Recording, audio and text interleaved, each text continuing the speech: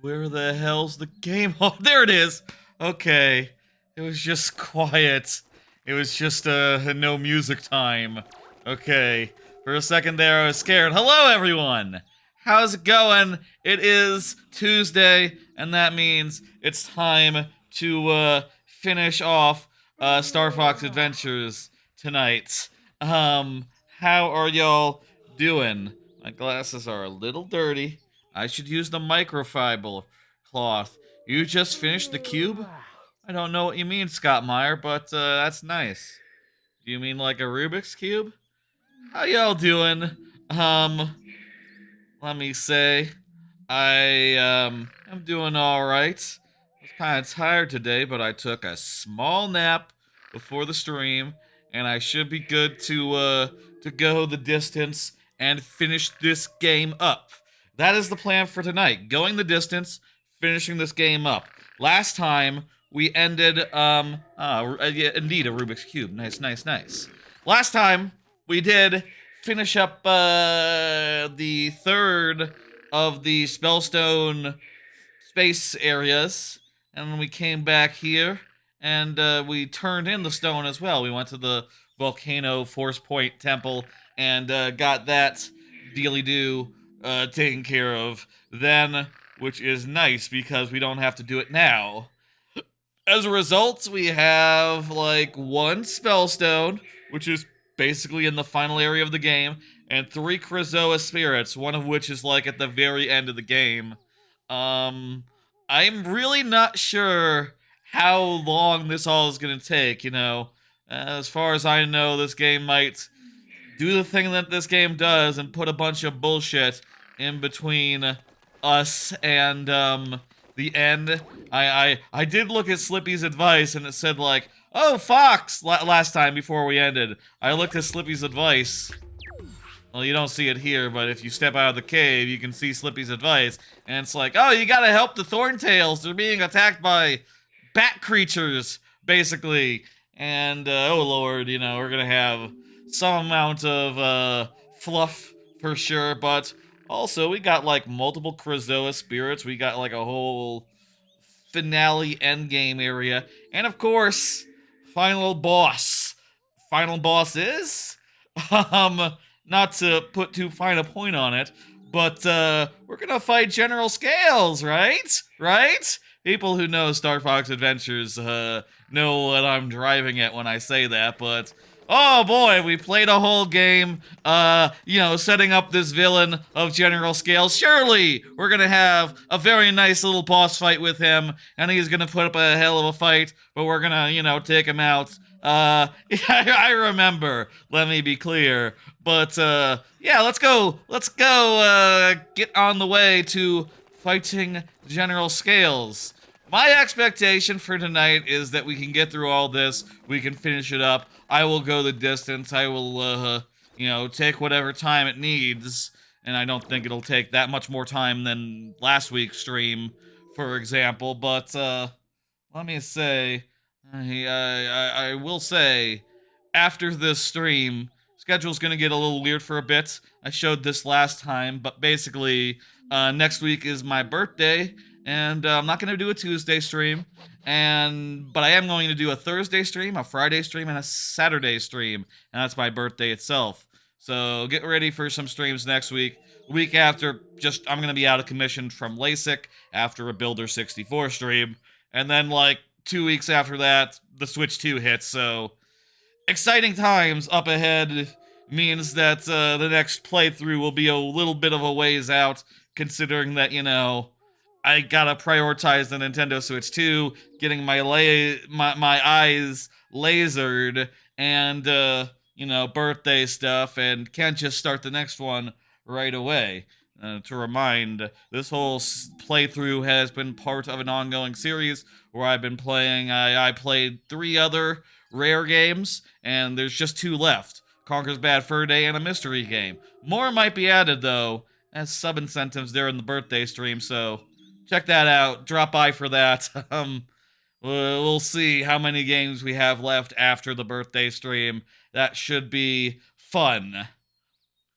I think that just about covers it. think that just about covers it. Let's, folks, let's get going. That's enough, talking about what's up. This is not the way. This is the other way. That's enough table setting. Let me say, last week, I did, set up this retro tank for the first time. The game continues to look very sharp. I don't have a comparison now between before and after like I did last week, but trust me, it looked a lot less sharp before. It looks a lot more sharp now. And I think we can all appreciate that. Let's see what's up with the Thorntail. Oh my god, they're being attacked by the baddie guys. Oh boy. Oh no, not the baddie guys. Oh joy. I'm being poisoned. Oh geez, their health is like really falling fast. We cannot take our time. Oh, I see. They're not even being attacked actively. They're just being flown over. You fucking Thorntails. What the fuck would these guys do without me? Hey, Rock Party. What the hell would these guys do without me? Fucking... I'm being circled by bats. They're not even attacking me and my health is going down rapidly. Oh no. Come on, guys. You have thorns on your tail. Can you not take care of these guys yourself when they swoop down at you? I don't know. They're probably gonna give me like some thingamajig and then I'm gonna be able to buy the advanced wallets. And I'm guessing it's advanced wallet time. There was a storm. There is a storm going on, yeah. So fucking rainy this morning. That's true, Scott Meyer. Big storm in Texas.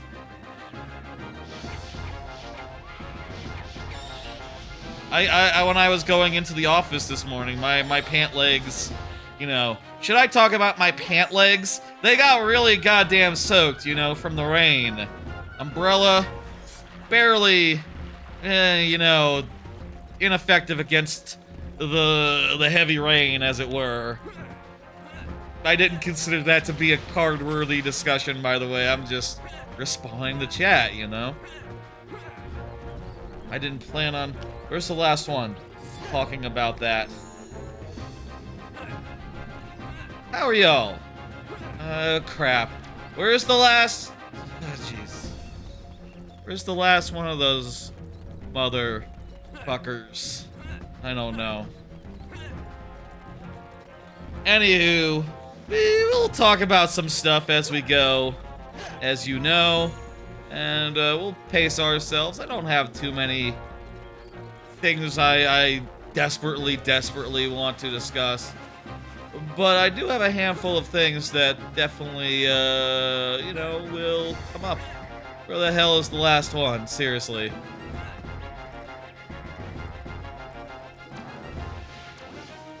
I was over here earlier. There was no guy over here. I went to the warp stone.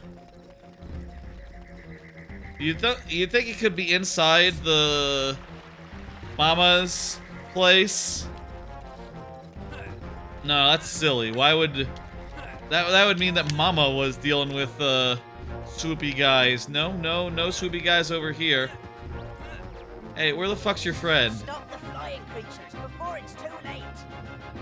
Do you guys not even have a name for them? Okay. It doesn't matter. This motherfucker is sleeping now. Like, I killed the motherfuckers. He's just like, okay, yeah, it's nighttime, so, you know, I'm now relaxed. Everything is now okay. Here we go. Last guy over here. Got him. This guy wants to go to sleep. These guys are keeping him up. That's what the bar is.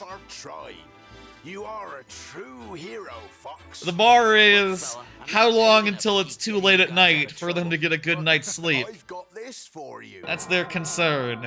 Yeah, well, thanks. Why is he being sarcastic there? It's a large scarab bag. What he needs to go forward. You need to fill it with scarabs, and you should be able to buy something. Yes, I know by like game logic, yes, that is the next thing you gotta do. But it is a little silly to have Slippy call me up and be like, hey man, it's game logic time. You gotta go to the shop and buy another thing. Wait for me. You gotta fill up the motherfucker. You solved the Rubik's Cube again? Excellent. I've solved a Rubik's Cube many a times, as well as various, you know, shape mods and things of that nature. I love cubes. I recommend a 5x5 cube. It sounds like a nightmare. It sounds like it'd be exponentially harder than a regular 3x3, but actually, you kind of just need to learn like 3 more algorithms to handle a 5x5. Let me tell you, it's really not bad. In fact, it's quite, you know, say you get like a regular Rubik's Cube within a few minutes, right? You get that down. Like, a 5x5 will maybe take 10. You know, just like solving... The way that you do it is you solve the faces, you pair up the edges, and then you solve it like a 3x3, basically. It's pretty intuitive. You're learning a 4x4? I'll tell you, let me tell you right here, Scott Mayer. A 5x5 is actually easier than a 4x4. I know that sounds counterintuitive, but there's a lot less parity involved with a 5x5 because the centers are, you know, stuck in place. So you don't have to deal with ever like, oh, my... Basically, it's a situation where the edges are in the wrong space, or like the centers are in the wrong space, so 2 things that should not be swappable are switched around. You know, parity is a hell of a son of a bitch. I don't like a 4x4, honestly, as a result of parity. Get a 5x5. That's my recommendation.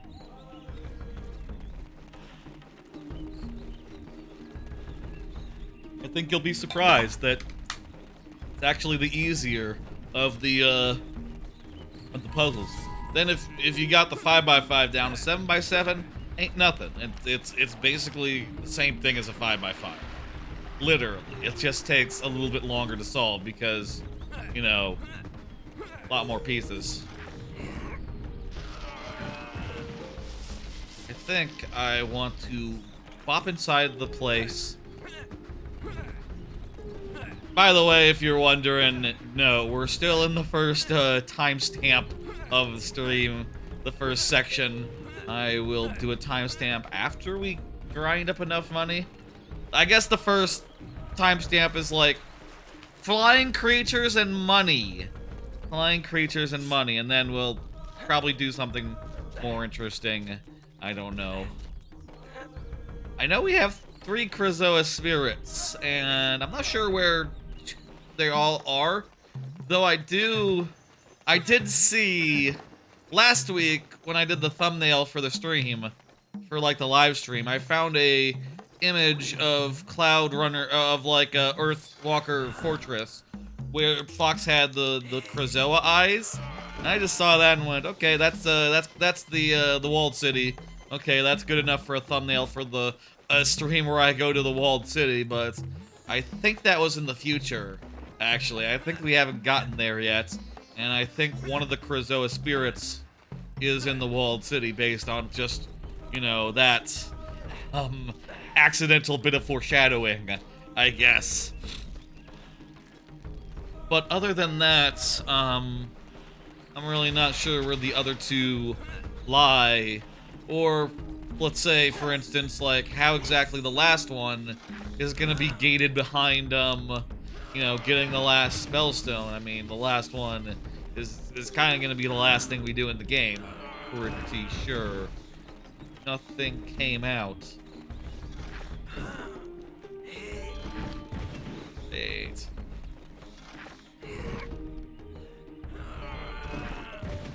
Great. Oh boy. I was hoping these things would restock. Took 12 hours to learn a 3x3. That's very nice. I learned as a kid, so I really don't remember like how much of an effort it was, you know? I just used those you know, Rubik's Cubes and Rubik's Cubes like devices, you know, off the other brands. They always come with instructions, and you know, think back in the day, I just followed those, and bing bang boom, there you go. Was able to figure out all the steps, and eventually it's just muscle memory. Son of a bitch. Okay, what if I save and I quit? I save and I quit, and that will refresh the bugs. Otherwise, I would have to probably go to another region to, like, get more money bugs. Also, you can see here, the last couple things would have happened. I found a warp pad. I found a spellstone. Oh, let me check while I'm here. This is widescreen, right? This is still widescreen. That setting didn't get messed up or anything, right? That's okay. Important, considering I'm playing widescreen style. Looks right, but you know, should check that before I actually start every time. I know I need money. That's why I restarted. How about a card? Discuss a little bit of hell yeah, money's back. The money is back. Let's go. Discuss a little bit of current events. Y'all see that international film tariffs thing? What the fuck? Yeah, what the fuck indeed. Card that I wrote the other day. That was an incredibly weird bit of story. What hits over the last 24 hours that frankly just makes you go like, what? You want to do what? Put a tariff on all films that are not made entirely in the US? What the hell are you doing? The weird thing about that, as you know, America, like, has, like, a bigger box office and probably a general entertainment industry than, like, most other countries put together. You know, basically, America makes 10 times more box office than the number 2 in the world, so it's kind of a head-scratcher to hear, like, oh, we're being fucked as far as all these foreign films go. These foreign films are coming in and ruining our country. It's just like, ah? What are you talking about? Literally, we're in the lead. And also literally, like, retaliatory tariffs on films would be, like, an unprecedented disaster for Hollywood. Like, what are you doing? Also, it is just very funny objectively that, like, the president has declared anime a national security threat. That is just very funny, but also, like, Jesus Christ, this guy is dumb as fuck.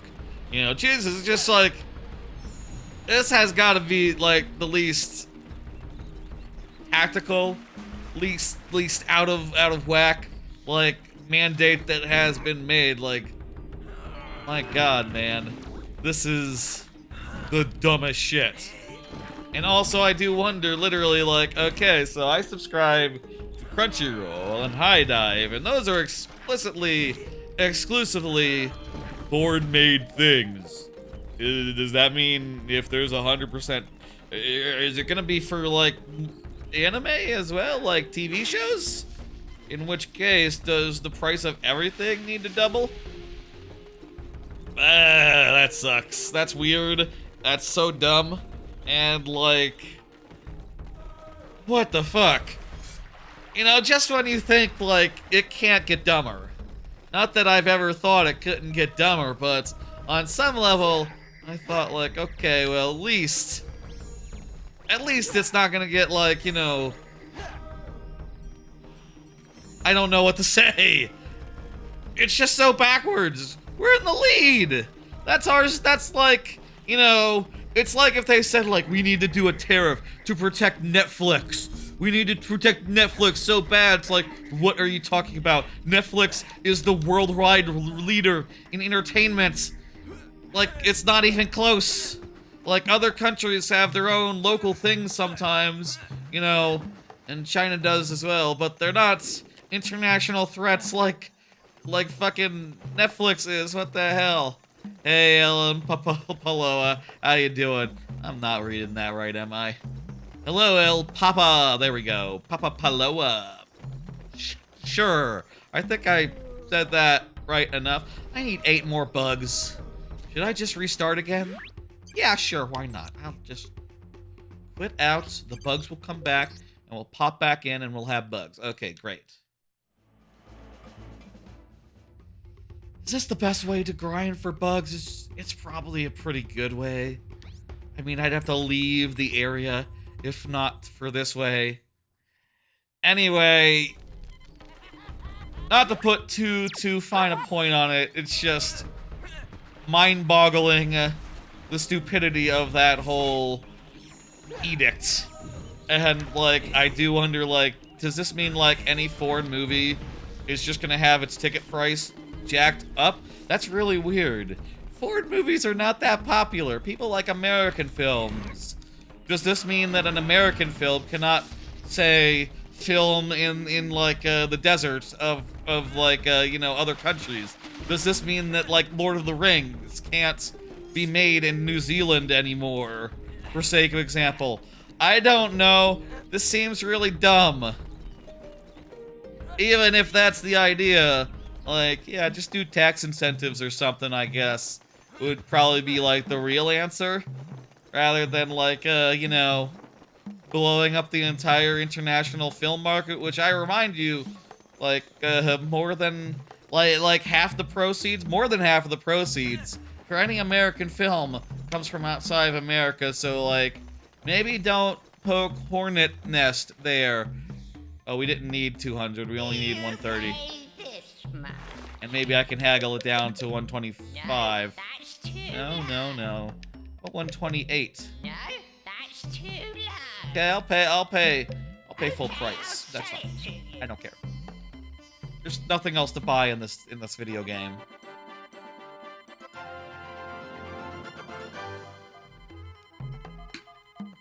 No, I'm moving to Cape Claw. Excellent. There's been some other stupid things out of the government last few days. Let me say, I think all that other shit is stupid too, but also it's a lot less fun to talk about, so I'm not going to. Fuck, you know. At the very least, with, like, the international film business, you can be like, what? Huh? You know, it's just like an escalation of the dumb story with tariffs. The disaster that tariffs have been this whole time. Like, oh my god, like, in this case, we, you know, no one has an entertainment deficit on us. Like, no one. Not even Japan, you know. Not even, I guess, you know, I'm not sure actually, like, what the biggest entertainment industries are out there. I googled a bit to look into it. Apparently, the UK is, like, second. And apparently, like, Turkey is surprisingly high as far as, like, you know, I don't know, like, they do a lot of, soap operas apparently in Turkey. I didn't know that.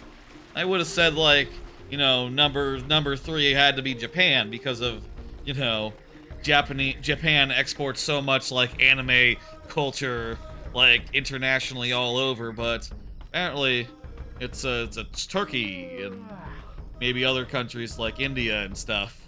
And maybe it just, at a certain point, it's not so much a matter of, like, you know, a bunch of people like me like anime, but there's also a lot of, like, you know, people from India who probably like Indian media and spread that around the world, I would bet. I don't know. Maybe, like, the amount of immigration going on influences, like, that as well. I really have no idea what I'm talking about, so I should shut the fuck up. I'm speaking out my goddamn ass, as you, you know, as you do.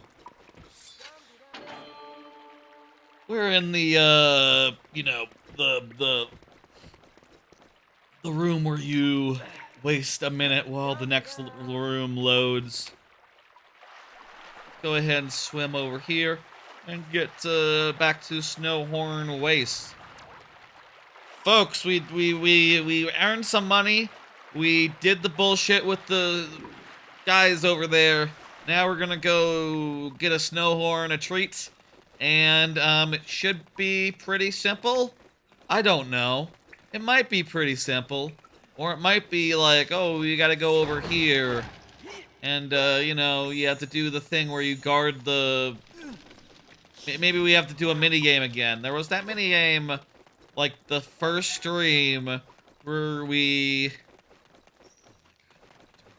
Where we escorted weeds. We could have to do that again. I don't know. Let me get the mic a little closer on me. Feel like I bet my couch has drifted a little bit. I find my couch drifts over time. You know, I guess maybe when I sit on it, you know, when I flop down, it slides just a scotch. You know, because I fall into it. Maybe I should, like, have things under it so that it doesn't, like, move around so much. I don't know. I don't care. It's fine. I'm can roll with the punches. Does it feel like I need to ride on that bullshit? I've already done this area, haven't I? Haven't I? I feel like I've already been here. Hey, buddy. I hear you rescued my daughter. I did. Oh, how I long to see her again. Do you know anything about...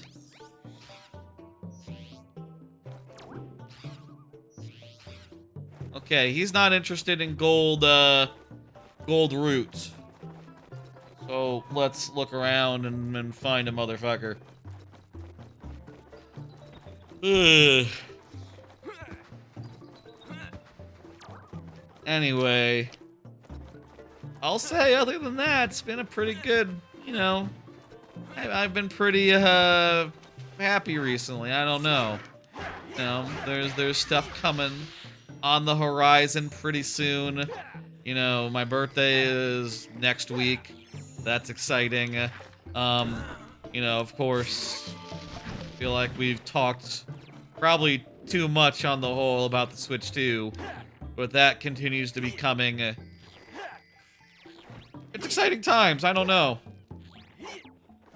Also, like, you know, we're getting to the point where we're like, oh, you know, my vacation is just a couple months after that. I'm gonna be prepared for that. Games are starting to come out. It's a good time right now. If you can ignore, if you can compartmentalize, I guess. I don't know. You know, there's certainly some nasty business going on, and still, like, you know, tariffs are horrible, but, like, shit. Oh, what a sad day. My golden root has been stolen. Oh, yeah? I don't believe it. I got your gold root right here. Stolen from me many years ago.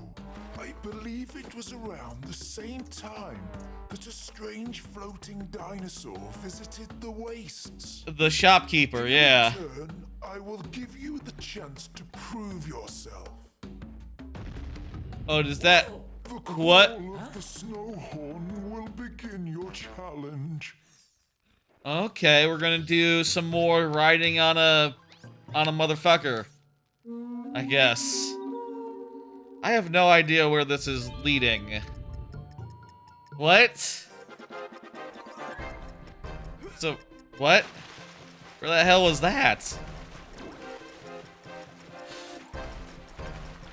Okay, I immediately fell in the water. I'm guessing this isn't the way. My guess would be...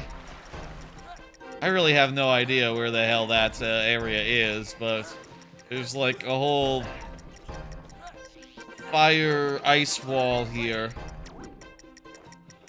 Yeah, that looks absolutely where it is.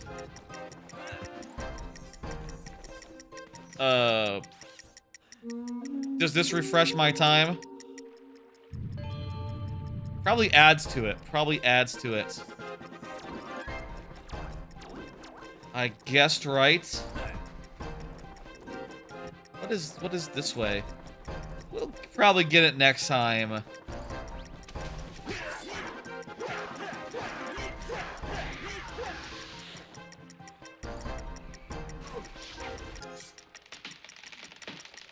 Makes sense. This is the only time a tree has worked like that in the video game. Look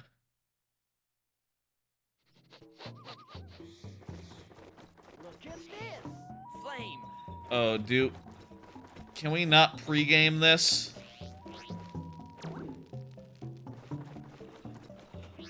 I wonder if after we step on this again, or horn on this again, kind of inconvenient, you have to use the horn because you can only equip one thing at once. So if you want to be like, oh, you know, I guess when I'm driving it is like put the horn on the thing because it's the only thing I need to use multiple times.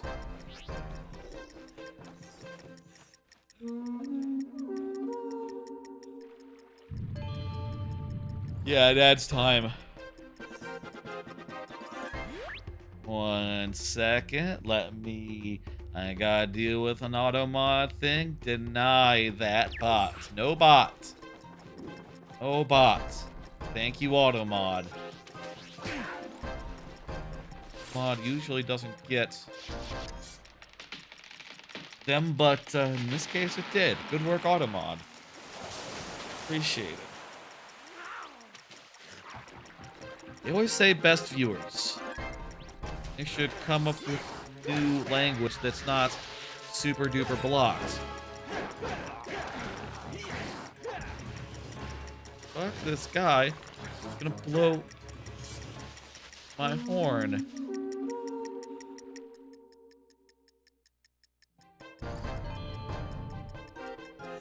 Areas. I don't think we've ever been in them before. We're not familiar at all. Can I just swim over there? No. Super no. Maybe we should pregame this to a certain degree, you know? Oh, this is definitely for a Krazoa spirits, I think. Maybe next time we pregame this a little bit and we like set it all up and get you know, the tree down.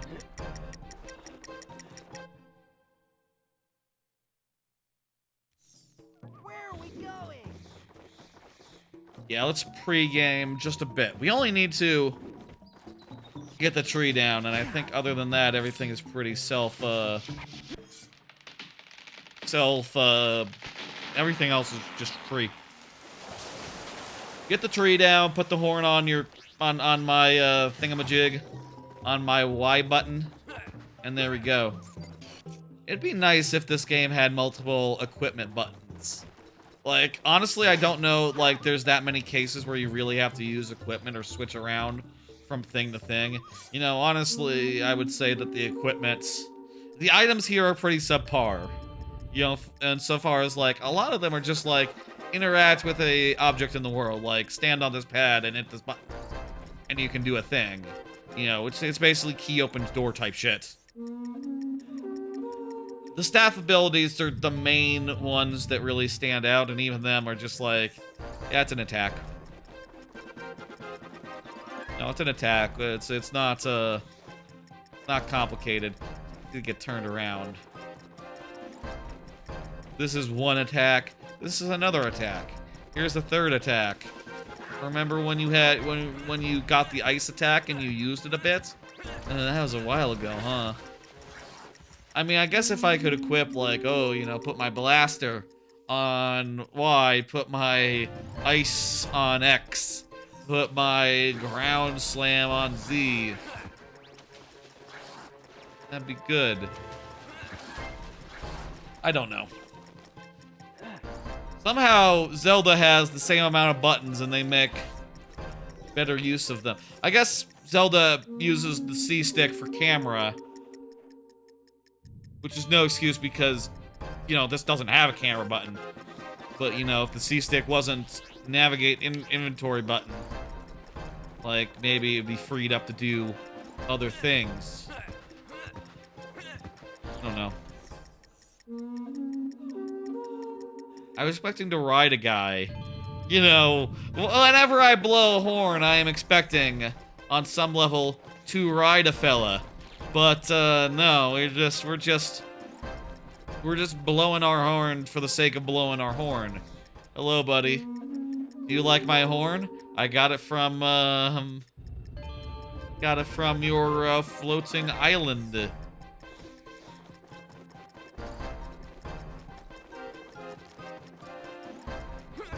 Whoopee.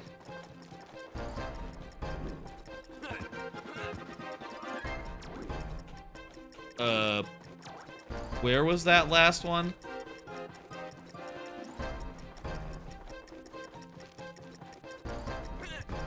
Find your way to a place you've, like, barely ever seen before in a limited time.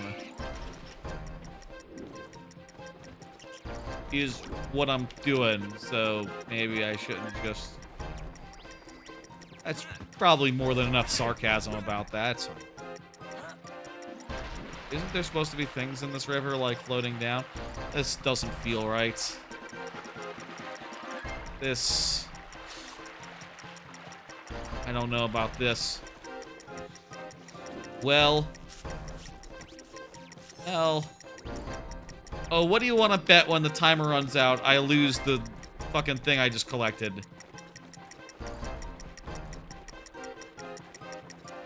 I'm a 26, 27, 25. Bitch. Son of a bitch. It's a weird way to handle this. Literally resetting you back to before. Like, time-wise. It's almost like it took a save state. Bizarre. How about another card? Well, we're just doing this crap again and again. Do another card real fast and talk about what's on it. Did you hear that the Switch 2 Joycons have swappable panels? Yes, this is hot news today. Here, the other day, actually. It's been a few days since this got revealed, but some accessory maker was like, hey, you can swap out those motherfucking panels on the sides and replace them with ones that are different colors, which is an interesting feature that Nintendo didn't say, but, like, I'm gonna take the image down and start, you know, playing the game again. But it does tie into something that I was saying the other day, which is something that I was expecting them to do. But which I said at the time, like, oh, I guess they didn't do it. But maybe they did do it, but in a different way than I was expecting. Using these swappable panels, right? You should be able to just, like, you know, swap out the, when you're swapping out the edges, right? There's nothing saying that those edges can't have other things attached to them. That is to say, you could totally put some handles on a Switch 2 Joy-Con now and have them be, like, on their permanent style. You know, like handles to make it more comfortable to hold. And I bet you know, that'll be some of the first. That'll come around pretty damn quick, I bet. Once, you know, it's clear how you do them. You know, if not from a major provider? I bet people will 3D print them soon enough, and once, like, it's been proven, right? Like, proper accessories cannot be that far behind, I reckon. Once there's proper accessories, you know, jury's out? Where am I going with this? Once there's proper accessories, there'll be proper accessories. It's like an overlook. That looks really high up. Where the fuck, where is that?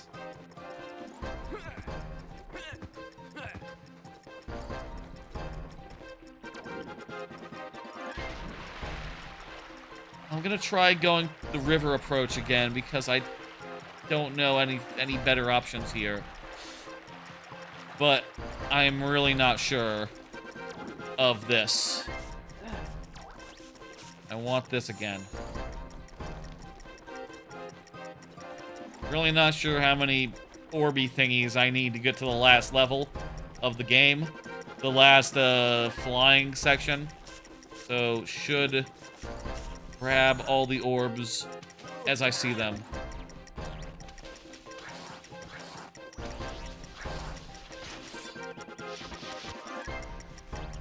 What? That added some orby thingies. But no switch. This isn't it. We have 10 seconds.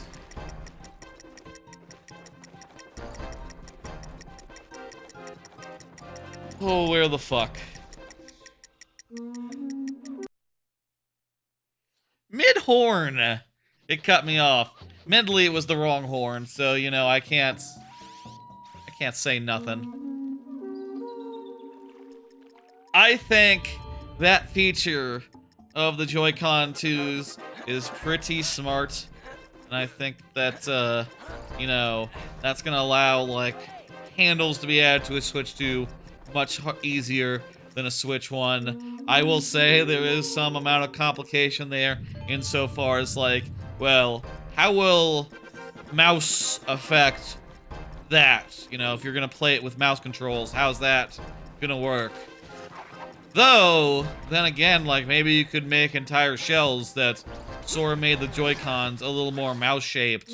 Maybe that's a possibility with these new ones. It's like, they could totally do, like, they could do, like, a shell that sort of attaches on the side, but then sort of goes out to either side and maybe, like, does that thing. You know, when you have, like, the bumpers on a Joy-Con, right? And they got, like, little outside buttons that press the inside buttons. You could totally do something like that again to, like, create a outer shell for a Joy-Con controller that extends it accordingly. Maybe it's up there. Up back behind where I just came from. Over there. Maybe I have to run back up that hill. That is closer to where the first one is, but I don't see an alternative. Totally a rock wall behind that motherfucker. That, this way. Behind that, this guy. But how can we get over there? Not sure.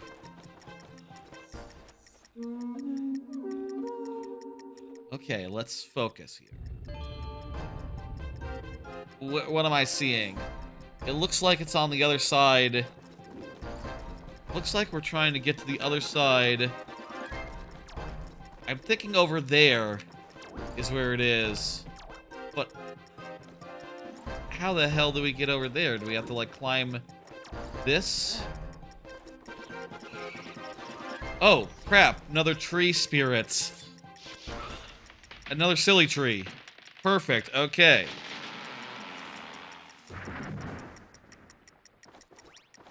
Son of a bitch. I didn't realize that was a silly tree.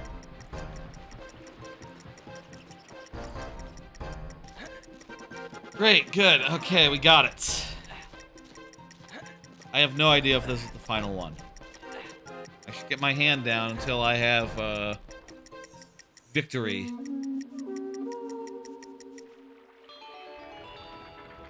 Alright, there's victory. The thing is open. We've done it. I guess this was all to get a Krazoa spirit. Nice. Good job with the snow stuff, me. Yes, good work. There's one of our 3 remaining Krazoa. This is, not messing around so much right now, which is nice. Not messing around so much.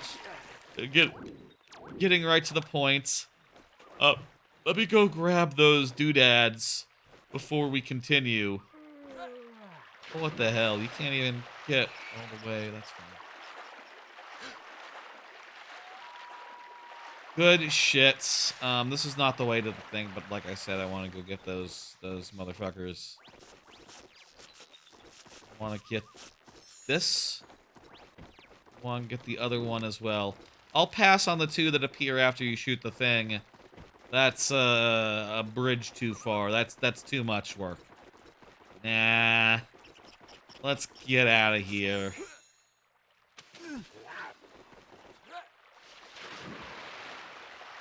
Hey, Tricky. Ooh. I hope this same game has some fun bits. I hope that they're challenging, and I hope that they're not just, I don't know. You know, I feel like a lot of the stuff this game has had me do comes off as somewhat annoying. I've said before, more annoying than fun, which, yeah, that's accurate, but also, it's fine. You know, I do think a lot of the best things about this game kind of don't, like, super duper age well. You know, like, the visuals was a big, like, point of distinction way back when, but that was fucking 20 years ago, man. This is SD graphics. I mean, it looks great, honestly, especially with the retro tanks scaling it up and making it fucking crisp as hell. But, like, you know, it's hard to sit here and say, like, oh yeah, you know, this is a graphical showpiece. You should play it because it looks brilliant. Like, nah, it's not.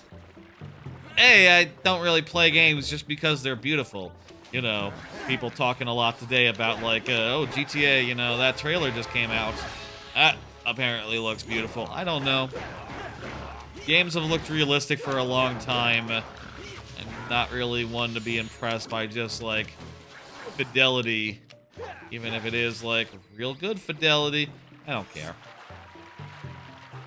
That's never been, like, that's never been something that gets me out of bed in the morning, you know? Just like, oh yeah, it looks incredible. Like, yeah, I bet. A lot of games look incredible. Fucking Clair Obscura looks incredible. And that's, like, you know, a small indie game, basically, by, like, a small team. Fez looks incredible, you know? Fez still looks incredible. Wind Waker looks incredible. This game looks great. You know, let it not be said that it doesn't look great. It looks great. Let's do the Krazoa stuff.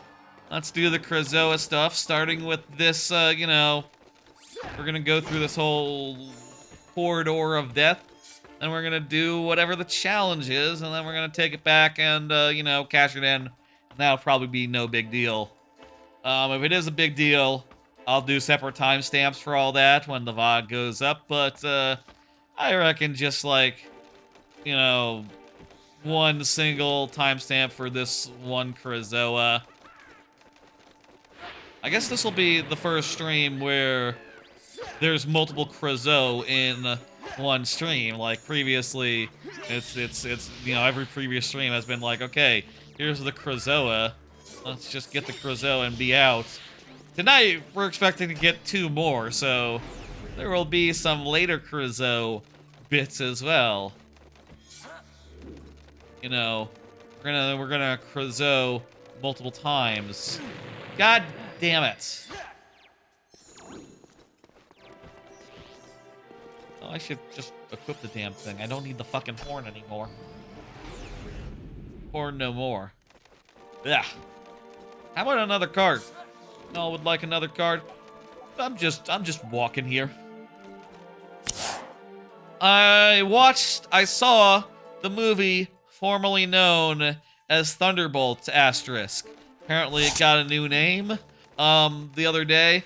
I think that new name is pretty dumb. And I thought that when that new name came up in the movie, it was pretty unearned and pretty just like kind of crap, honestly. Kind of made me go like, oh, sit back down, you know. I care less about what happens after this now that that's the direction they're going in. Okay. Oh, fuck me. Need to get another one of those guys. And also, the bat respawn. Great. I saw it. Last week, I was saying on the Friday stream, I was saying, like, oh, yeah, I heard that it has, like, the highest Metacritic of basically any Marvel movie, which impressed the hell out of me. On paper. I'll say in practice, it's okay. That's sort of my takeaway from... God damn it. Fortunately, I have an infinite number of Bafomdads. So I'll never die again, basically. Unless I'm in a spaceship, maybe. Question mark. I don't know if I'm gonna die in a spaceship. I'm pretty good at spaceship. So far, all the spaceship levels have been pretty damn easy. And short as well. So, you know, little, not that much chance of dying. I really had no idea what to expect with Thunderbolts, you know, and that was a lot of what appealed to me with it. You know, just the idea of like, okay. Oh, fuck me. Oh, okay, good. I actually switched it at the right time. The idea that it was an unknown quantity is a lot of what appealed to me about Thunderbolts, and then I went in and I was just like, oh, it's the B. It's sort of like minor characters from a bunch of other movies and TV shows teaming up. Oh, okay. I was really hoping for just like new characters that I'd never seen before. But yeah, this is fine as well. You know, like these are pretty good characters actually. Ones that were pretty damn okay in their own movies. And now they get to be together again. You know, like for sure, like some of these characters were the best parts of their original movies. In particular, I think of, just spoiler to say who's in the damn thing. No, it's in fucking posters. Red Guardian was the one where I was like, okay, yeah, that dude, he's funny. He's a funny bit.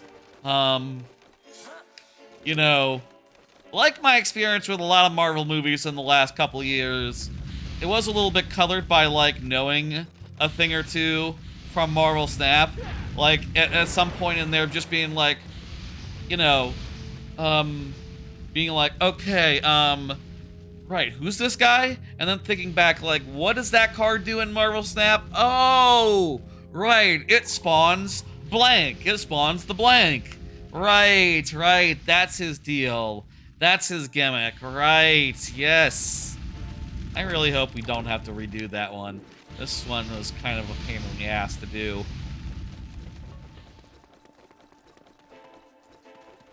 Long story short, Thunderbolts was a movie.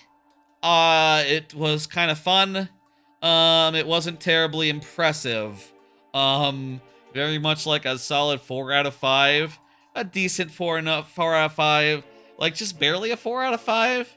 You know? I saw people saying, like, yeah, when people come out of a Marvel movie that's good these days, they go like, oh, wow, it was very movie-like. And yeah, that's basically where I'm at. It's like, oh yeah, that was kind of a movie. That was kind of a movie right there. It felt like a single movie. It was cohesive. It was very predictable, but like it was a bit of fun. And like you know, I said when I first saw it, like, that's probably one of the better Marvel movies in a bit. And then I looked and remembered the last one I saw was Wolverine, or like Deadpool and Wolverine, which you know, no, that Deadpool and Wolverine beats the piss out of Thunderbolts, which is sort of just like, what if Suicide Squad, but without any of the charisma? What if Suicide Squad, but no? I'm trying not to say Riz because that's a word for Zoomers, but you know, it has no big dick energy. It has no spirit to it. It's not a very It's a very by the numbers movie in the way the Suicide Squad was not. You know, Suicide Squad really benefited from having actual villains, and, you know, like, I think it really benefited from, like, just introducing them and not just being like, oh, here's, like, this motherfucker from, like, the TV show, Captain America TV show. It's U.S. Agent, though we're not calling him U.S. Agent. We call him Reject America, or whatever. I don't know. Apparently his name is actually U.S. Agent. They should fucking call him U.S. Agent if he has a name. If he has a name, I want to know it. I don't know. I thought he was alright, actually. Probably one of the better squad members, other than the Red Guardian. Let's do this. Movie was good, but not that good, you know?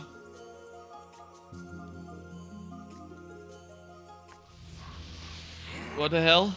What are we doing? Pushing?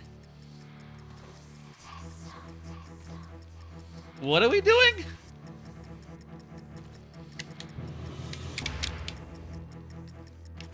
What? Oh, I'm tapping A.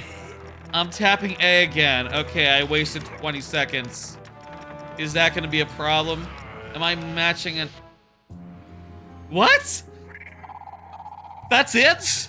I just mashed A, not even that hard, and that's the challenge? I mean, that whole previous part sucked, and I wouldn't want to... I mean, it didn't suck. It was just kind of hard and a little bit difficult. I wouldn't want to do it again. So I'm glad I'm not doing it again, but... Jeez, that was trivial. There was a harder tapping A challenge earlier in the game, where you actually had to, like... Ah! You know, you actually had to, like, scream and get your business riled up and, like, you know, try. This was just... Was dude even fighting back? I don't know. Maybe he was a ghost. Maybe he was illusory.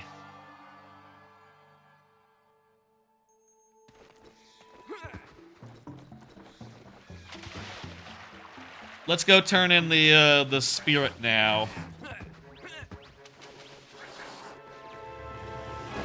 Ghost turn in the spirits, and then we'll do whatever's next.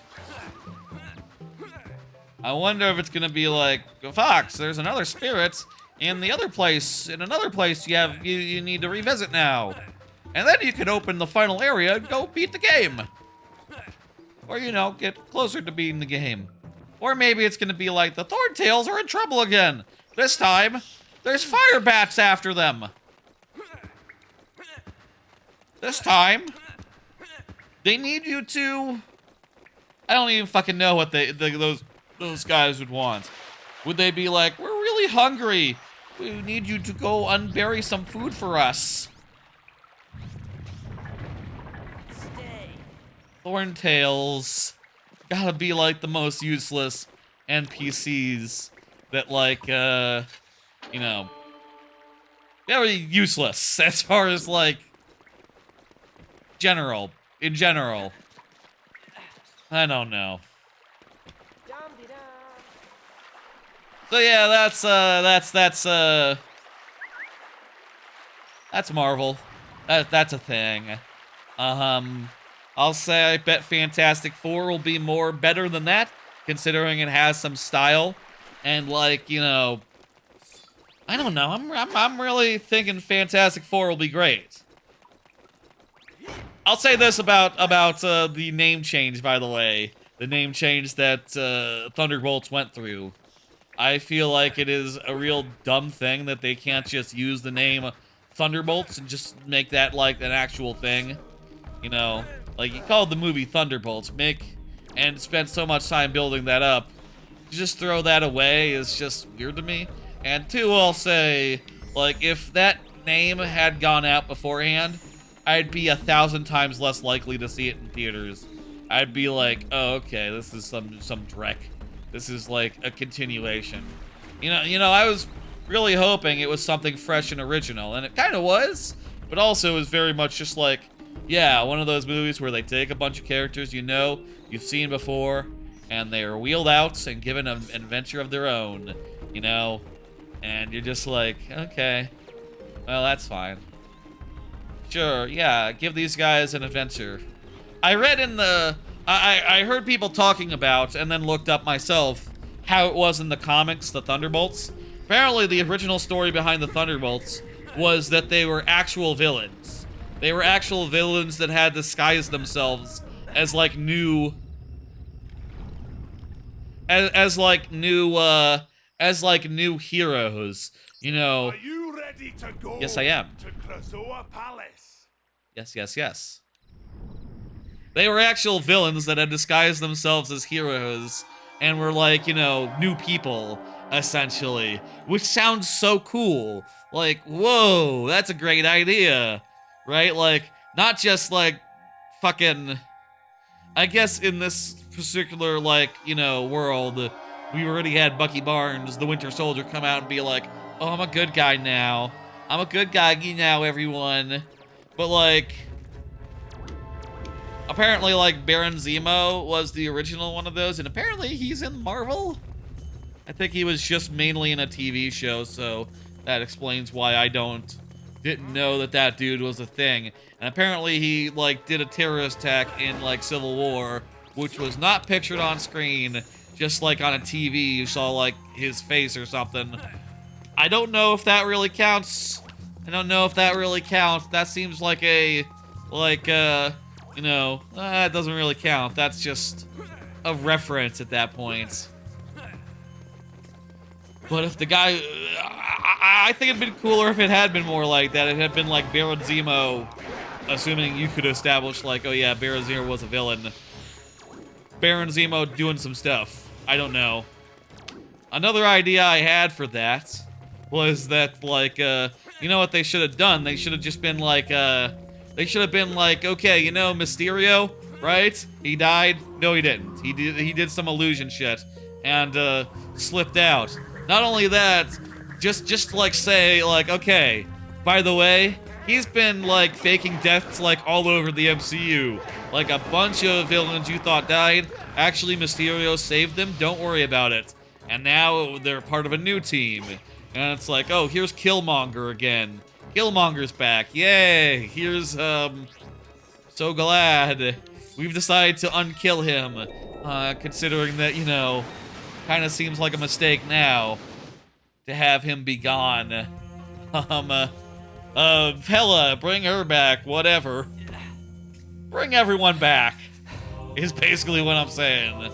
And have it be like a weird fucking team of, anti-Avengers who are just like, yeah, we're good now. I feel like Hela would just have to be like, yeah, I'm Hela, what the fuck? Y'all don't know me, actually, here on Earth. But, like, I'm cool now, so chill.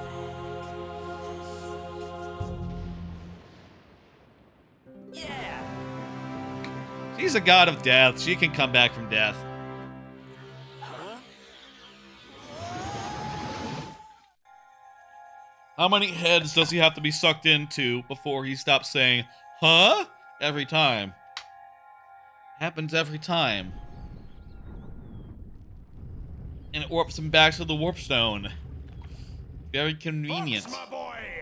3 spellstones down and only 1 to go.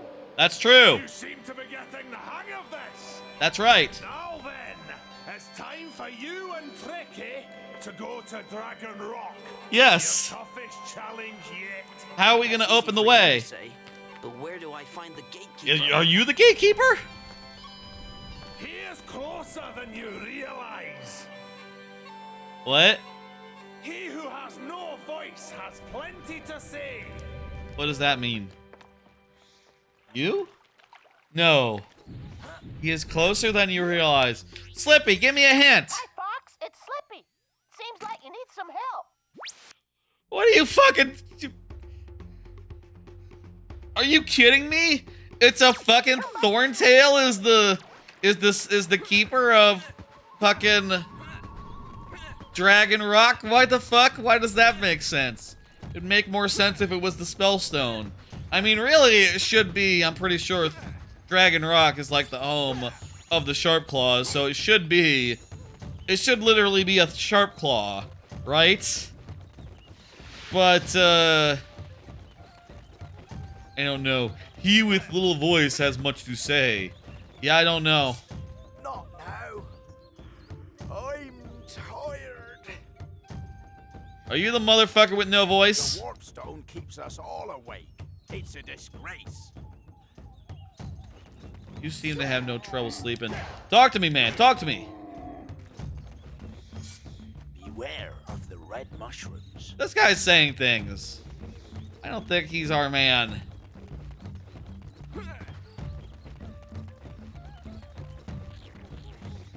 The warpstone keeps us all awake. It's a disgrace. This guy says the same things as the other guy.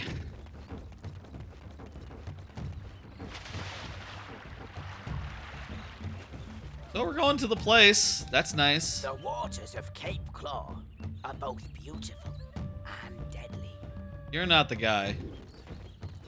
Who's the fucking guy then? I should have guessed there was something odd about you. I never talked to this guy. I should find you. How do you I know? haven't spoken since something terrible happened.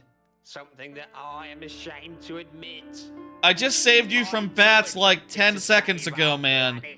But I failed. Tell me. Like 10 minutes what ago. happened?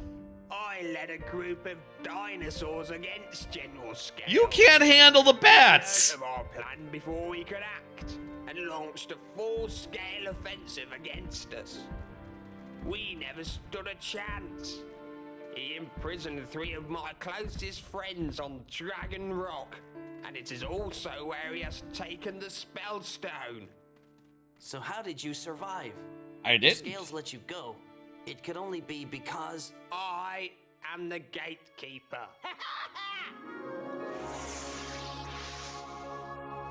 Man, that's... Are they all the gatekeeper? Huh? That's the dumbest... Okay, you know what? To Dragon Rock is I feel like I shouldn't argue with that. Help my friends. They are Like, on your side. but let me just do a quick script doctor here and say, like, you know the shopkeeper is like some sort of, velociraptor, sharp claw looking motherfucker. Just make the shopkeeper the person. And have it be them that opens it. Oh, but the shopkeeper lives indoors, and you need to see, like, the sky to know that, like, oh, you know, the thing opened up in the sky. And if you were inside the shop over there, that wouldn't work. You wouldn't be able to see the stars. Maybe that motherfucker could come outside for a minute and, like, you know, do a thing. That'd be hard, though. What if you wanted to go inside and go buy fuel cells or something? Do we have enough? Yes, I do! Okay, fuck fuel cells. I'm done with fuel cells. I don't know. Whatever. Who cares? It's fine. You know what? I didn't want to go somewhere else to find a, different motherfucker. There were no more places for us to go anyway, so we might as well just, like, yeah, just open the way. Just have it be open. Who cares? Not a big deal. The warpstone could have been the guy. Just as easily as the Thorntails. Who, by the way, I'll say again, we just saved from bats like 2 minutes ago.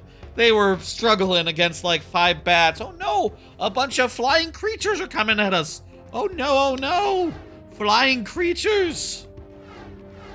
I have difficulty thinking that they could handle a, rebellion. General Scale, Let's do it! full force of the planet's Dragon Rock! turning Dragon Rock into a desolate wasteland. He's captured a number of dinosaurs and is planning to change them into powerful killing machines. It's rumored that one such creature already exists. Yeah, we met him in, the Dark Ice Mines. The guy with the big, the guy with the face thing going on. We went inside his belly and shot his, you know, the thing that's usually in the back of your throat, but it was in his stomach. No, it's different. It's probably the boss. Let's see if we can do this in one. This gold ring bullshit. We'll have to do like. I think that one of the Krazoa will require us to go to another one of these places, if I'm not mistaken. But we'll see. Point is, I think we're like nearly done with flying missions, so that's nice. Just have to be good at it and get 5 more rings.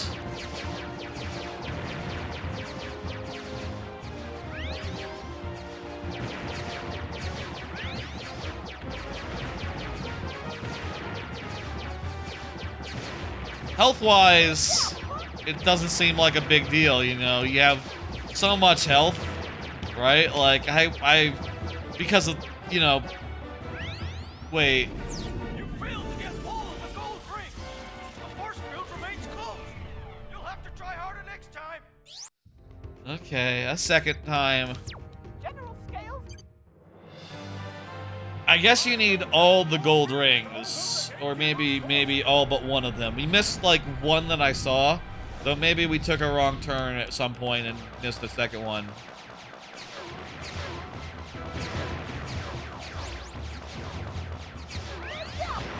The force field bit seems weird considering we, you know, to open these places up, we did a bunch of stuff back on planet side. Open this place, get the path open. It should just fucking be open, honestly. Ooh, motherfucker.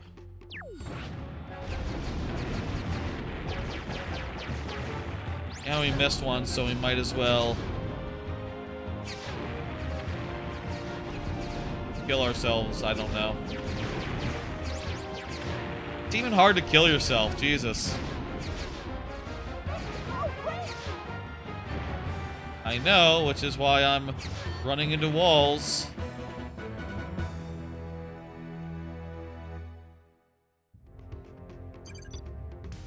Maybe a separate timestamp for the flight to Dragon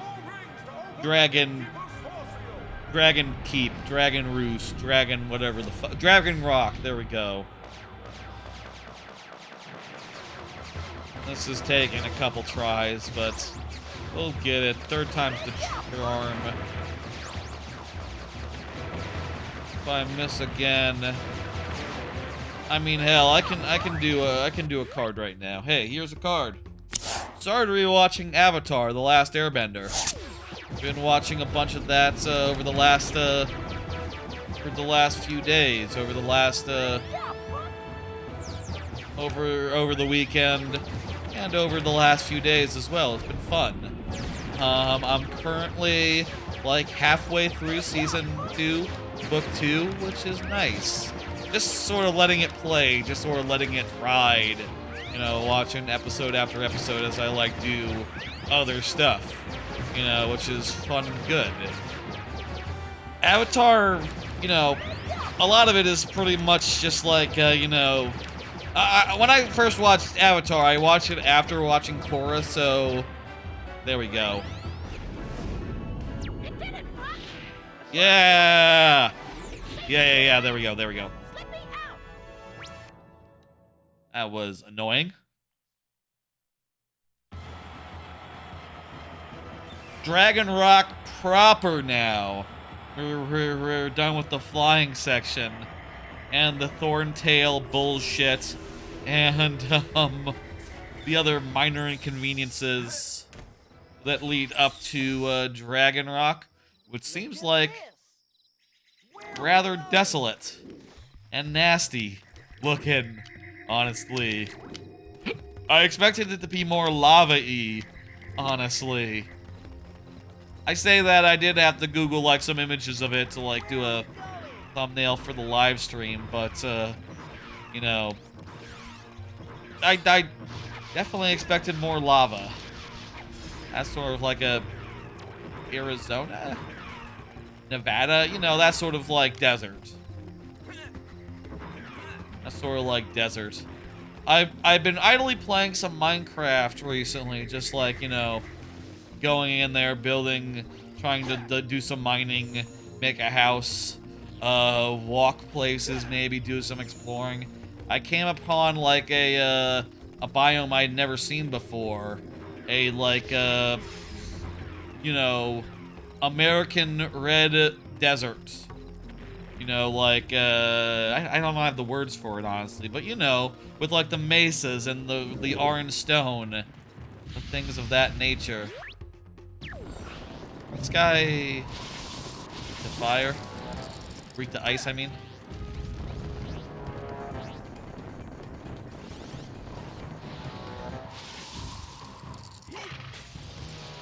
Yes, weak to ice.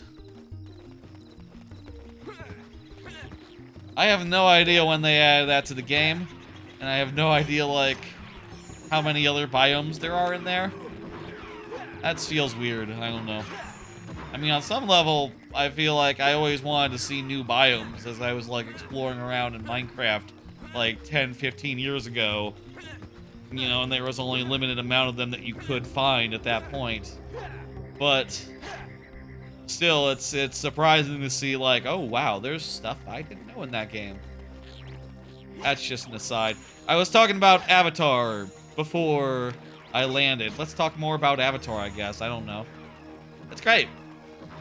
I you know, watching it binge style, just like watching episode after episode, it is a lot more like Korra in that when you do it like that. Korra is just like a mile a minute, right? Like, you can watch one episode and you will get a major plot point in basically every episode of the show. But Avatar is more different. Avatar is more like, you know, often has like 5 to 10 episodes between like major things happening, but when they do happen, it's like, oh crap, here, there's Toph. Let's fucking go. It's time to learn how to earthbend. Okay, cool.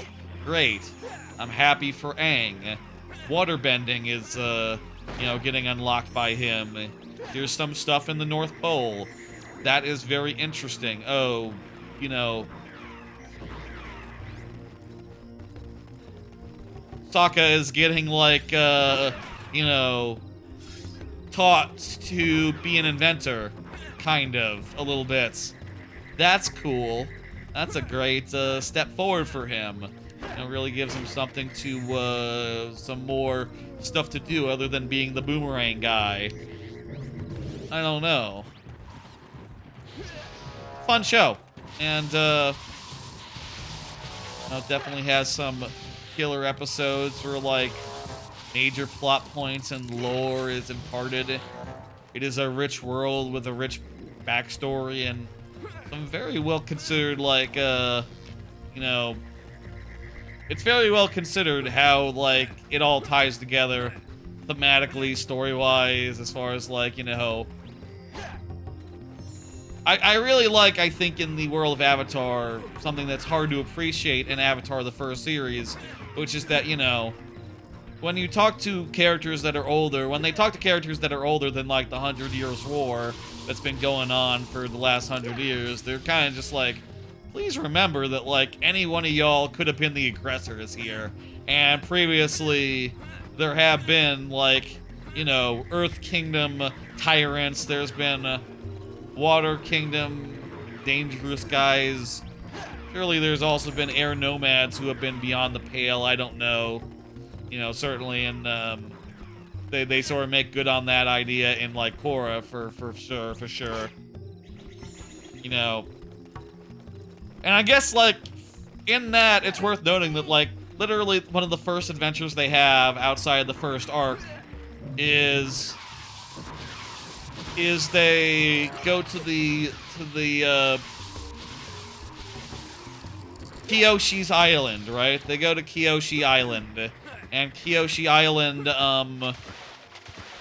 you know, they talk about, like, oh, you know, Kyoshi is well known for stopping an Earth tyrant who was Zhang the Conqueror, you know. And so basically from the start, it's like, you know, avatars deal with this sort of shit all the time. Usually, they deal with it when they're not 10. It's harder when you're 10 to deal with that sort of thing. Makes you wonder why more tyrants didn't wait until their avatar was like a baby. You know, seems like it would have been a wise thing to do. Where the hell are we going? Hi, Fox. It's Slippy. Seems like you need some help. You need to free the Earthwalker. My sensors are showing you need to search the upper levels of the huge building in which the high top is trapped. Start there. What high top? There's a high top?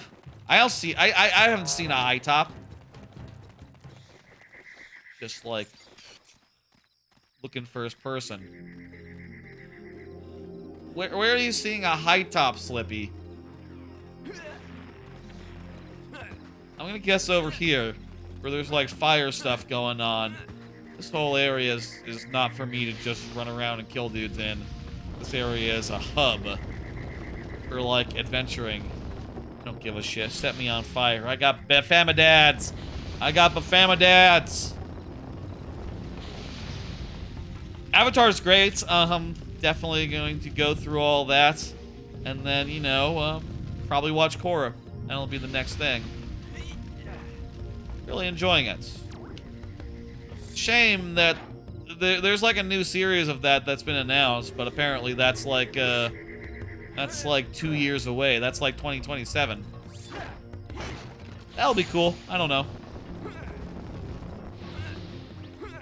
Kind of wish it could be like a more technological world, but you know, I mean, I guess I say that. I know how Korra ends. I know that, like, yeah, it was never going to be like cyberpunk Avatar, right? Like, that's just not how things were left.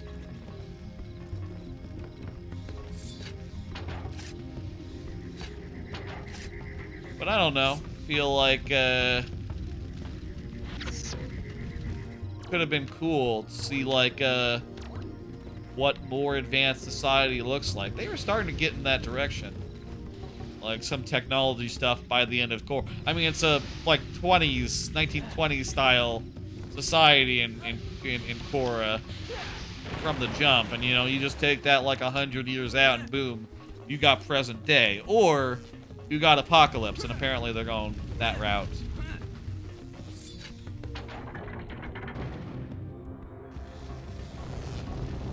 Hey, we freed the Earthwalker, I guess. I don't know. 3 of my friends is what they said, so there's 3 guys imprisoned there. That's not very many. Not very many to be imprisoned on a whole chunk of world. You know, the previous parts that we've had, you know, have had like dozens of mammoths, like a nuclear family of pterodactyls, like maybe a half dozen what's the fucks, Earthwalkers in the Earthwalker one. 3, that's barely any prisoners. Your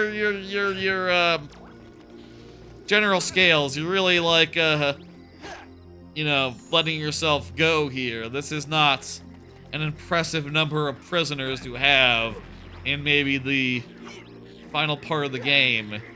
Final Fortress. Invest more in prisoners.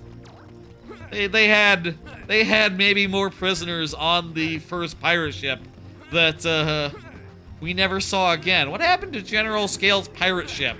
He used to have a pirate ship that he flew around in the first part of the game. I guess it was very small. We went into the galley, we did some stuff, we came up on deck. We basically saw all of that when we were Crystal. Done well to find me, but there are others. Yeah, I know. Not like a dungeon. My Thorntail friend told me all about it. You should get a bigger ship. Of his safety, but the high top is not so fortunate. Together, He needs a cameo I'm not troll paid enough final for this. airship size ship. Okay, what do we do? the high top will be an easy target for the patrolling robots. With Okay. their shields, they are unstoppable. However, each one Okay. has a shield generator hidden somewhere nearby. If we can destroy these, the robots will be defenseless. So what do you expect me to use?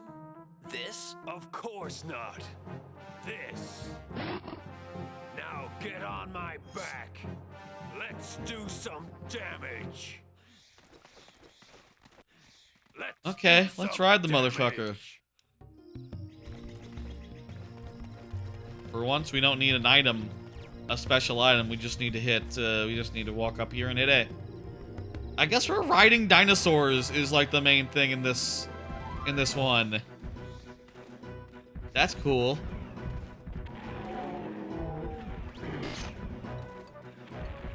So, what the hell does a shield generator look like?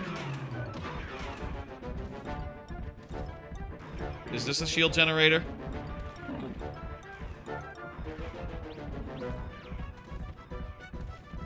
This is kind of cool.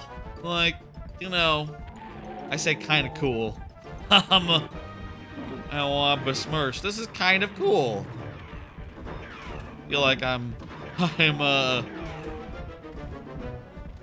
you know, if you put this in a Zelda game and made it like, you know, maybe gave the motherfucker a jump, maybe like a jump, something else interesting or fun and cool. This could be like a Rambi style thing, you know?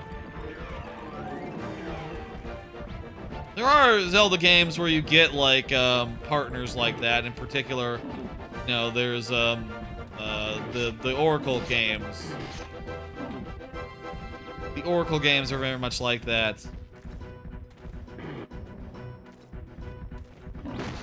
I was very complimentary towards this, but now it seems like, oh no, what the fuck? What are we out to destroy? I don't see anything to destroy here.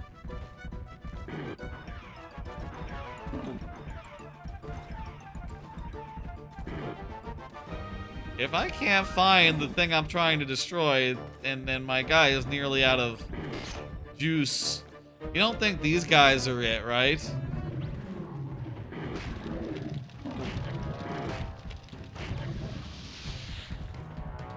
I mean, that guy, killing that guy did not cause a shield to, like, go down, so...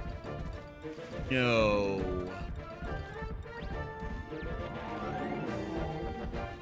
Can we park and get this guy better?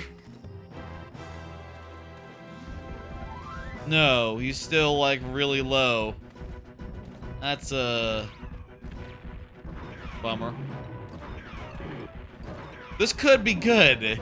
You know, you can see how it could be good, right? If it was, like, actually as powerful as it looks like it should be. You know, if you could actually, like, literally, you know, fuck shit up.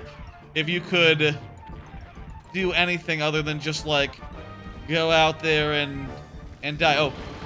Oh, you need to find holes in the wall. Okay, I got it. Well, I'm out of energy, but we'll do next time. This could have been good. Feel like that's something that you could say a lot about Star Fox Adventures in general. This could have been good. It looks great, visually. This music. Well, this music is nothing to write home about, but it's music. Yeah, this game does have strengths. Let me be clear. But also, you know, reeks of missed opportunity. How come I'm not dying? I ran out of juice. Thought when I died I would run out of juice.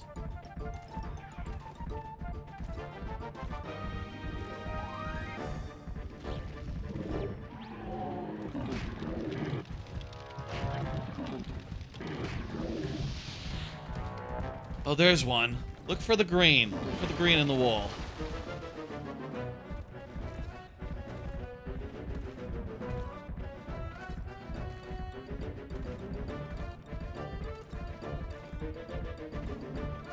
Kinda looks like we're not gonna die. I don't understand, but okay.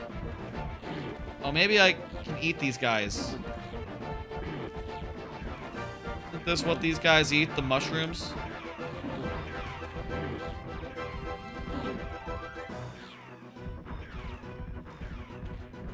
How's about another card? I don't know what's where the ones that we are looking for are. I mean, I can check with Hey, Fox, it's Slippy. Seems like you need some help. Come back. I don't know how many there are, but let's just keep looking, I guess. Are streaming services all a bit shit?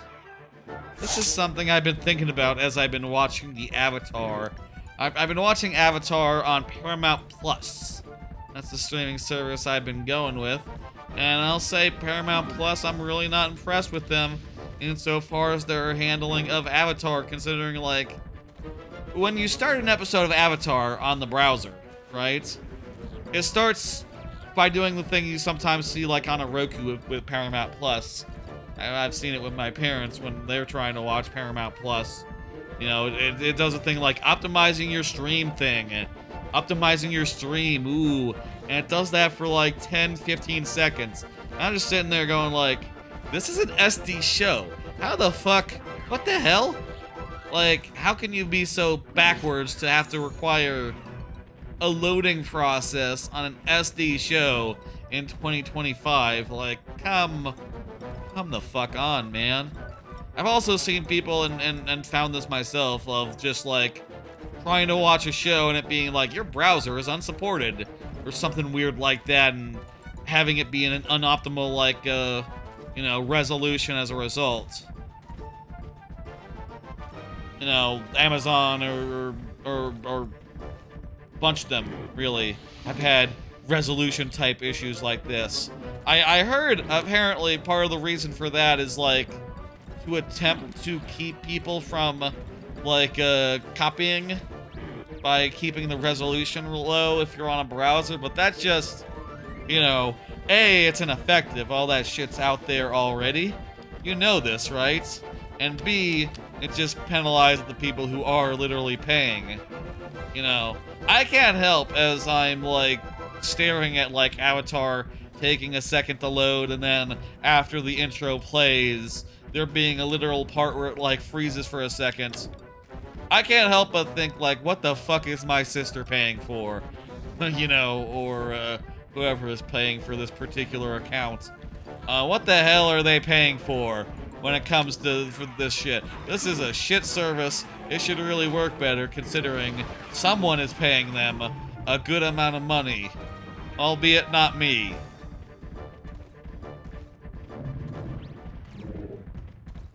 My God, my sister's really not getting her money's worth. You know. Anywho, my sister who does not live with me. We all live, like, you know, in our own places, as you know, as is normal for adults who are, you know, well into like mid-early careers. I don't know. What do you call the 30s as far as like careers go? That's like, you know, you're settled in, but you're not quite like the senior, you're not like the oldest motherfucker there, but you're long since past being the new blood, you know? I mean, I literally got this current job a year ago, so I am still somewhat new there, but, you know, you're not, you're like so far past entry level, it's, you know, it's normal now for you to just be like, yeah, you know, trust me, know what I'm doing. Maybe I can look at the ones that still have shield and go accordingly. Like, that motherfucker has shield, so there must be a thing in the area. A green in the area here. Maybe on the side of this rock. Aha.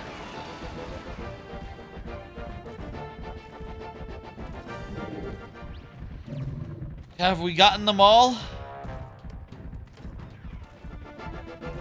Let's look around and see if we can see any that still have shields.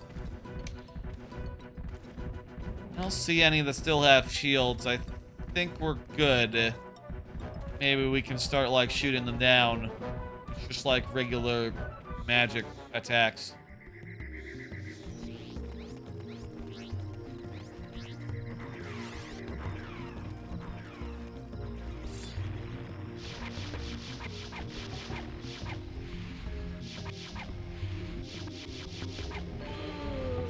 Yay! Okay, good. Anyway, I also think about things like High Dive with its like really terrible UI. Like High Dive is maybe like, you know, I feel like High Dive is terrible in a lot of ways, but also it's fine in other ways. Like its interface is terrible. It often doesn't remember like whenever you want to watch a show that you've been watching on High Dive seasonally, right? It doesn't remember what episode you're on. It doesn't, like, show you on the main page, like, what shows you have been watching. You have to sort of, like, navigate to the show and then specifically tell it, like, I want the latest episode. Which I would say would be like, oh my god, how is this possible? How is that the case? But also, you know, I've been mentioning Paramount Plus. Yeah, half the time, Paramount Plus doesn't remember what the fuck you're on. You know, you go to the avatar page and hit play, and it's like, okay, episode 1, let's go. And it's just like, guys, like, this should be the most fundamental streaming service thing ever. Remember what episode they're on, and play it. I mean, obviously, you gotta have some leniency for, like, okay, they want to restart the show. Start us back up at the start now. Okay, let's go. Forget that they've seen it before, and go from there, but, you know, that aside, that's like a very specific case. If they haven't done that intentionally, never start them back at the start. I feel like there's more shit I can say about High Dive. When you watch an episode of High Dive, it just sort of brings up the loading screen, and just loads indefinitely until you hit play in the, like, bottom bar, the bottom progress bar. It's bad, but it's not Hulu bad, you know? It's not like, go find the thing elsewhere bad. Some streaming services, it's just like, okay, you know, like, I have access to this streaming service, but, like, the hell I'm gonna use it because it is fucking garbage here? You know, it has often been said that in the entertainment industry, you're competing with free, and like Hulu does not compete with free, even a little bit. Hulu loses to every other streaming services, let alone free. You know, even if you had to pay for free, for you know, the free that you're competing with, even then Hulu would lose badly. They often don't have the subtitles synced up properly. They often, like, have the quality be real shit. It's... I think Hulu is the worst of the worst, and I'm never... You know, I have access to Hulu, but fuck actually using it.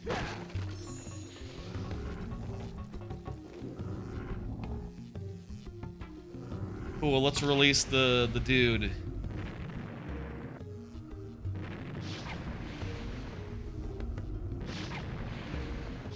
I think this is on a timer. Yes, it is. 8.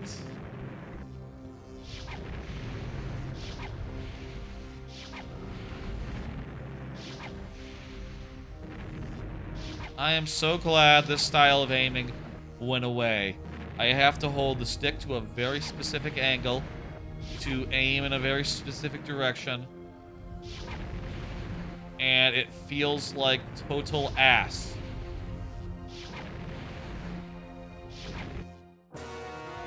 Yes, good, got it.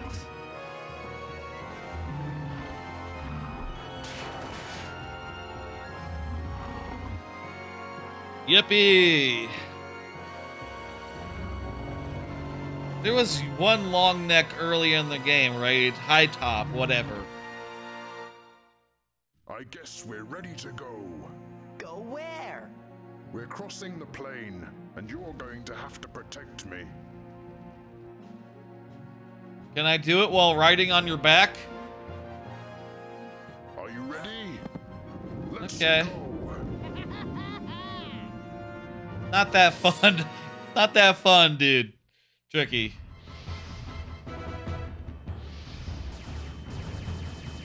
Oh, hey, wait, what? My laser looks different now. My fire blast. It almost just looks like a blaster. Whatever, that's fine. Hey, that's great.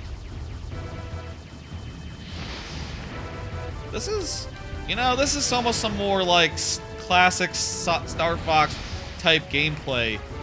You know, shooting things what are flying at you. Not like that off-brand, actually, truth be told. As a result, you know, I can't be that annoyed by it.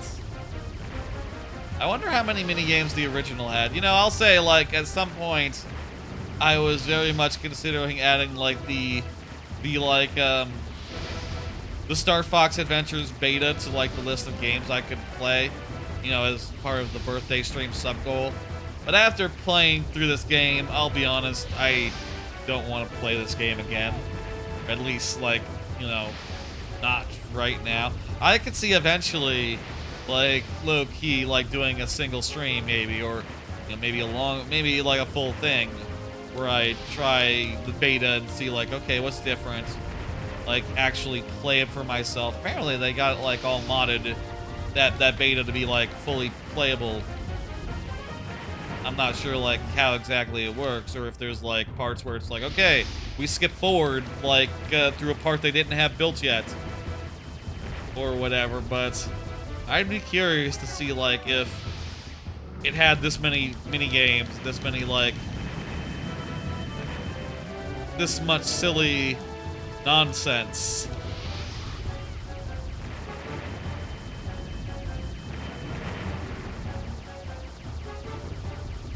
That shit's really curious to me, but not curious enough to commit another, like, 4 weeks of streams to, of Tuesday streams in particular, to Dinosaur Planets, you know?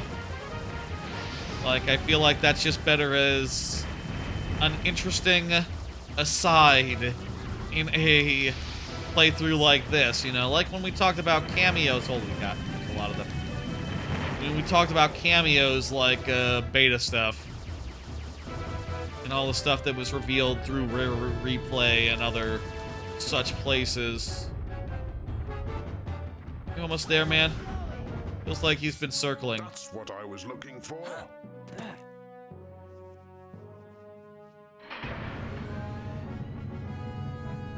It's up to you guys now.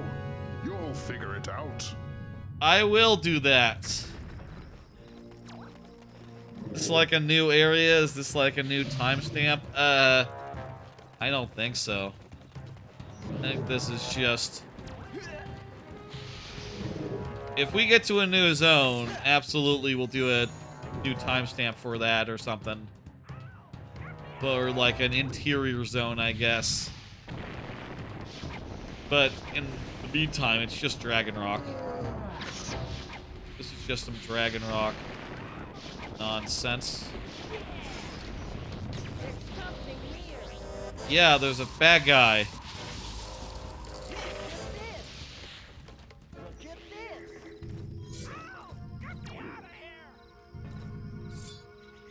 Oh, there's another sky motherfucker ready near around here. Another Cloud Runner here. Cool, we'll free him. That'd be the third friend.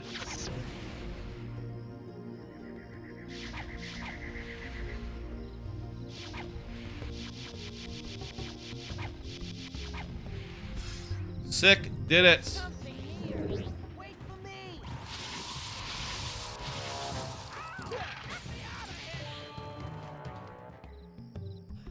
Alright, and that opened the way.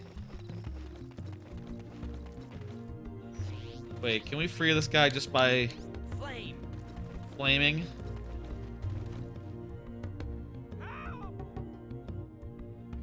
Oh, we need to move the thing and then we'll free the guy. Okay, let's continue. Come find another card. I got a number of cards left. Shout out to Lord Bowser. Small shout out to Lord Bowser tonight. Lord Bowser, viewer of this channel, often gives plenty of very nice viewer levels to us on a regular basis, and you know, all that. Should this have dropped it for us? I don't know. I guess just let's go forward. Lord Bowser did a full playthrough on Sunday of my Super World, which, I don't know, was a bit of fun. It was nice seeing someone play through the entirety of the Super World on stream. And, he got through it in around 5 hours, which I'll say, you know, when I did that stream, when I played through it, it took me like around 2. Interesting in retrospect, because during that stream I was like, okay, well, this is sort of setting, you know, it's not entirely optimized or nothing, but this kind of sets like a speed time that you could shoot to compete against if you so pleased. And I guess it's very clear looking at that, looking at how long it took Bowser, that like, yeah, no, you're probably not going to get it on a first attempt, on a casual attempt. You know, you'd be lucky to get like within, you would be lucky to get within an hour of the time it takes me to beat this Super World that I've done like, you know, countless times. Oh, I see. It needed to like get all the way. When I stand on the switch, it moves, and when I don't stand on the switch, it doesn't. Okay. I guess it only makes sense that it would take someone who hasn't played it like over double what it takes takes me. Also, there were some levels he struggled with, which I'll say, you know, this might sound odd, especially for viewers who, you know, are big into viewer levels and, you know, often give their levels to streamers and just see what happens. I'll say, like, for a while now, I've been a little more anxious about that sort of thing. Like, you know, I believe in my levels. I believe that they're good, and I know, I think I've done the work and put the effort in to make them solid as hell, but I'm always just a little bit like anxious about like putting it in front of people and actually seeing like them go through it. You know, I'm always worried like, okay, what if they struggle? What if a jump just doesn't work for them? You know, and that's just kind of anxiety inducing for me. And I'll say, like, most levels worked exactly as planned, like, delightfully so. Though there were 2 levels that really gave him a hard time. Specifically, the auto-scroll level, Grave Gauntlet, with its upside-down malarkey in the second half, really threw him for a loop. Got pretty damn impatient as well, he did, which I'll say is a big part of why it took him so many attempts. Not to throw shade or nothing, but you can really take that at a, you know, you should always know where you're landing when you're jumping in that level. I'll say that much. You don't have to like rush it to the point of like you are jumping before the ledge that you are going to is even on screen. That is, you know, you're gonna run into trouble. The other one in particular was the platform level, Sunburned Sanctuary, where he was having some trouble. Tricky, you're gonna have to use your flame. Okay, it's activated, so I can just go down here now and use flame. Perfect. There was the platforming level where you have to like jump on springs while they move over lava and use your sword to kill bonsai bills and stacks of chain chomps as they go. Fine. Thanks for helping me out. Hey, aren't you a friend of Crystal? How do you know Crystal? I helped her get onto General Scale's galleon, but after I left, I was captured by the shark claws, and I've been stuck here ever since. Why don't you climb aboard? I need to stretch my wings. does the voice acting seem a little bit out of sync? The spellstone you seek is hidden below the Great Tower. To get inside, Gameplay you seems will fine have to though. destroy the force Let me fire mute and protection. unmute the game, I will the follow audio you real close, fast, but you'll and have to protect me from their fire. if there's like a desync issue, that should help. Okay. Oh boy, it's this again. That's cool. Shout out to him. Cool playing through the whole thing, making the content and all. You know, I'll say, like, I probably don't have time realistically to watch everyone play through my super world if it takes like 5 hours, and you know, it's kind of a lot of time on a Sunday to take out to like you know, watch it get played, as well as being kind of a stressful thing to you know, take in and all that. But it was definitely cool, and I hope you know, I really need to make that trailer for the Super World. I know, I just haven't found time, and also have started / have going many other side things that take up my time, you know? Like, oh, I've been working on re-reviewing all my games, but I'm backlogged, and getting my, like, collection there, like,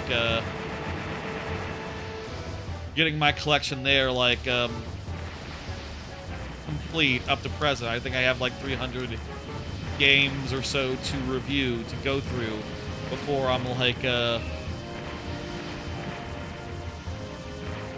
before it's even close, you know?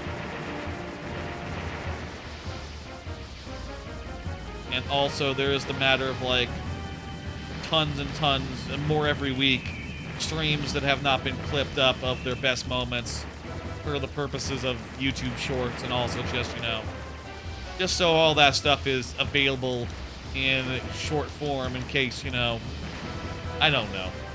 I think it's good. There is such things as, like, clip shoutouts on Twitch, though, far as I know, all those broke, like, relatively recently. And I don't know if they're really coming back at any point, if that's being fixed or what, or if there's a new clip shoutout thing that you can do. The point is, there's other things that I got in my life going on that's make it hard to find time to, you know, edit a trailer together for my Super World. Also, the fact that I don't edit that much video, so, like, this will be outside the skill set that I have amassed over the last couple of years of streaming, you know? I don't edit that much. Just maybe if I need to do, like, a YouTube short and have it be, like, you know, if like, just a static camera is not good enough, you know? If I need to pan and scan, I might do some edits, or if I need to, like, string multiple clips together to make it, like, work in short form. You know, that's all really simple, though. It's not like, you know, editing a presentation of a Super World. I don't need to, like, for that, I don't need to, like, worry too much about the sounds, about music, about, like, presentation of information. I mean, I always have to worry about presentation of information. My worry insofar is just like, yeah, well, I'm just talking, and the things that I'm saying, they're the things that I'm saying. The fuck. Hopefully I'm clear as far as all that goes. This is the last one. It's all up to you now. The spellstone is inside. Wait, I didn't but have to Scales destroy is all of them? guarded by a terrible creature. Oh, maybe I did with a stray shot.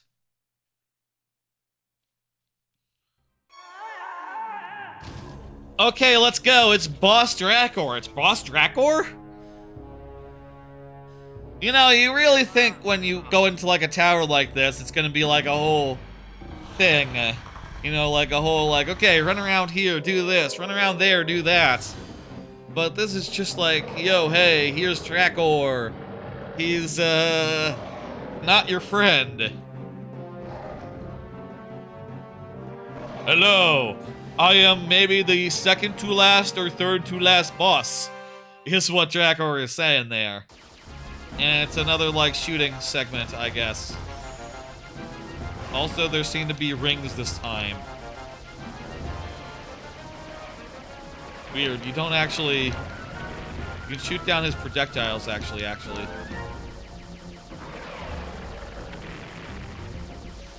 lot of shooting in this one. In this segment of game. It's fine.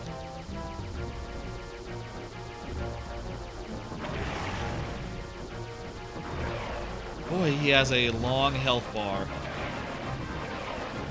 Fortunately, I have like 100 Bafomdads. Like, this dude, if it's just an endurance battle, then I have, you know, I have it in the Bafomdad.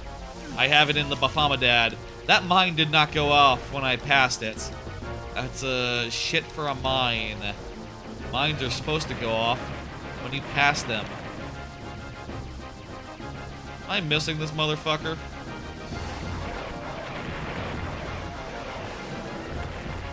No, yes, I think I'm just missing him. He's taking some damage now.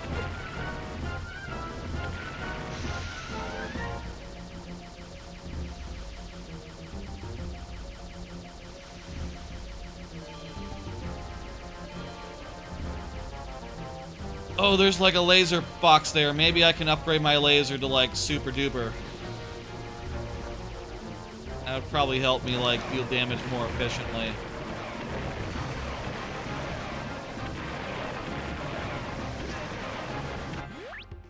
Oh. Flippy, what do you got? Flippy here? Got yourself stuck again? Can just make out that the weak spot. Did you get that?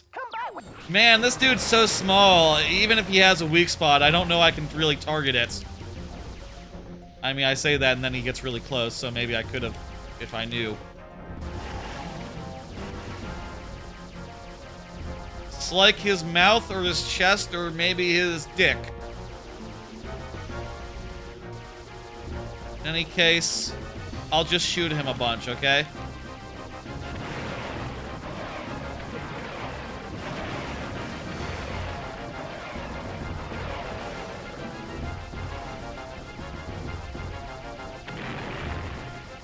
Oh wait, that's just a ring. It's just health. It's not a laser power-up or anything. How about another card? I ordered a FlippyDrive. That's right. To tell you what a FlippyDrive is, it's a pretty cool thing. I heard Jeff Grubb on his podcast, on his Game Mess Decides podcast, was saying that he got one, and it's pretty cool. Basically what it is it is an SD card reader that sort of goes into your GameCube. What you do is it's got this ribbon, right? And you put that in between the interface between the disk drive and the motherboard, right? So that it sort of like is wedged between them, such that it can take over and pretend to be the disk drive if you need it to be, but it can also just let the disk drive do its regular thing if you want, which is pretty cool and what a thing that like previous mods could not do. It's also solderless, and it's also like $60 even now after tariffs have really started up in earnest. And it's coming out like later this year. I saw it was $60 and I was just like, oh crap, well, I might as well do it even if I have no idea what I would even use it for, because like, you know, I got GameCube games, I got them over there. It's not a big deal to go put them in, but man, I could you know, just always have access to all my games. I could two, get randomizers on the actual GameCube hardware, which sounds kind of cool as a possibility, though I would have to make sure that, let me bring that down. I would have to make sure that, like, I would have to make sure that they, could, like, transfer over Wi-Fi or something. These chips do have Wi-Fi. Because, like, no way I'm going to, like, take apart the GameCube every time to, like, switch out the SD card. The games that are on the SD card. That's definitely, like, something I'm not super interested in doing, like, on the regular.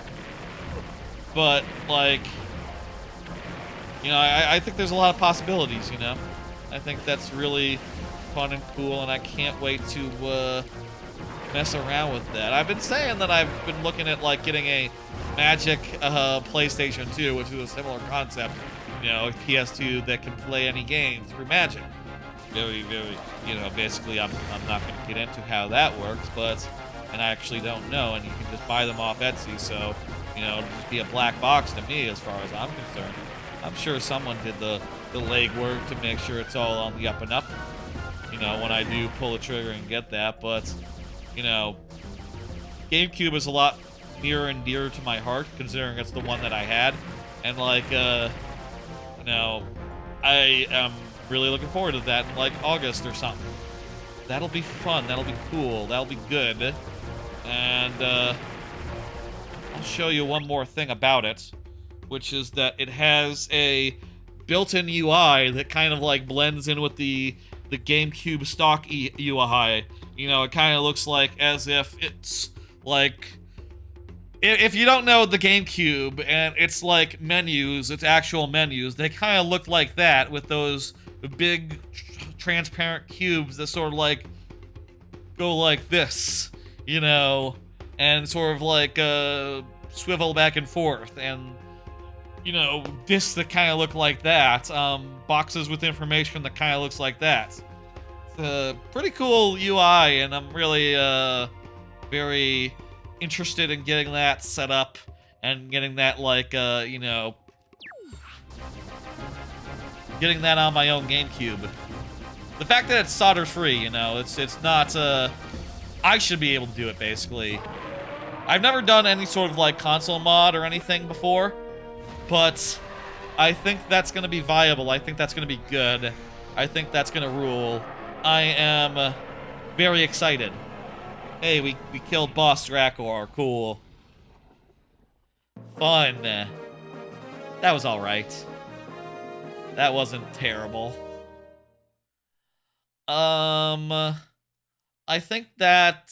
Fox, you did it! You got the first boss was the best boss. Not bad! Not bad at all! Get that spellstone back to the ocean force. Second boss... We can all be on our way home. There's an old The dinosaur T-Rex boss Okay, was guys, more I'm outta annoying here. than that. See you later. Thanks again, Fox! I would say that the first boss was like S tier, second boss was like C tier, this boss was like B tier. Was the first boss S tier or A tier? I don't know. It doesn't really matter. A, B, A, S, either one of them is higher than any other boss that we've seen in the game, so, no, whatever. General Scales cannot harm any dinosaurs ever again. You stopped his evil mutant army plan. I The guess, final spellstone, Fox. You need to get it back to the ocean force point as quickly as possible. I guess that's what we did. Dinosaur planet will be saved. I guess that's what we did. I guess that's what we did back on Dragon Rock. Now let's head to the Ocean Force Point Temple and go cash that in. And we'll see what happens next. This is a timestamp for that entire trip, because if it's anything like the volcano one, it'll be pretty uneventful. We'll just walk there, we'll go in. Maybe there'll be some more puzzles and stuff. You know, maybe there'll be a timestamp for like, oh, you know, we got to the thing. We got to the Ocean Force Point Temple, visit 2, let's go. But, not, terribly interesting. Anyway, I definitely still want to get a PlayStation 2, especially a Magic one. That sounds very appealing. That's something for the near future. I probably maybe should get, right now I'm playing all these rare games is like the main thing, and there's not really time to be like, oh, let's do some streams where I played PS2 games for the first time. If I got a PS2 right now, it'd be kind of inconvenient, but I am also sort of like looking at that on Etsy and going like, are prices about to shoot up because of tariffs? Should I get in on this now? Should I just like order it and have it like in the background ready to go? I don't know. It's a cool thing to have modded consoles, and I look forward to having it. Well, I can zoom in and out. I don't think I really realized that. I really thought about that. Hi, Fox. It's like to the left, right? Wait, no, this is... Wait, yeah, to the left here. That's it. Let's go. Walk into Cape Claw. Walk into the Ocean Force Point Temple. Let's go. This will be a bit of a walk, as it always is.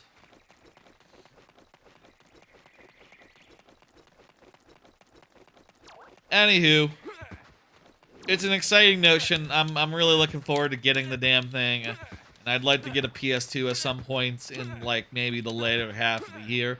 I'm a little worried like if I wait too long, they might like go all out of Etsy, but maybe it's just like, this shit is cheap. There's plenty of PS2s drifting around that are tariff-free now, considering they've been in the country for 100 years, since time immemorial. And you just stick a hard drive and a little bit of a mod on there that is not in short supply, and bing bang boom, there you go. It's not really going to be too affected by tariffs. I don't know. We'll see what happens. And, if I get cold feet, I might get one in advance. I'll say one more thing I've been thinking about.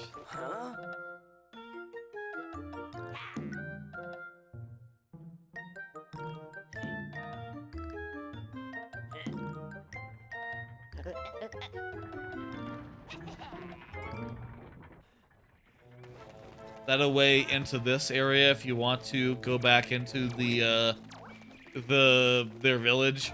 I don't want to go back into their village though, and I know they don't have a Krazoa spirit for me, so why would I want to? Keeping on, keeping on. I'll say one more thing I've been looking at. I've been looking at for Extra Life later this year, like 6 months from now. I was thinking the Wii, doing like a whole stream of Wii games like I did 360 games last year, but what if instead I went with something that was a little more of a swing? 360 games again, but specifically Connect games. That would be a terrible thing to have to stream for 12 hours, I reckon. The only thing that I don't know about that one, it actually looks like it's pretty easy to find, like, a used Connect in like 12 games. I think that I could get one for like 30, 40 bucks actually off eBay. That's pretty good, and I could just do a stream off like that without even like going out of my way to go like, okay, well, what's the worst Connect games that I could get for this stream? What are the best Connect games I could get for this stream, The only thing that like holds me back is like, okay, well, microphone. If I'm like standing up the whole stream and doing it not from a seating position, how's that gonna work as far as mic, right? Like, let me just... If I zoom out here, right? So, can I... Here's me standing and getting close enough to the mic to be picked up. This mic... This mic, it's not really in a convenient place where I could use it whilst moving around and doing Connect stuff on my feet. So maybe I should try to get that, like, clip-on mic that I failed to get sounding good ages ago, sounding good, and then, would see what happens. Let me get this back where it was. And lean back to the regular length. the regular distance. I know that a lot of YouTubers and stuff use those like clip-on mics, exactly the ones I got. So like it should sound good. I don't know, maybe I'm just like too fucking loud for it, or it needs to be tweaked in some way. In the next 6 months, I should really try to get that working so that I can do a Connect extra live stream, but if not, the Wii with its motion control bullshit malarkey should be just as fun. And I should buy a few Wii games for that in particular. Like, I don't know. I bet I could get like a whole handful of dumbass like motion control bullshit Wii games for like $10 probably. You know.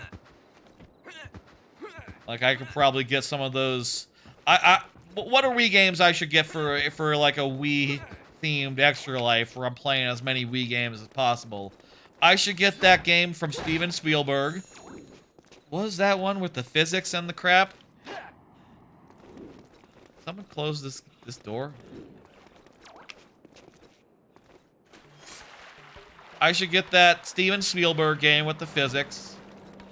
I should maybe get like one of those dumbass carnival games. I don't know. Oh, I bet I need to open this. There's like a gate around here. I bet I need to open it, and then I can get like a barrel or something. Or rather, I can get to the thing, and then the cannon, I take over the cannonball thing, and that opens the door. There we go. That's the ticket. Oh boy, the second... Is this the second or third door that we're opening with this dumbass ability? It's not a very useful ability. And also, it is just another example of, like, key opens door as ability. As an item. Good thing the Sharp Claw is nowhere to be seen.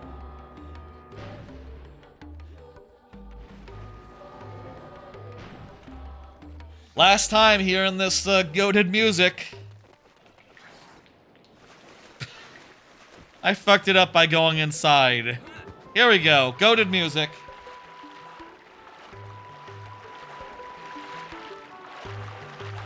Crank it.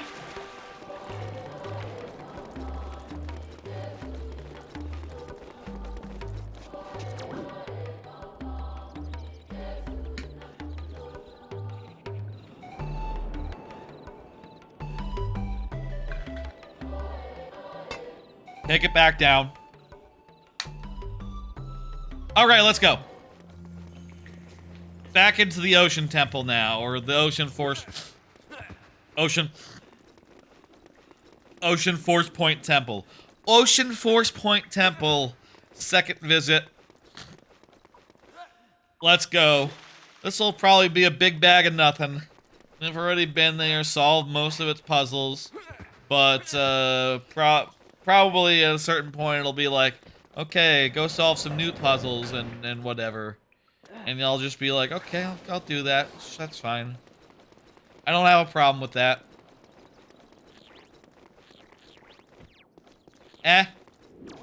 Doors closed. In case in point, at this time, it is telling me, go solve a new puzzle. Go climb a ladder. Thrilling. How about another card? Follow up on eyeball stuff over the weekend. I'll say on the Friday stream, I was sort of recovering from like the LASIK.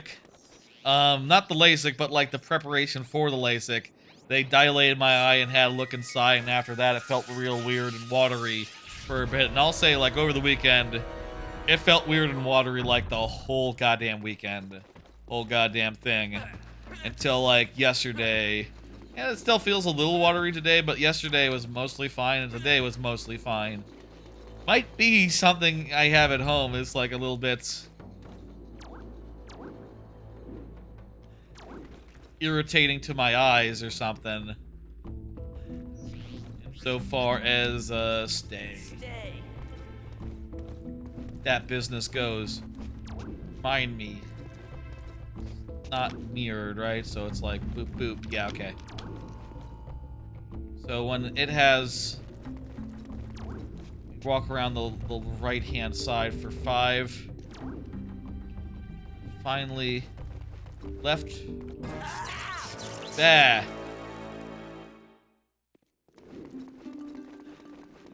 Close. Stay.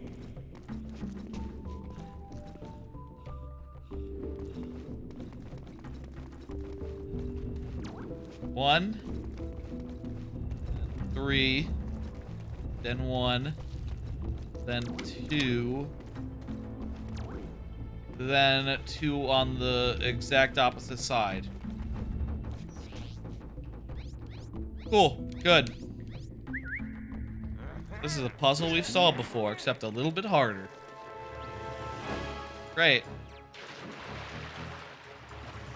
So anyway, feeling better from that. I'm still, like, a little concerned, especially given, like, oh, this is just a little bit of dilation.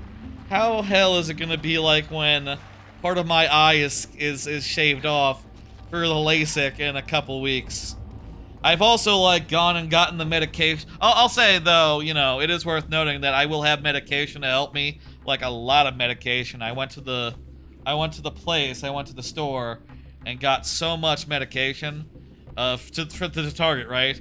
Also, I ordered a bunch of stuff, like a humidifier and a compress, which turns out is basically like a blindfold that's full of, like, beans.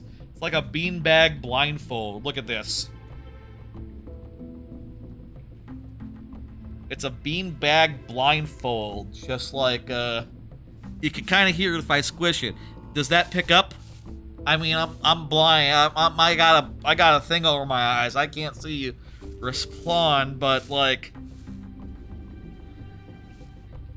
apparently you put this in the microwave for like a bit, and then it gets hot, and then you put it over your eyes, and that's supposed to make them feel good and prepare them for the surgery, is what I hear. I'm hoping that's real nice. Hey, Trebucket, how's it going? Got a bunch of stuff ready for that.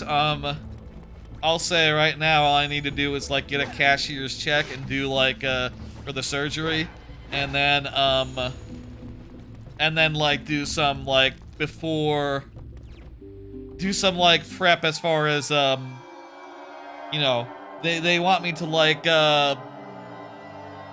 wash my eyelids with baby shampoo, and then do the cold compress for the hot compress for like 5 to 10 minutes every night for the 5 nights leading up to the surgery. So that's fun. That's good. I'll start doing that next week, and that'll be interesting. I don't know.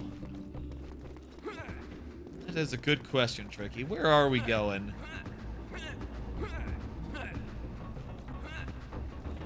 I think we have to solve another puzzle here. Probably. Just learned you have surgery. Damn, man, best of luck. Oh, it's LASIK. It's LASIK. It's, you know, what's the word? Optional? Not anything to worry about. No, it's an exciting thing. I decided to do this.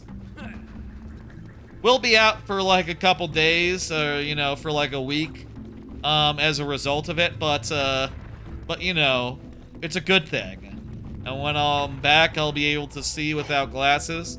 And, you know, next time I go to the beach, it's not gonna be like, you know, I'm just gonna be able to go without necessarily worrying like, oh, you know, glasses, water, where am I gonna leave it when I go in the water? I don't know. I guess I never really super worried about that, and just sort of... Actually, I'll say, like, when I've gone to the beach a lot in the past, I have actually left my glasses behind and just been like, okay, I'll just, you know, not see good. I don't know, maybe that was silly. People now bring their phones to the beach, you know, and, like, fuck, man, I'll tell you, like, I bring my phone places too these days. Like, I don't give a fuck. It's a solid piece of hardware. It can take a little sand, it can take a little water. Like, you know, gone are the days where you treat it like a precious item that can't, you know, take a splash of water now and again. Like, nah, it'll be fine. This shit's waterproof.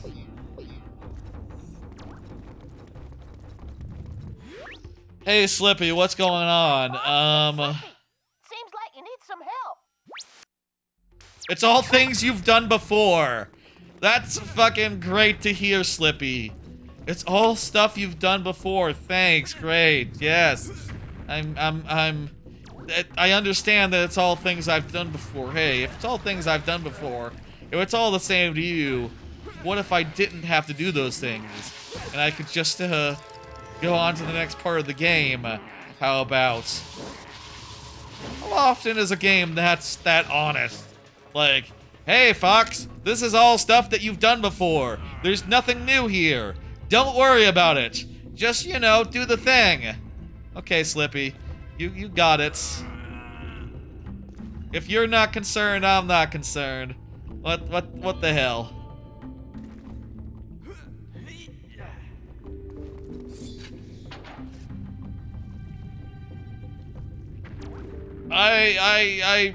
You know, I'm looking forward to taking, like, the couple days where I'll be, like, you know, recovering from the thing to, like, recover from the thing. I'm looking forward to a few days, you know, of, like, medical leave, as it were. That counts as, towards sick days, right? Why wouldn't it? Why wouldn't it count towards sick days?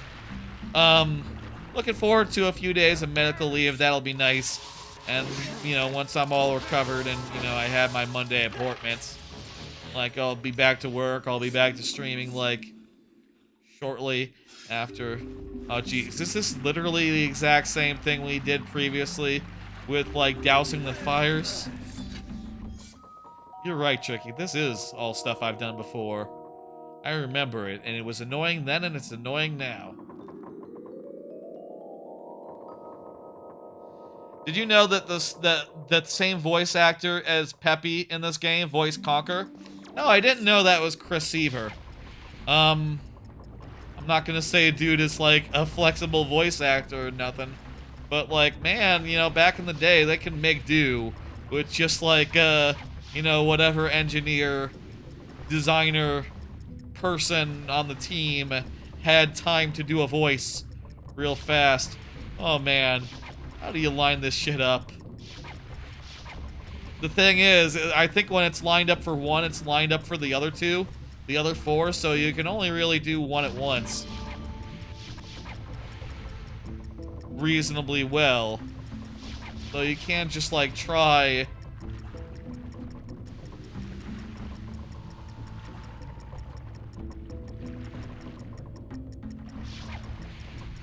We have 2 minutes to do this, by the way, so I guess we're only... So I guess we could just literally hover over one of these.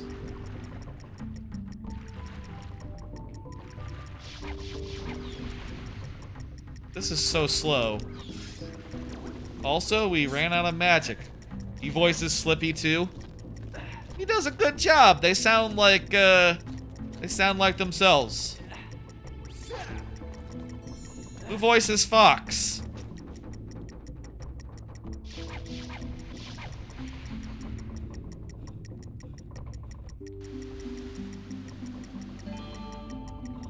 Oh man, this blows.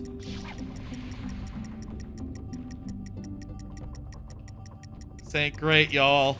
Let me say. How'd that... Fuck you.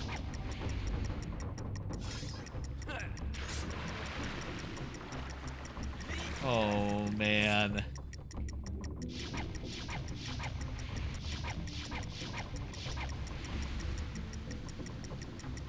This is some real horse shit. This is some real... It's not only it feels bad to steal Malpass. He's like one of the lead rare people that like... Yeah, they just got like whoever was available to do the voices back then. They didn't give a fuck. They do a good job. He sounds like Fox.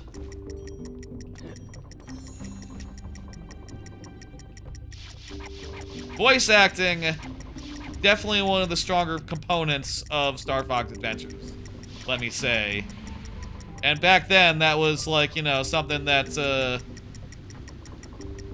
don't want to say you couldn't take it for granted, but like, it was... That sucked. This sucks. This sucks so much. Was uncommon. I really hate this bits. With the switches and the fires and the... Ooh. How about another card?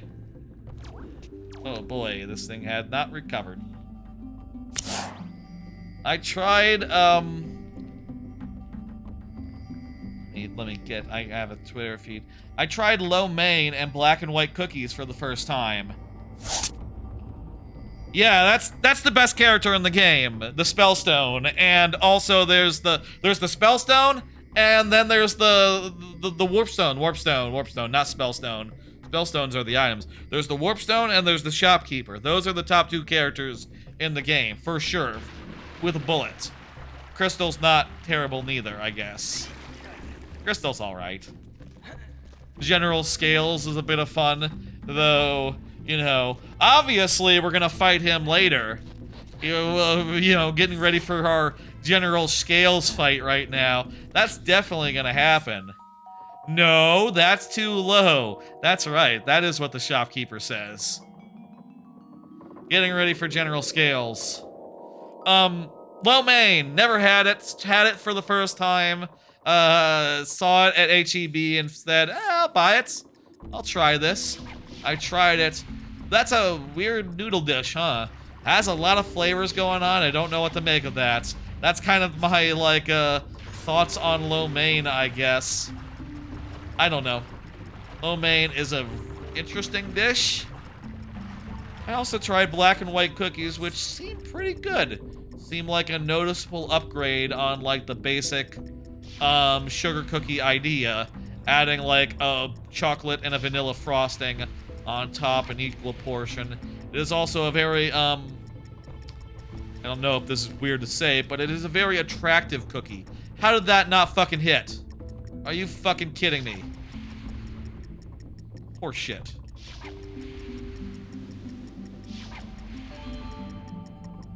It's a very attractive cookie, the Black and White cookie.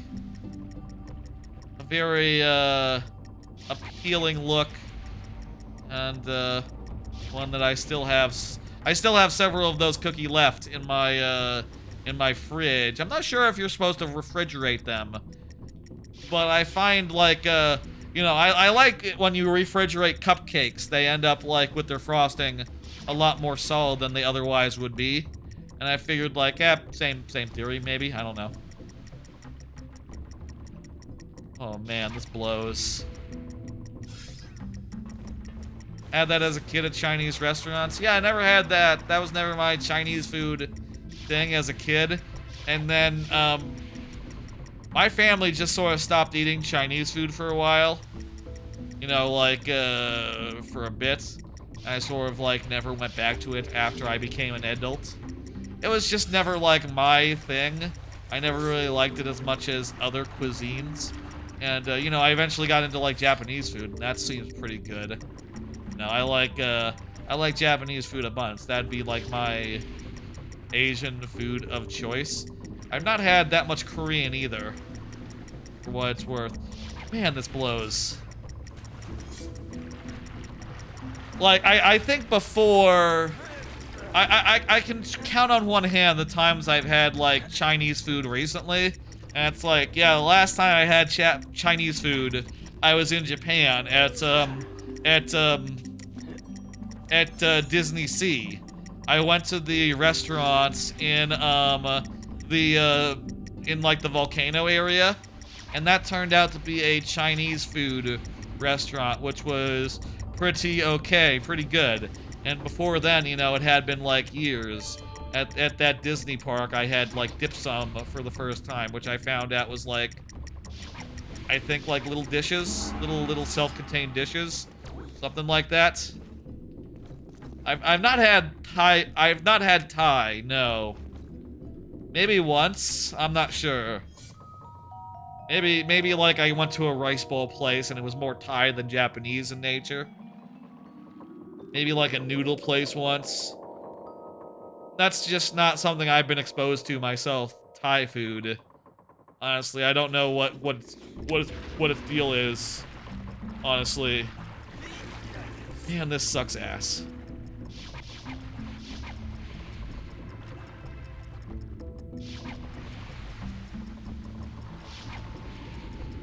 It's like, how much Chinese food is shaped like Mickey's glove? In my experience, a lot of Chinese food is shaped like Mickey Mouse's glove. But I don't know. There might be a biasing sample issue here. Who can say? You know, comments, chats, if you have experience with Chinese food shaped like Mickey Mouse's glove. Like, where are we at with that? Is it a common enough trope in cuisine these days to shape things like Mickey Mouse's glove? It's pretty common. I don't know. Damn it. It doesn't even look like these things are hidden.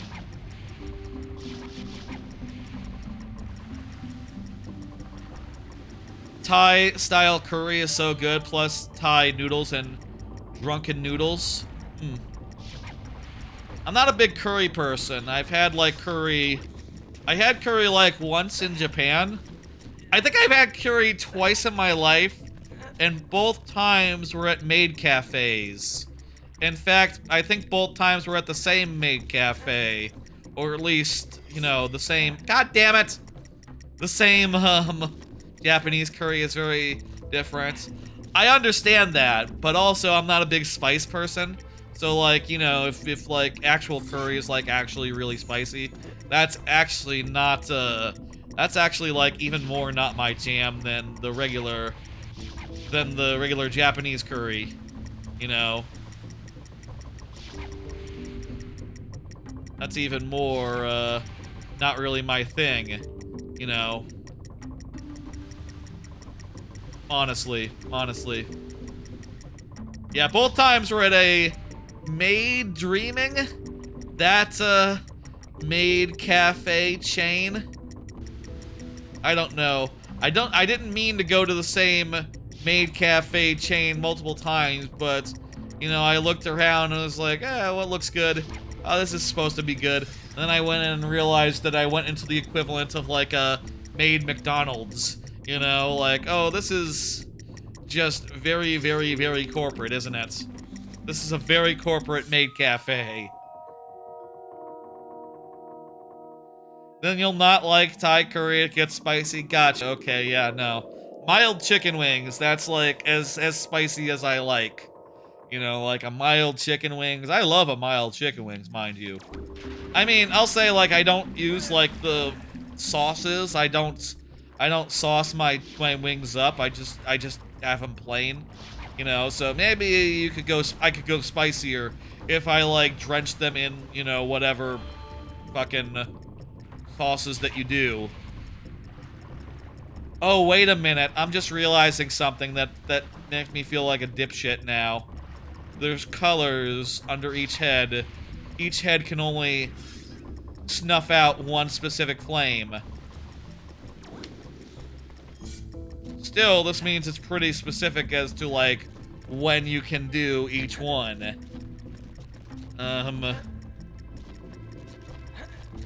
Really annoying, like, how this thing falls off as well.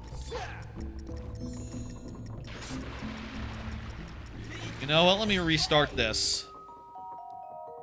And we'll give this a shot, knowing what we just figured out. That we need to, like, go over to the other side and hope not to run out of juice.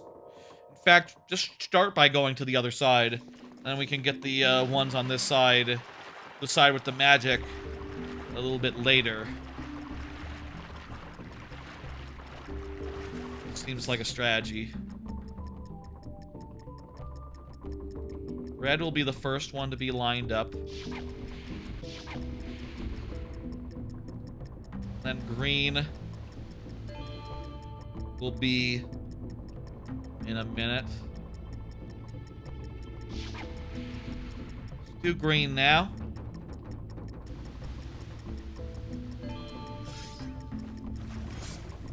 Beautiful. Okay.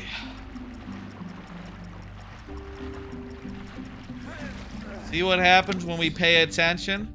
We can actually finish the damn thing. I think blue is already too far gone for that cycle. So we'll just do yellow now. It's too late then. Okay. Too late again on blue, I think. Now it's time for yellow.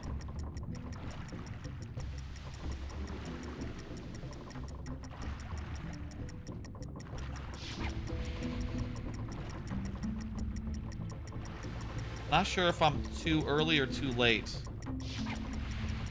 Yellow time. I'll do blue.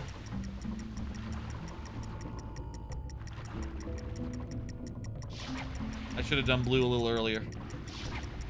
Not sure if I'm too early or too late on the blue. Got the yellow. Thinking too late on blue.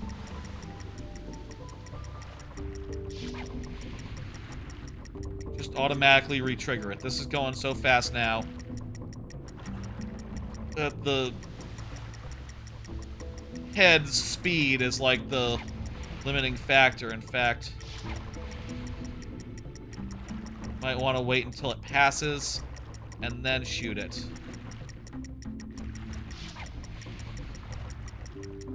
Okay. The recovery time is a bitch. I need to wait until it's like...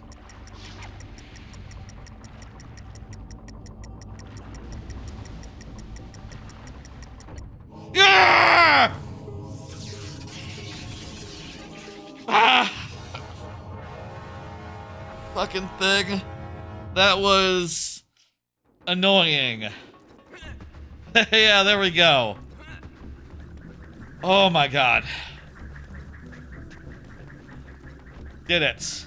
What the hell was the last card was about food, right? Should I do another one? How many do I even have left? I have 3 cards left. Cool. I'm not sure how much is left of this game, honestly. I feel like we might be heading to endgame. So why don't I just do the next card while I'm doing this fucking little puzzle here. Did you hear about Gears of War for PS5? That's right. They announced a remake of Gears of War, and in particular, Gears of War is now coming to PlayStation 5. That's sort of like the big news part of the news is that, like, oh yeah, like Gears of War no longer an Xbox exclusive. Like, if any franchise was gonna stay exclusive, you'd think it'd be Gears of War.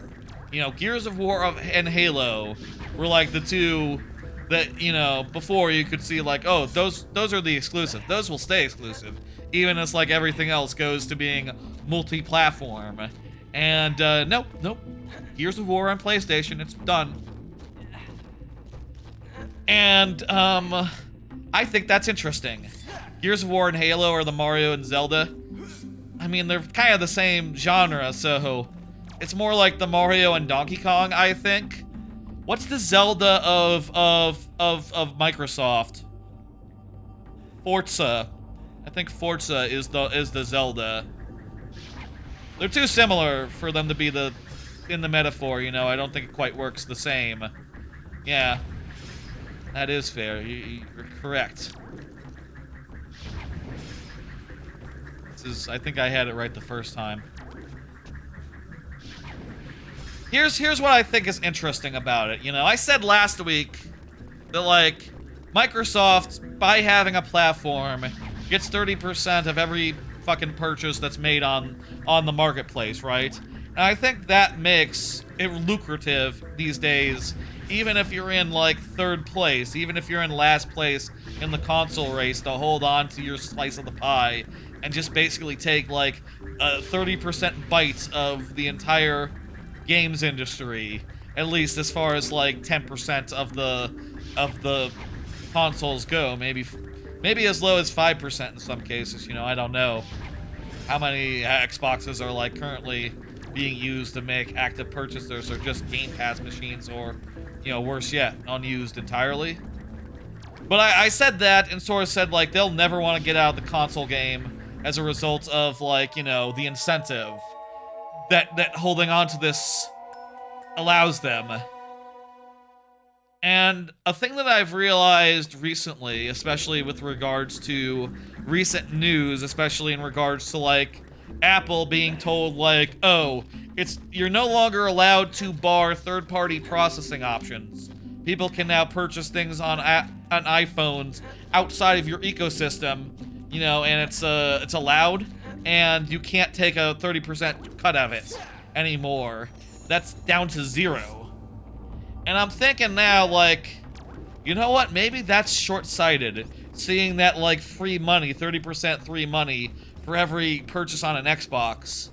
I don't think Microsoft is satisfied with that, and I think the strategy will be to try to open things up on Xbox so as to encourage the government to do the same that they did on phones, you know? What Microsoft doesn't want is 30% of every purchase made on an Xbox. They would rather have, and then they'll blow this up in order to get, like, maybe 20% of a bunch of purchases on PlayStation 5 and Nintendo Switch 2. Like, if they could put on Microsoft Marketplace on iPhone, on Switch 2, on PlayStation 5, if they could do that, then they're gonna be like, fuck the Xbox, we're out. Everything's an Xbox now. Your PlayStation's an Xbox. We don't have to, like, lose money on hardware anymore. That's stupid. We can just, like, try to win using marketplace malarkey. We can tell developers, like, we'll take a smaller cut than any of the other guys will. They can just do stuff like that and, you know, profit big time that way. And I think I'm realizing over this last week, like, oh, that's the play. I was too short-sighted, just, like, looking at free money like Steam has for the last, you know, forever, and just going like, it's free money. You want free money, right? It's like, no, we want a lot more free money. That's what Microsoft wants. They want free money in abundance. You know, that's the game. That's the goal here. Like, fuck Xbox. Game Pass and the marketplace, though, if they could get that on other platforms and get them to be, like, popular somehow. They kind of failed already on PC, it's worth noting. So, like, you know, maybe that's not as easy as I make it sound, but, like, that's their goal. That's their goal. And I think it is interesting, and, you know, I would like it if Game Pass was on everything so I could play my Game Pass games on Switch too. That would be really nice. That'd be really, that would, like, increase the value of Game Pass to me for, like, an order of magnitude.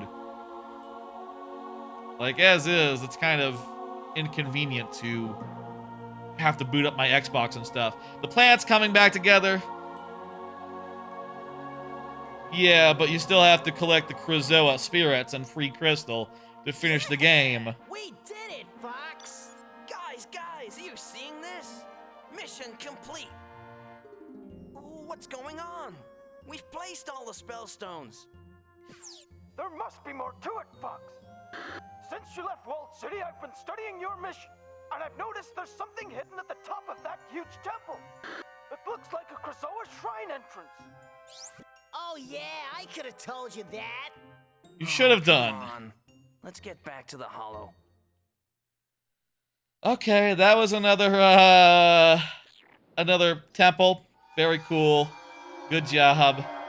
No more force point temples. We just gotta do 2 more Krazoa. 2 more Krazoa, right? How's that gonna work? Because we basically...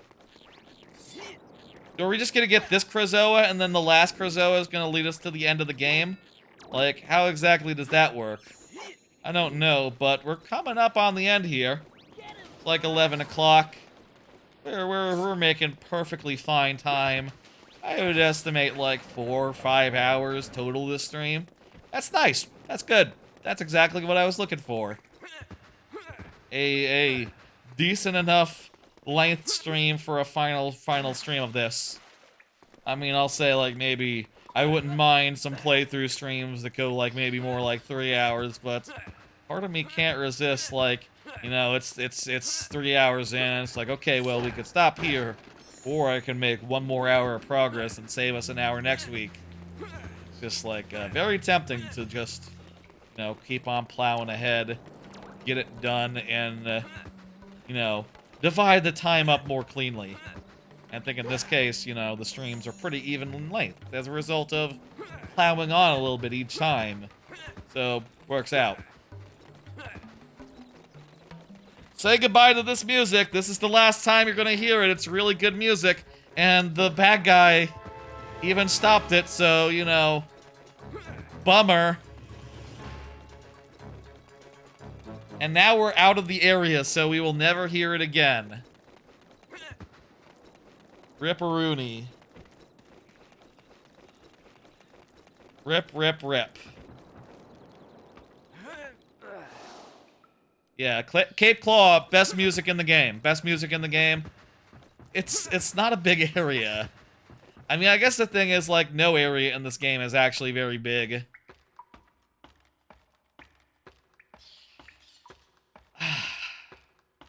We're almost done with this game. I'm happy with that. I'm ready for another game. I'll say, you know, we've been playing a bunch of random rare games on Tuesdays recently. And I'll say again, you know, it's going to be a bit until the next one of those because birthday stuff next week, LASIK stuff the week after, Nintendo Switch 2 stuff a couple weeks after that. It's going to be like a month until we see the next rare playthrough game. But, you know, this has been the longest one. Like, Cameo, I think we did in 2. There was a couple that we did in basically just one stream. There's one that we did in one stream. Cameo was 2. The Donkey Kong Country's Bought on GBA was 1 per stream. 1 of those per stream. And that's all of them. We've done 4 so far, including this one. And I'm very curious, like, how long, relatively, Conquer is gonna last. You know, Conquer might be one that I'm more happy to take my time with, considering, like, it does have very discrete chunks of game that are, like, you know, chapters and all that. So, like, you know, after we finish a chapter, I'm gonna be very inclined to just, like, okay, that's enough for tonight, you know. We see Great Mighty Pooh, and it's, like, 3 hours in, it's just like, yeah, I'm happy stopping there. You know, I think that's... Conquer might be one to really luxuriate about a little bit in, you know? Spend a little more time and relax. We don't have to rush through Conquer as much. I mean, I say we don't have to. We don't have to rush through this that much. But I'm going to because that's my instinct. That's how I, you know, how I want to do. I don't know. I have a card that I know is next, and I would like... Fox, something is not right. What is going on City here? has not yet returned to the planet. My husband is still stuck up there. Yeah. You did return all of the spellstones. Krazoa spirits. But wait, the spirits. They must have something to do with it. You're right. Without all the spirits, the magic cannot be channeled back into the planet. Your boss said to return to the walled city. There must be a shrine we've yet to find. My boss? No, it's just Slippy. That's right, we're returning to the walled city. Woo. I think that's all we need to do. Just, like, talk to her. She's gonna say a thing. Hey, they moved her to have a conversation with me. They could move NPCs if they wanted to. Let's travel to the walled city and get that done. Here's one more card. I have 2 more cards. The last one is sort of a catch-all, honestly.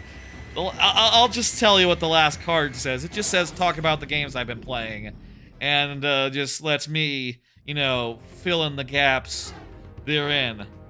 Let me do, before we go to the walled city, let me do one card here. I've figured out how GameStop can survive.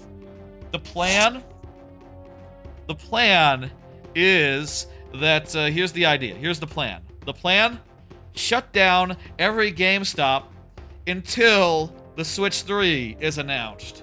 The Switch 3 gets announced, open up every GameStop for a couple months until the Switch 3 is released, and you sell all your Switch 3s. And then shut down again until such time as the Switch 4 releases. In that way, I believe that GameStop can continue being a thing. Indefinitely, in fact. Just keep on coming back every time there's a new Switch to pre-order and sell. And I feel like everyone would really appreciate having that opportunity to buy a Switch in person, a Switch 3, a Switch 4 in person, you know, when the time arises. But, you know, in the meantime, we don't need physical copies of games or dumbass toys or whatever you got in your closet-sized stores. Maybe realistically, GameStop should be like, you know those carts at the mall where it's like, oh, you know, phone repairs. We do phone repairs here. Just do like, have that be the GameStop, right? Like put GameStop branding all over that, hire someone for like a couple months to stand behind that and be like, yes, we can get you a Nintendo Switch 3. Just do that, and you got like a viable business for like, you know, 36 months of every couple of years. You know, that's the plan. That's what they should do. I think that would be better. I think that would be better than just like buying a bunch of Bitcoin or whatever GameStop is actually doing right now. That's their plan, actually. Shut down stores like permanently for real and buy Bitcoin. I say wait until the Switch 2 has been you've sold out all your Switch 2s and then start shutting down everything. That is the way to survive. Be like locusts. GameStop, look, GameStop is a lot like locusts. Is a lot like locusts, you know, just or locusts or like cicadas. Cicadas? You know, just come out of hibernation every 10 years and let us buy a Switch 2 conveniently and at a convenient, you know, place that you're not gonna get shut out by bots or whatever. In person. Really, all the other companies should also have that, honestly. It'd be nice, you know, if, like, you could go into Target and get that set up. The Switch 2 is overpriced. It's priced about what a handheld of that, quality is priced at, you know, comparable with like a Stream Deck. You know, when they have an Xbox in portable mode, I'll be surprised if it's lower than $600, especially with tariffs. You know, if they're doing a handheld Xbox, or, you know, honestly, I wouldn't bet on that. I would bet on them just like looking to get onto the stores rather than like really, you know, do anything of that sort. But if they were to do that, it'd be like $600. Really, it's hard to say, given that, you know, we don't have, like... People say it looks real good. It looks, you know... People have, you know, like, Source Foundry... Source Foundry? Digital Foundry has looked at the source. Fox, on behalf hey, buddy. Of Dinosaur Planet, I thank you for returning we need your spellstones spirits. to their rightful place. For what good it did? If you didn't notice, you're still stuck up here in this floating rock. I'm getting one, though, you know. I'm getting two. Still need to figure out what I'm doing with the other one. Who needs it? But only by the power of the Krazoa spirits will the floating lands return. Seems like we both have our reasons for finding the last of the spirits. The Queen said I could find them here in the city. So where is it? On top of the spirit pyramid. will be revealed once both the sun and moonstones are returned to the temple. What are you talking about? What is this sun and moonstone shit? Hello? I need to find the sun and moonstone? What the fuck? The Earthwalker you saved was a great friend. Thank you, Fox. Did he travel back to your place? Did he get off the... Okay. Soon our tribe can return to the city. Do you guys have, like, spaceships? Did you guys, like, travel from Dragon Rock to here? Did he, like, send you an email? I don't know. It doesn't seem like they have that sort of technology, but I really don't fucking know. Do I have the stones? Do I have the fucking stones already? Or is it just like a... No, you gotta go find the stones. Your goal may seem close, but the answer is... I know! I know, I'm getting that impression. I'm getting the impression this is gonna be a whole thing. Wait, no, this is... What? What? Okay, I can push these things. And when I push them, they absorb sun.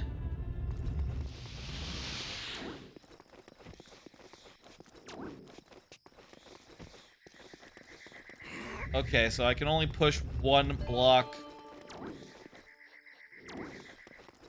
I really don't know, but it seems like I can only push... What? Puzzle. This is puzzle. Let's just do the puzzle. Anywho, GameStop, realistically, they're not gonna come back. They don't got what they need. They're... don't have the strategy. And even if they did... Even if they did, like... Okay, something did something wrong there. Okay, so this one, move it there. Move that there.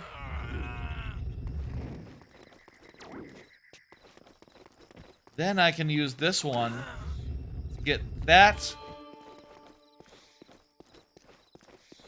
And now this one can slide. Did that? Those are weird. Particle effects looked weird there for a second. I say particle effects. Whatever sort of effect that was. Looked weird for a second. I don't know.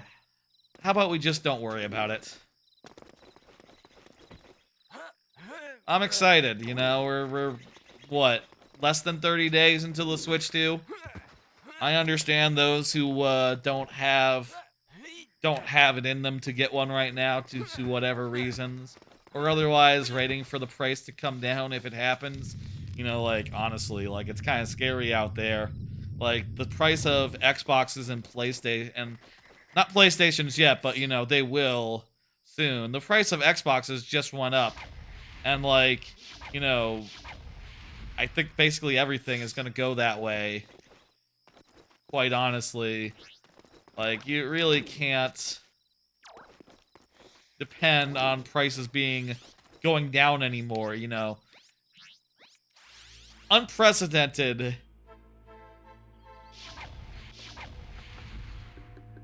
really is unprecedented. You think this might be like a shoot the sun situation? You know, like the sun starts to set and then starts to rise and we shoot it or something through the thing.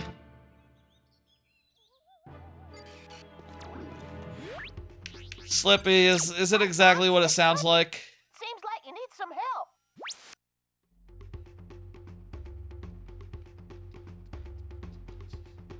You gotta open each temple.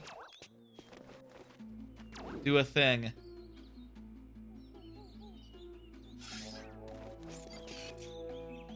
If it's a shoot the sun situation, we have plenty of time. 1 second, let me, Sun Shrine FAFS Star Fox Adventures. Okay, let me pull up the phone. There we go. Sun Shrine Sun and Moon shows R-Wingpedia. Okay, I'm gonna click that, and then I'm gonna go into here and edit this to say anti-fandom, so we don't have to deal with fucking ads. Oh, also, Lilat Wiki has its own website separate from fandom. That's good to know. Fuck fandom. Fuck fandom all the way. Fandom is fucking SEO blight. A cancer on the internet. And everyone knows it.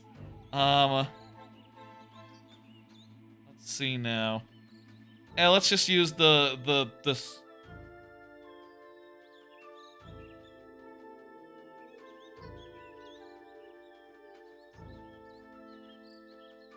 stones are found within the pushing the blocks into position and looking through the windows using the high-def display device.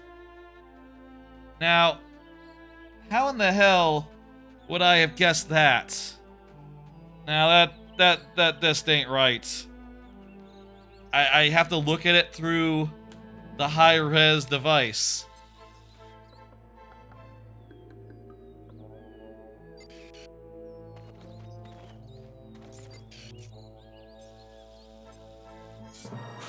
Come on! How would I have guessed that? That's never been the thing before. You never had to use the fucking first-person view in the game ever before. That's how you do it? Yeah, that's right. Fuck fandom. Fuck fandom all the way. They fucking suck. They're the worst. Worst company. Hate them. Whenever you see a wiki from fandom, just go ahead and pop that ante on the top of it and, you know, get it in there. There's also an extension you can get in Firefox and Chrome to get rid of fandom stuff and like automatically switch you to the Breeze Wiki versions, which is pretty nice. They have like plugins on. I think we have to like match these to the moon, sun, whatever, based on like what's on the side. Actually, I have no idea because these are both red. You'd think red would go to the red, but oh, I see. The blue has to go. The red is good. This is good here. The blue has to go to the middle one, though. Fandom is the worst. I hate them. Well and truly. Basically always have, even before certain events. Not a good company. I will also say, you know, I'll say I talked a lot about, like, talked a bunch about, like, oh, I see, I need to, like, match them so that their faces are facing out. Okay, I got it now. Okay. Need to move this one to the other side. I'll say I talked a bunch about, like, Giant Bomb and what stuff is going on over there. Didn't talk that much about its sister site, GameSpot, which, you know, is also under fandom and continues to be under fandom and will probably continue to exist and still have staffers. I'll say I've never cared for GameSpot, and I kind of feel like it's an archaic thing that never will be big again. And I feel like if they could realize that, you know, they would know that, like, man, you're sinking a lot of money and effort in keeping, like, GameSpot and GameFAQs as, like, your game sites. But, like, the problem with GameSpot is it's not a site with an engaged user base, you know? People just come there to look at, I don't know, recent reviews maybe once in a blue moon. They don't really, like, care what site they're on. And really, more and more, that capacity is being replaced by, like, Metacritic and like, OpenCritic and things like that. So, like, you know, it's a very archaic institution that's less and less relevant, and, like, you know, Jeff Gerstmann was saying, like, back at his time when he was at Giant Bomb, and then, like, oh, you know, back when it was under CBS, they would never give Giant Bomb the time of day because GameSpot was always low-key on fire. And, like, yeah, that just makes perfect sense to me. Right? Like, no, yeah, no, it's just been an archaic thing, slowly dying. Of course it's on fire. It has no place in this day and age, and the only thing that it has is just, like, brand.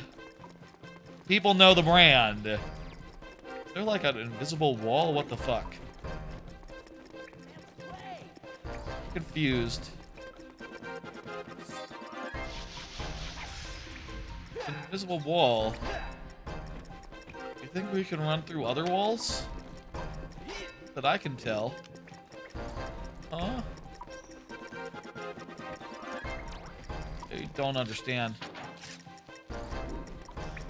Oh, maybe I need to hit the switch. Yes. That makes sense.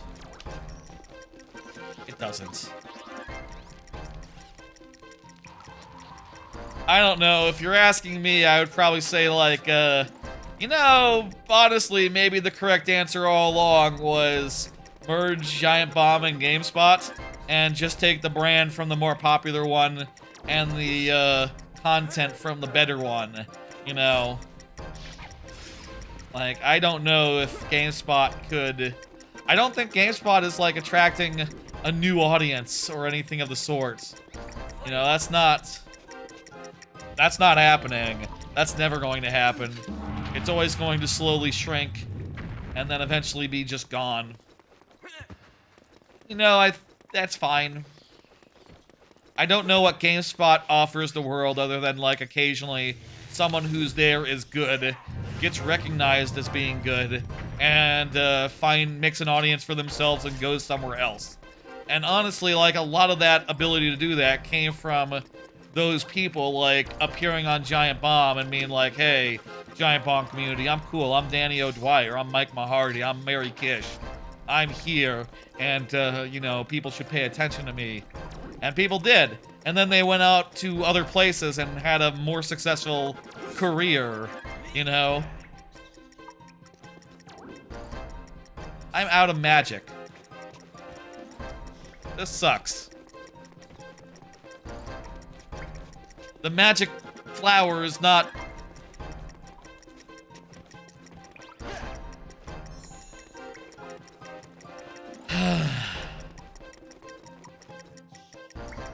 If we do this again, we'll wait for the flower and we'll get to maximum charge before we do it. But we might be good. Yay, we're good.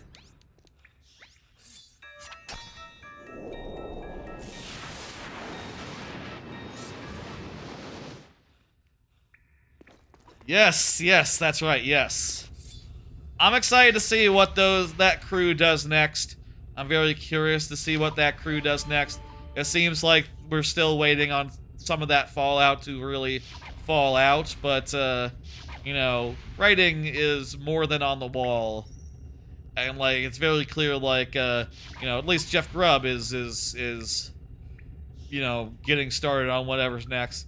I don't know what's happening with the rest of them. I know that, like, even if you're ready to be fired, like, changing jobs and getting fired is still a bit of a stressful thing, isn't it? Even if you're, like, 100% ready for it, 100% like, yeah, do it.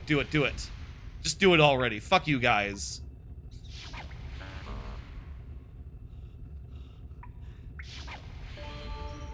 I guess, like, we do it clockwise.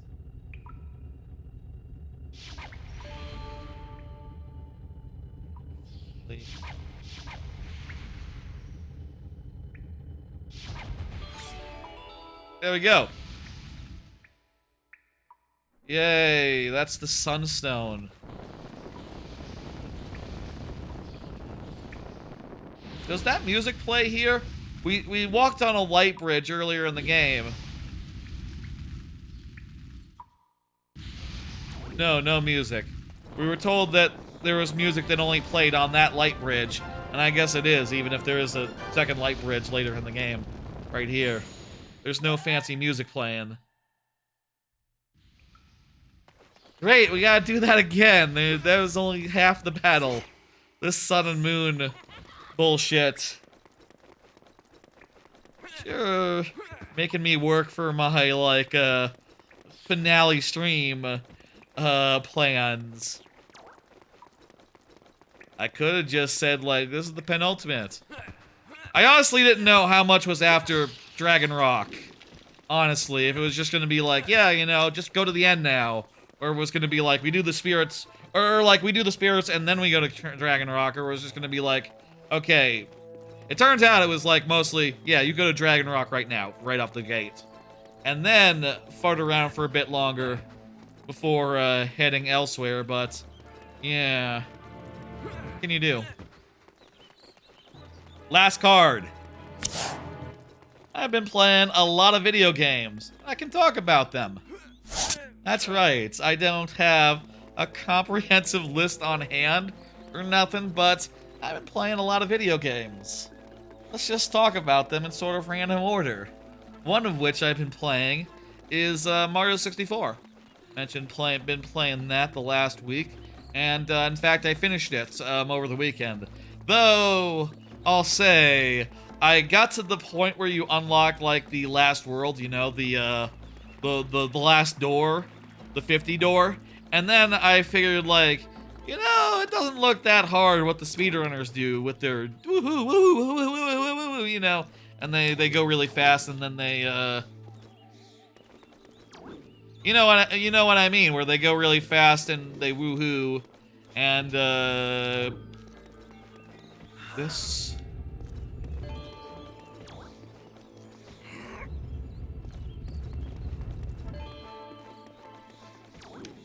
It doesn't look so hard to me, so I figured like, you know, I think I could do that. And I tried it, and sure enough, I was able to get up the stairs without too much trouble. It's kind of low-key easy to do that that stairway glitch. So I finished with 51 stars, all you need. And that felt pretty good. I think I'll play other games for a bit. And indeed, I have been playing other games. In particular,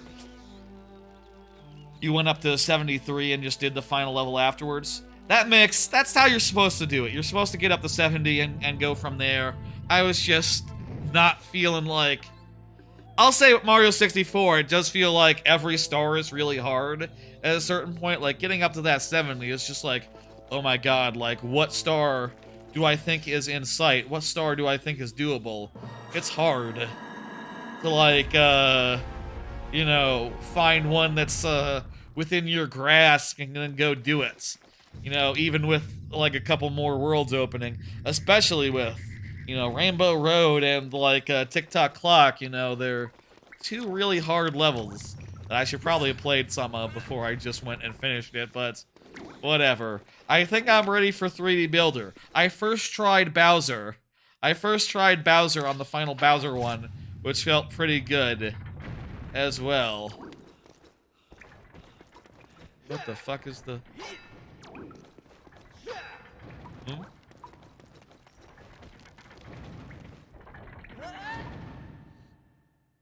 What?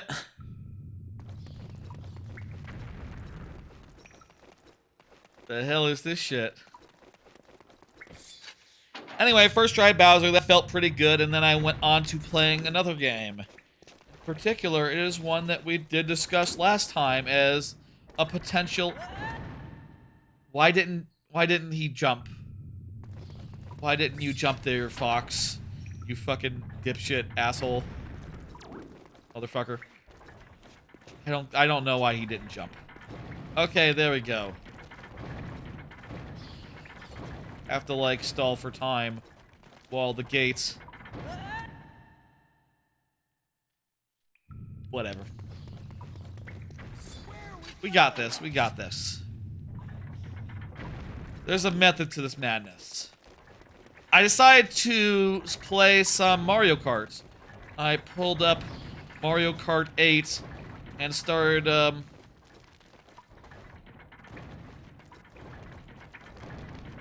doing the cups in order. Started going through the 150 of each cart and, having a good time. Just sort of racing it. against the bots, against like the campaign mode, as it were, and just sort of doing it one at a time. And I'm, you know, I say one at a time. I'm actually tending to go through like a couple at a time.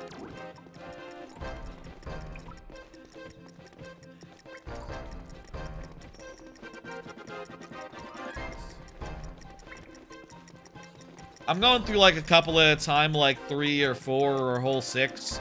And right now I just got like 6 left, so I'm coming up on the end of my Mario Kart 8 Deluxe time, though I don't know, maybe I'll...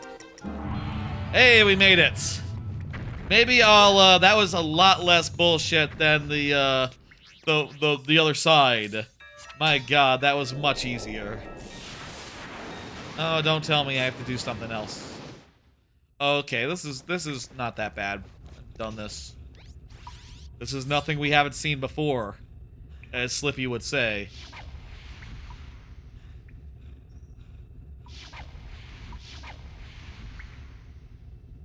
Probably the same as before, right?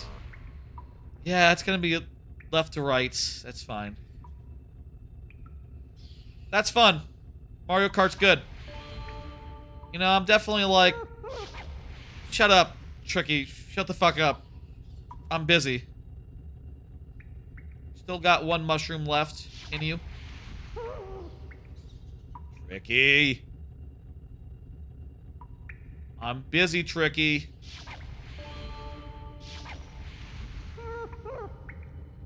Tricky, I'm busy. Seriously. That's been fun. Come on, Fox. I'm hungry. You know, if I had like, you know, the time, if I had not been like planning LASIK up to the Switch 2, right? Like maybe I would have done like a stream where I did that on stream, but I don't know. Honestly, it's just like playing through all the tracks of Mario Kart 8. Not that exciting, especially against bots. It's just mildly fun and mildly interesting to just go like, oh yeah, there's a lot of tracks in this game, huh? Tons and tons and tons and tons and tons. And they're all reasonably well done and very fun to play. And like, you know, the gravity mechanic and the underwater mechanics, they both work well. Can't say I will miss them when they're replaced by wall riding and all that, but you know, it was a damn good game for the 10 years where it was the Mario Kart game, and I'm really excited to see the new one and play the new one and get into that. You know, that's gonna be fun and that's gonna be good.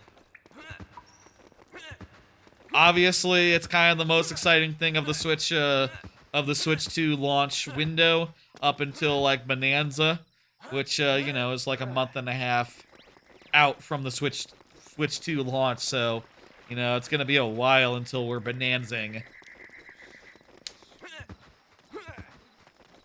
Mario Kart World looks good. Yeah, it looks fantastic. What else have I been playing? I mentioned Minecraft. I mentioned doing some Minecraft stuff earlier. I, you know, built various deep holes, you know. I thought it'd be fun in one case to dig a hole like straight down and see what happens. Who do you plan on maining? My forever main in Mario Kart is Waluigi, but I might try like mixing it up a little more, you know, playing some like drones and stuff. They got some pretty good drones. It would be a shame never to race as them, you know. But Waluigi's my main. Just always has been, you know. I love Waluigi. I'm gonna be Mariachi Waluigi. That'll be fun. Roadhog Waluigi. You know, whatever. Sun and Moon stuff is done now, by the way. Claire Obscure, of course, still playing Claire Obscure. I've gotten through a few more areas of that game, gotten the 4th party member. I'm still really early. I feel like with Claire Obscure, I'll say, I'm still very bad at dodging and parrying. And that makes, like, every battle really hard for me. and really just like, you know, I've heard people say like, oh, I'm so excited to go into battle because it's so satisfying. I still feel my overwhelming emotion when I go into battle is like concern and like fear and dread of just like, oh man, I'm gonna take some damage. I'm gonna be worked over here. Ugh. And like that is perhaps holding me back. I'll also say like, you know, I could probably find more time for Clair Obscur. I feel like I've only played it like a couple hours a night. Maybe like half of the days that there have been. So like you know, I haven't played it like every night or nothing, but it continues to be excellent. It continues to have a great story, amazing characters, and just really cool world. Really cool world. Again, it's like for the comparison I made before, Clair Obscur, it kind of reminds me of Hell's Paradise, the anime. It is a very cool, dire situation that, you know, a suicide mission, basically, insofar as just, like, the odds are all against you, and the world is so dangerous, and, goddamn. Second, Krazoa, Spirit of the Night. Let's go. I'm just looking at this A button and thinking about, like, how good that looks. That just kind of looks like a sweet tart. It looks like the ideal sweet tart. Like, you know, I feel like a sweet tart is actually, like, flat at the sides, but what if it was just, like, tapered? What if it, like, tapered in on both sides? Is there a candy that tapers in on both sides like that? That looks great. Like, I would love to eat that A button if it was made of candy. And I bet it'd be nice as well, and have like good thing. Wario, Pauline, Penguin, and Sideswiper, the Mario Bros. Crab, is what Trebucket's gonna play in Mario Kart World. Hell yeah! I'm sure like as people do online multiplayer. By the way, Trebucket, when are you getting the game? When are you getting it? When are you getting a Switch? If you're getting it launch nights, I don't know who I'm like gonna test the chat feature with. So like if you know, anyone I know is like online, you know, and willing to like you know, be on stream for a second. You don't know? Gotcha. Okay, well probably not you then. Then that would make sense. Hell, like I'm you know, we'll see what happens with that. We gotta test it out, right? But with who? I don't know. Exciting stuff. So exciting. I'm so excited. What else is going on as far as games go? Not playing that much Blueprints. I think the last Blueprints run I did was like a week ago at this point. Like last Thursday, last Tuesday or something. Like maybe Wednesday. It's been like a week since I did a Blueprints run, and that's just because I'm sort of out of things to do in Blueprints. I'm also, like, hang on a second. Let me look at my Switch and see if there's anything else I was playing. Oh yeah, I did put in a few games randomly, like Piku Niku, just to be like, you know, like I said before, I've been like re-reviewing a bunch of games that I beat like years and years ago. So I reinstalled a few to just tool around for a second and go like, oh yeah, I remember how this game feels and how it plays and how funny it is. Okay, I'm ready to write a review. Nothing else jumps out at me on looking at my like you know, home screen on this Switch 2 here. So, too bad. By the way, brand new shirt. What do you think? Pretty good, right? It's Yoshi eating up a bunch of fruit. Pretty slick, I think. And nice colors as well.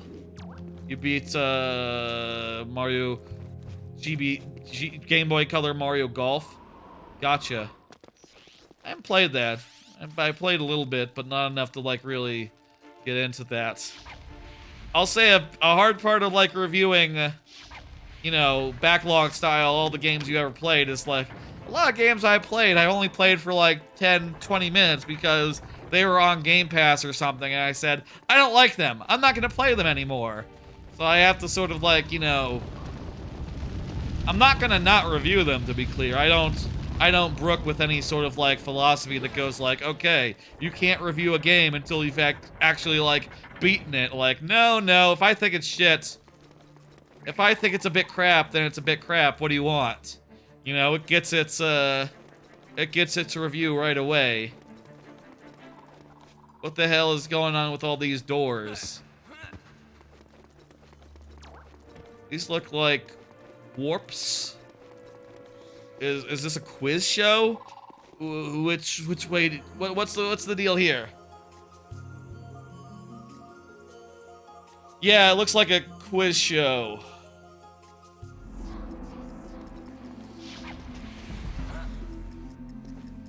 This is the...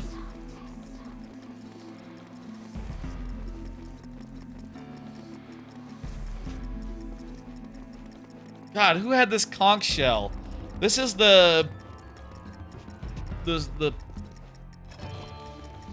Sky Fortress conch shell. What the fuck? This is a moon rock from the moon rock place? Oh, cool. You get, like, multiple attempts. What the hell is this? I don't even know what the fuck that's supposed to be. Now, this is the moon seed from the moon area. But that's not the moon! That's also not the moon. I guess this is the moon. I can see the moon guy there. I'm out of time.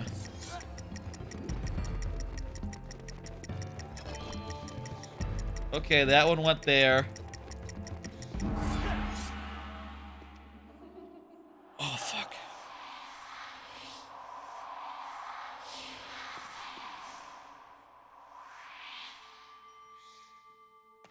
What else have I been playing? Not much. Not much. You know, I've basically been like going around trying to find stuff to play that's not like, you know, cannibalizing any on-stream content that I may want to do in the future. I've replayed like most of the games I can think of for like a quick, easy replay. Now, you know, now I'm more in a holding pattern for a bit. I mean, I say that I still have to do Clair Obscur, and like, there's so much Clair Obscur I have to do. It's not even a long game, but I need to do it. So, and also like, Blueprints is also a great game to do while doing podcasts and stuff. I mean, that said, I have to have it on the main screen, so like, and the same with Clair Obscur, so it's a little bit of a to-do to like, you know, get Avatar: The Last Airbender. Again, I've been rewatching Avatar: The Last Airbender recently. Get that going on like the, on like a phone or like on my preview monitor or something so I can play the game at the same time. I'll say I have been watching stuff while playing Clair Obscur, you know, and just like pausing the game or pausing the show when important stuff comes up, you know, when plots happens. That's how I've been doing things recently, as far as like, you know, games that are not all plots, but they got some plots sometimes, you know, and otherwise have just like sections where it's like, okay, you run around and you just do stuff. Don't fret. No, don't worry or nothing.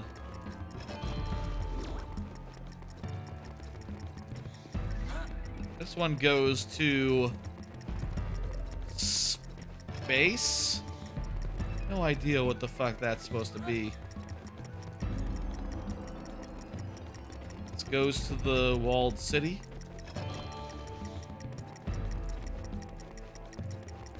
Imagine if you got this one first, it'd be impossible. It's lucky that this one was the last one to come up.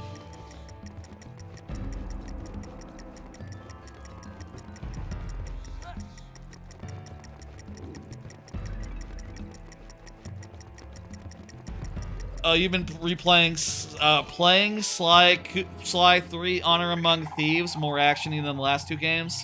I'm very curious about Sly Cooper. And also very curious, like, if I get a PlayStation 2 that's a Magic PlayStation 2, will it also have PlayStation 1 games on it? I don't know. I guess that's up to the wizard who makes it. Or, you know, I'm sure you could finagle that. You could learn enough wizardry to make that happen. Or just play it like normally. Yeah, I don't need an actual console to play certain games, but I would like to have one and play it on actual hardware. It's time to say goodbye. Wait, what? I know you're right, Fox. It's just... Yeah, I know. I'm gonna miss you too. Without your help, this mission would have failed. Are there only 5 in the game? Maybe there's only 5 in the game. I thought we've only gotten 4 so far, and this is the 5th one. You are now an honorary member of the Star Fox team. Dad, did you hear that? Me, a member of Star Fox. I think we're going to the end game. Do I get my own spaceship? Sly series only has its own crystal. I'll come and visit I mean, you soon. the weird thing about this game is this game barely has its own crystal, right? Like, she became an important character after this point for, like, being as important as she... Wait, are you coming? He's seeing me off, I guess. I don't have any of his, like, moves anymore. I can't feed him.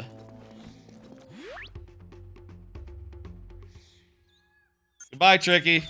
I guess the game's over. I think we're good. I think we're ending it. Excellent. I thought there was one more Krazoa's Spirit. Maybe I miscounted at some point. Or maybe the wiki lied to me and there's 5 in the game, but 6 in the original beta or something. Crystal was more in the marketing. Yeah, that's correct. Yeah. And also, in addition to being in the marketing and stuff, she was a bigger deal in the original prototype, you know. Let's go! Back to the Krazoa Palace. I have adjusted your flight path so that you will land at the top of the palace. As soon as you get there, head down inside to release That's the sick. spirit. Pepper out. Release the spirits! Yes, let's release the spirits. Folks, we are in endgame here. We're heading to the palace one last time, apparently. I guess this is the last time. I feel like there was I didn't realize there were only 5. Maybe I miscounted at some point, but I think we've only done 5 total. But that's great, hey, because a 6th one really wouldn't fit in to the flow of this game. We're gonna finish it. We're gonna go release the spirit. General Scales will be there. Surely we'll fight him, right? Let's go fight General Scales. Woo, that's definitely gonna happen. I know. Let's fly through one gold ring and then give, General Scales a what for. Let's see, how far can I get? Can I get to the dinosaur planet without touching the controller? Let's see, is the gold ring just gonna be like on the, right on the path here? I'm curious. Like, if I don't touch the controller, will I get to dinosaur planet? Come on. We're missing that one. We've missed 2 so far. So far, this strategy doesn't look like it's gonna work. There's one over there as well. That one's a little too far. Come on. These bombs are moving us a bit. This isn't gonna work. I'm beginning to doubt our chances now. Okay. I'll just touch it a little bit. Just a little bit of touching. And there we go. We did it. We did everything we need to do. You need to touch the stick a little bit to win. But only a little bit. You can't. Fox is no Luigi. He can't win by doing nothing. you know. But he doesn't have to do that much. And here we are at the end of the game! That very easy flying mission leads us into the finale. Of course, you want to replay the easiest level of the game right before the finale, right before the final boss. Why wouldn't you want to replay the easiest thing in the game right before the end? It looks like you could have done. I have to get one ring. That's the thing. I have to get one gold ring to get in there, so that's important. Important context, I needed one gold ring. If I hadn't gotten it, it wouldn't have worked. I would have just, you know, nothing would have happened. What can we do now that we couldn't do before? Oh, nothing. It's just that now this...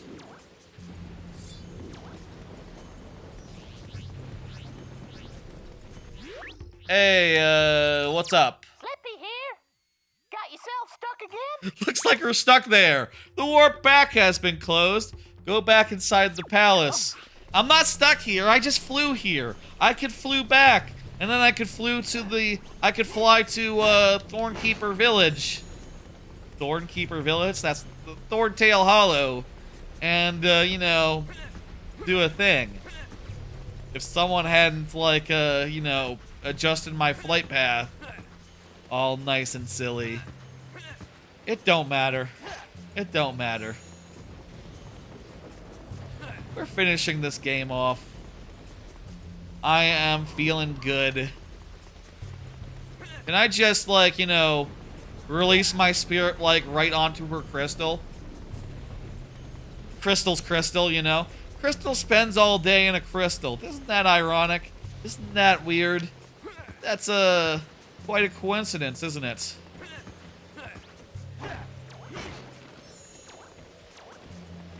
I know I just, you know, talked about releasing my spirit onto Crystal's crystal, but like, you knew what I meant.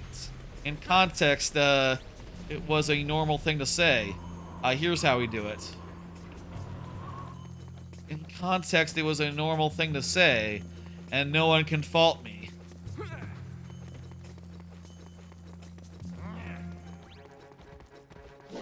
Hey, buddy. I really don't care to fight you.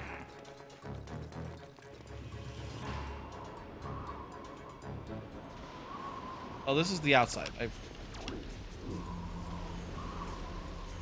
Also, okay, there's multiple holes. You can only get into one hole.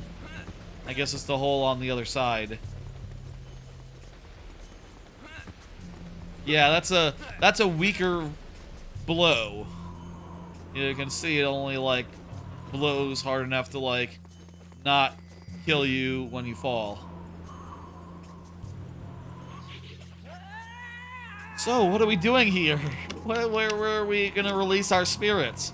We need to find a good place to release our spirit, if you know what I mean. You know, we gotta go find a nice secluded place with a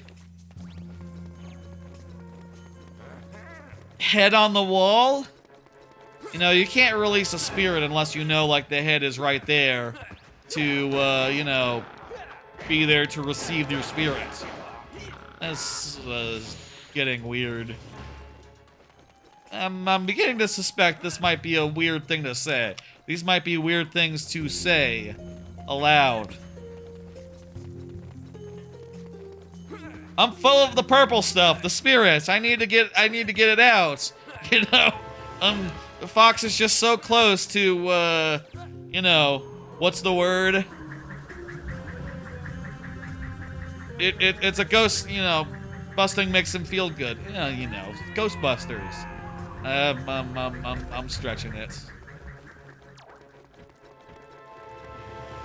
I'm going too far. No need to get to get weird with it. It's a normal thing.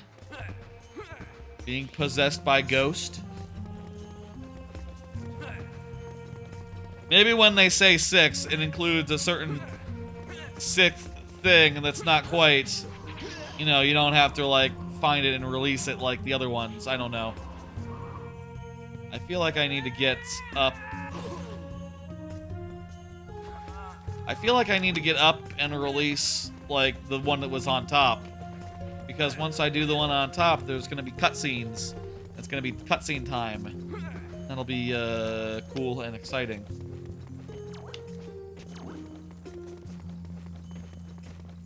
Should I look this up? Am I, like, missing it? Is it obvious? I feel like I've poked around every corner.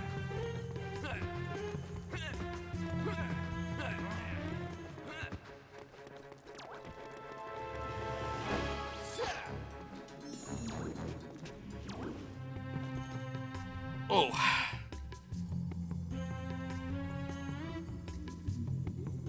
Final Krazoa Palace.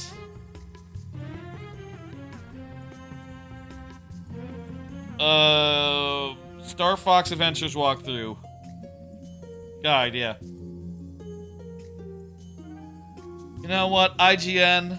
I'll throw you a bone. I'll throw you a bone here. Let's just see. Welcome to the guide. It's a weird way to structure it. Part 1, Part 2, Part 3, Part 4. What's in Part 4? Oh, wait, no. It's there's more than that many. Spoilers! There is a 6th one. We'll see it in a bit, I guess. Okay, the 5th.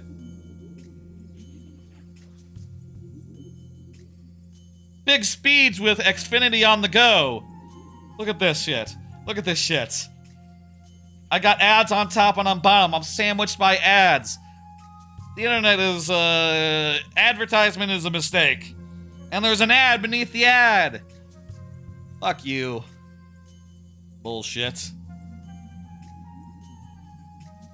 Deliverance? Wait, Deliverance? Ride down to the floor just below this one and run around the soft side. Below across the craft, release the sharp claw. And release the spirits. Okay, well, I know which floor to go to, so let me just, take that down. Isn't it nice being able to show whatever I'm looking at my phone?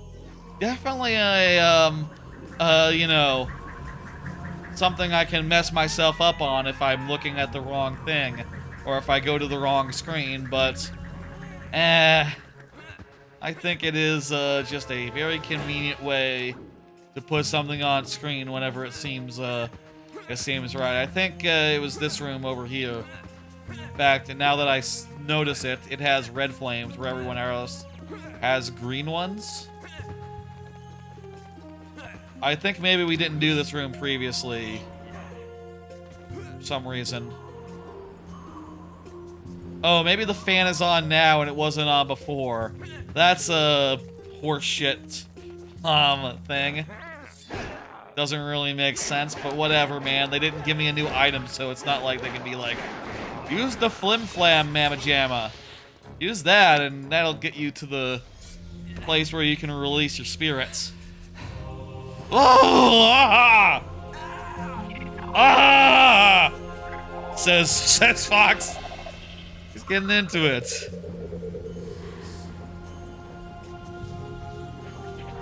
And by the way, yes, there is a 6th spirit. You know, the FAQ spoiled that much just looking at the structure and stuff, but it's in that shrine over there, and we gotta release it. And it makes sense because there's a whole nother trial of Krazoa that has yet to be done. You know, there's one last, which, you know, oh boy, I can't wait to do this last trial and then presumably fight General Scales. It's time now, by the way. Should this be a separate timestamp? The last Krazoa's spirits? It is kind of its own thing compared to the last one, which was a different thing. Let me think for 2 seconds and then say, yes, folks. Folks, it is time to go after the last Krazoa spirits. do the last Krazoa spirit, and maybe, you know, we'll see what's up with a certain general. You know, we're getting up to the point where we'll, you know, fight General Scales, haha. Let me say, there is a twist, perhaps, that like everyone knows about, and I'm just being a little bit coy about, you know. You know, those who don't know this game might be wondering, like, okay, you know, hey, you know, we're about to get this spirit, and then we'll fight General Scales, and that'll be the game. And I'd say, right, haha, yes, of course, that's what you think. Of course, that's how it would go. Well, what's actually gonna happen? Well, I'll never say, but absolutely, we're gonna fight General Scales. Why wouldn't we fight General Scales? He's the main bad guy. And he's appeared, like, at the end of every world to be like, haha, I'm here for no reason. Just one step ahead of you. He's been like your Team Rocket this whole time.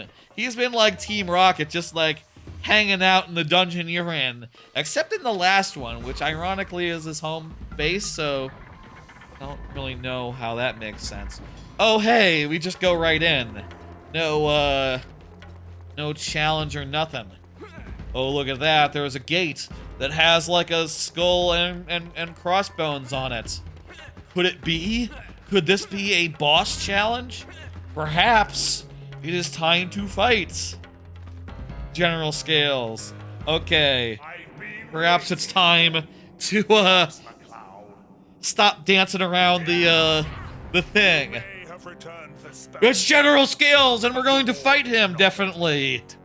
Now you must face me. It really makes it sound like you're gonna fight him. Scales, you are no longer any use. Right. I was wondering there, like, wait, do you actually fight him? I demand you show yourself. But you don't. I am the one you brought to Krazoa Palace. The Earthwalkers could see me, but you could not. What? I don't understand. No, I didn't think you would.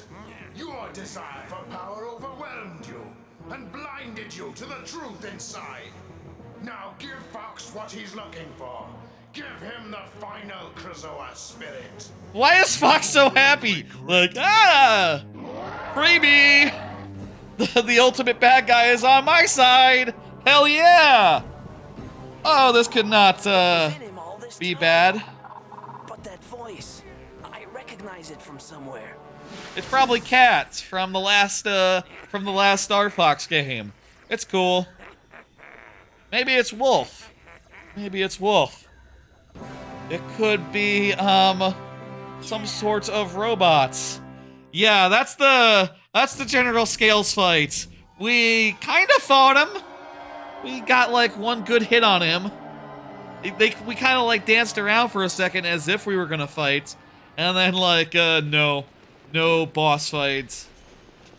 I think that's maybe the dumbest thing in the game, and now that I've replayed it again, it's like, it's not even something. You know, they didn't even make it anything. It could have been just a boss fight. You could have just fought him. You actually could have just fought him. It didn't need to be a plot twist right there of just like, General Scales, stop resisting. Fox, it's actually good for me. You know, it didn't need to be a plot twist. It didn't need to be like someone stepping out from behind the shadows.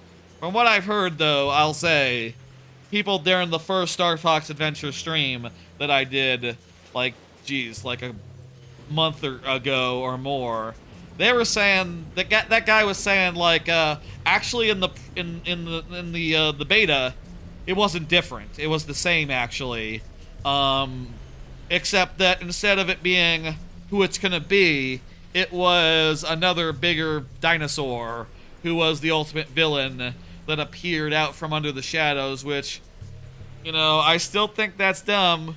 Like, I understand that, like, yeah, he's just sort of a guy. Like, you would just sort of fight him like any other Sharplaw, I guess. Like, how exactly do you make that into an interesting fight? But I don't know. It's not like Zelda hasn't fought Ganondorf, like, a bunch of times, and it's been good every time. I feel like they gave up way too fast on General Scales, and, like, you know, really the Test of Fear was, like, the best you got with him. Very weird. Hey, I'm gonna turn in the spirit and then we're gonna fight the final boss of the game. This is another timestamp. This is the last timestamp of the stream. That's not true. I'll do another timestamp when it's credits and final thoughts. But, like, we're about to finish it, folks. Hell yeah. It's midnight. Been going around 4 hours. I don't think this final boss will take too long. So, we'll be, we should be done within the hour. Also, it's story time. Hey. What's going on? You said this would save her. Did you miss the fact that I was working with General Scales and I was evil? Evil spirit. It's kind of a dopey thing to say, considering that you just learned that there was a conspiracy going on. Oh no. Our spirit is going into Crystal. That's not good. Okay, good. It's out of Crystal. And now it's into, whatever that is. Wake up!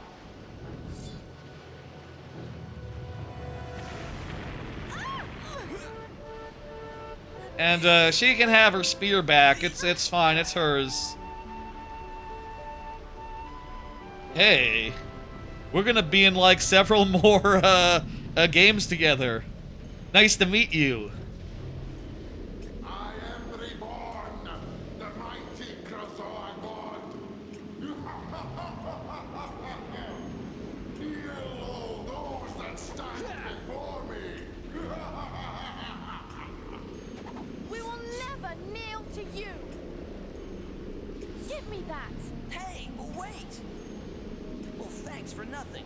If it wasn't for me, you wouldn't be standing It's here at true. all. You did record a message for him, like, to tell him how to use it and all, so...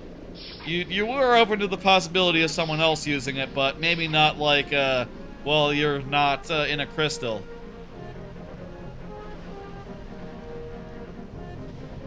Yeah, you have fun with that crystal. This is literally all the screen time she gets! She just takes the staff back and is like, I'm gonna fire into the sky from here. And Fox is just like, well, I have a spaceship, so, you know...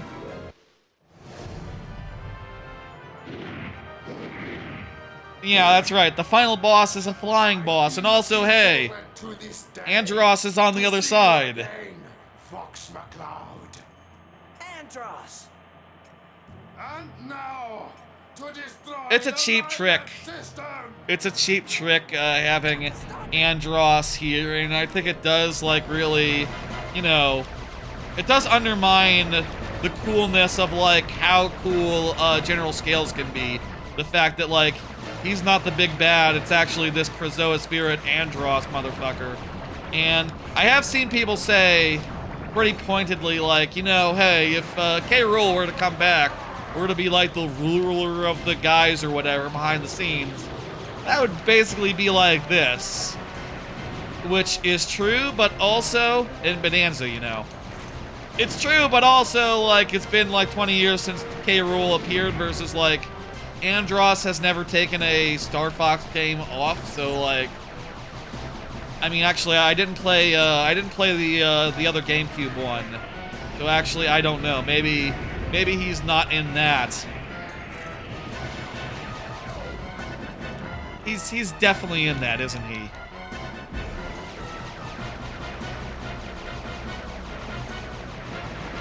I can't speak to that one, but Andros is in all these games. He's a pretty big part of them. It wouldn't have hurt Andros to take one game off. You don't recall him in Assault? Right, yes. Was he in Command? I forget Command. Command is not a great game. I have it. Didn't really like it much at all, let me say. I need bombs.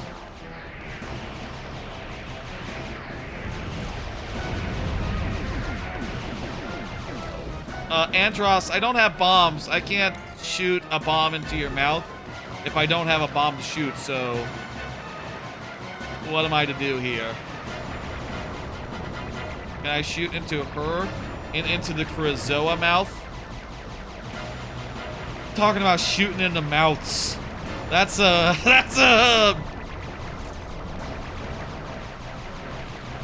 yet another euphemism for y'all. Shooting lasers into mouths. Shooting lasers into mouths.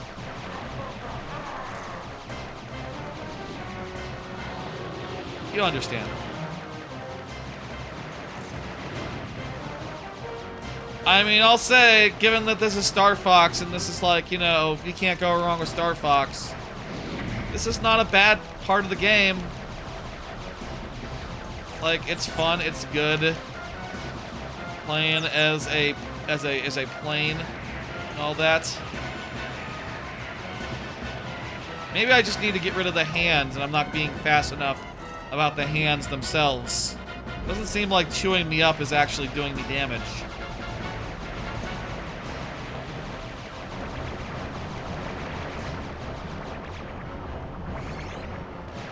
I guess I don't know, like, how else this game could have ended, considering, like, general scales, he's a normal-sized dude.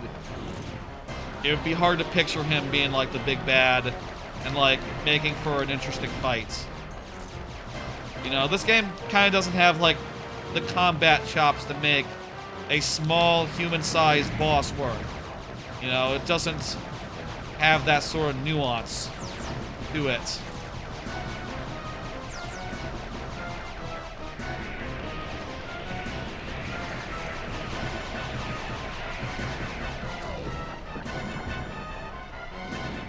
I'm doing something wrong here. You don't think I just need to just, like, spin my wheels on this boss and get down to, like, nearly dead, at which point someone, you know, I'll reinforcements. I don't want to give away the game because it's, like, the last thing that this game has to offer. You know, the last big, moments.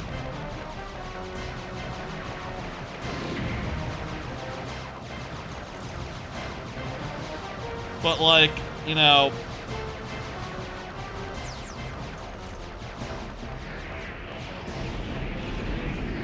I can't speed up how fast I go into this mouth. Not that I want to go into the mouth, but it seems like I just have no control here.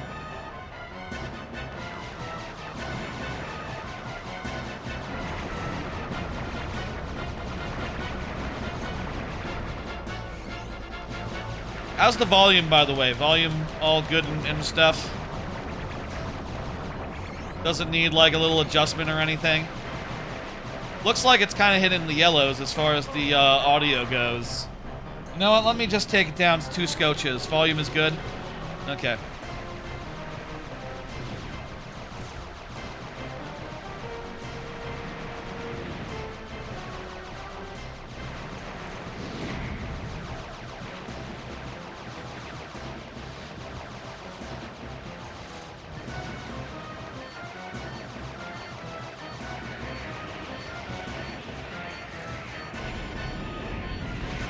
I'm dead. That's fine.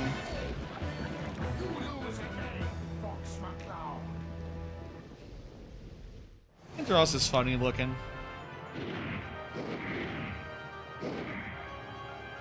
I've been looking forward to this day. Me too. To see you again. Me too. Andros.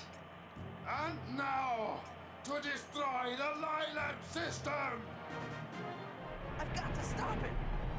You know, I'll say, plot-wise, during the first stream, I was saying it didn't make sense for General Scales to want to destroy the planet that he lived on, you know? I kind of made jokes like, maybe it's a negotiation tactic, which was a reference to what was going on at the time, and is still going on in the, you know, in the avenue of, like, things happening in real life, if you know what I mean.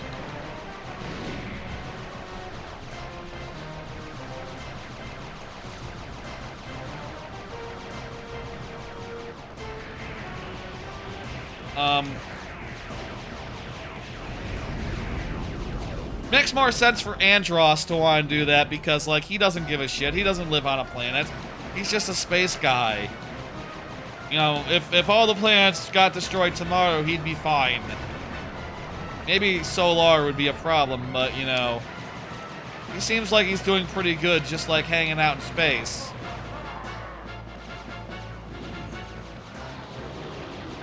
Okay, seriously, what the fuck am I doing wrong here? Is it just a matter of, like, not destroying these hands fast enough? I'm shooting them as much as I fucking can here.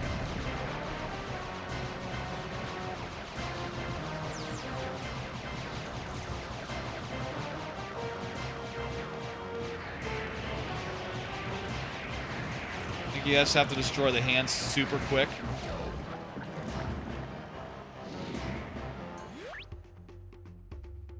How about we have a look? 1 second here. Early bird pricing now available on IGN Live. Los Angeles Magic Box The Reef. Wow! How can I resist? You know. Up next, Guide Part 7. Oh, this isn't the guide next part. This is how you get to Guide Part 7.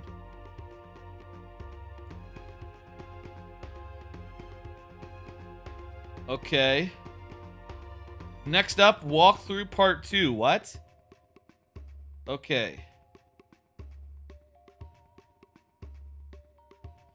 Dup. Hey, since one has Crystal spoken English. Yeah, that was weird.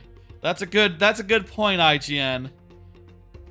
IGN just refreshed because it's a goddamn terrible website. Goddamn terrible website. I see this all the time at websites these days, like IGN bloated with ads and so many ads that they can't literally stay without refreshing themselves. And I bet this gets them fucking traffic as a result. To be clear, with my opinions on fandom, I don't think fandom is the only blight on the internet. I think that, this is all shit. What a shit website this is.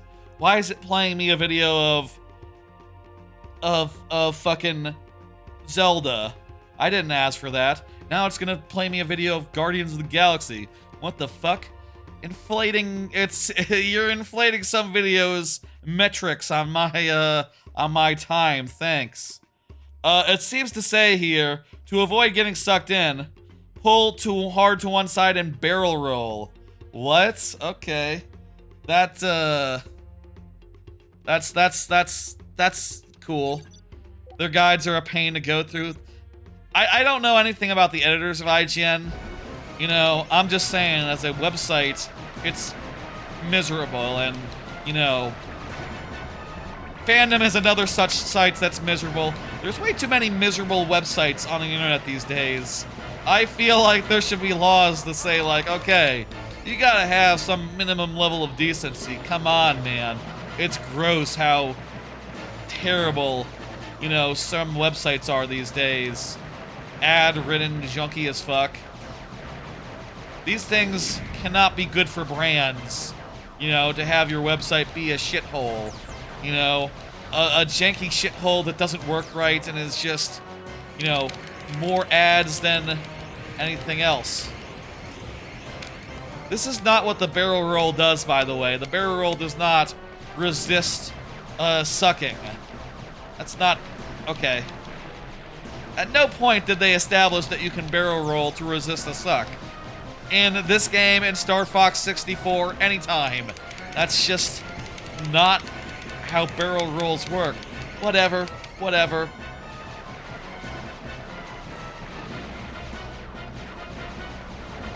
I destroyed the hands.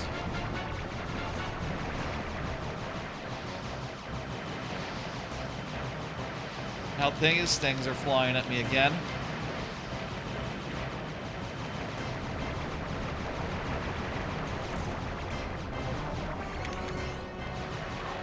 Barrel rolls are supposed to, like, deflect stuff. That's the function of a barrel roll. Wait, seriously? Do I have to just destroy the hands again? That seems dumb, but whatever. I'll do it.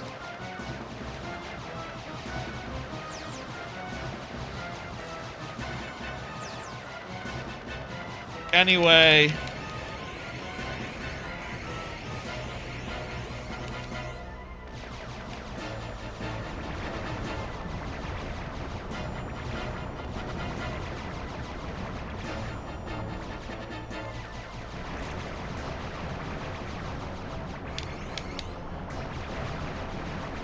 Oh, this is cool. These are some cool additional phases. And, you know, he doesn't have to, like, suck again. And that you can just lay off that. I need a bomb so I can feed you a bomb.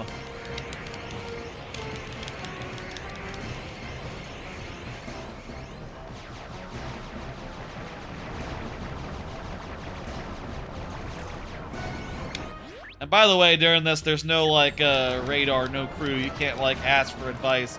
If I could have asked Slippy for advice, well, I'll be honest, I don't know that I would have remembered, but, and I didn't, like, think of that, but I wouldn't be able to even if I had, like, thought of it and remembered.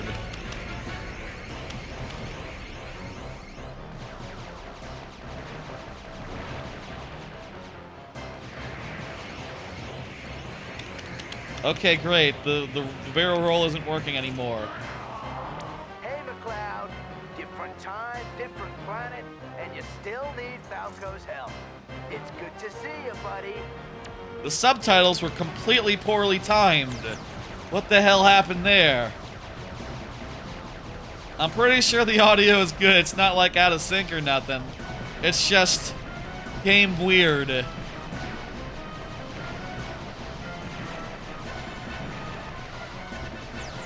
Yeah, I remember it being a cool moment when Falco shows up and it's like, hey, how you doing? It's me, Falco, I'm here.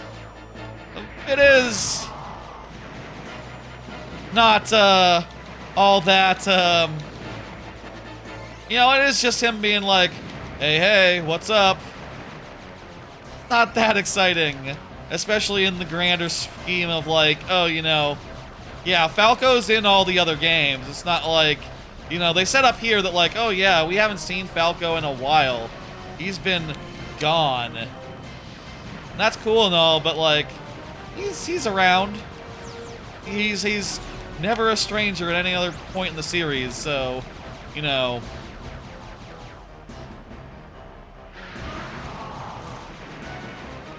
I'm gonna shoot the brain. And try to dodge when he like rams at me.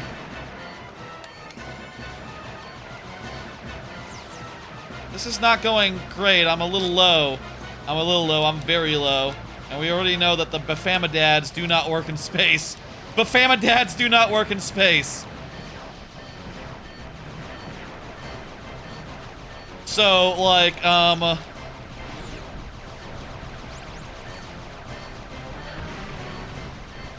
shit. I didn't wait until he sucked. No! No! Bafomdads don't work in space! Tell me there's a checkpoint.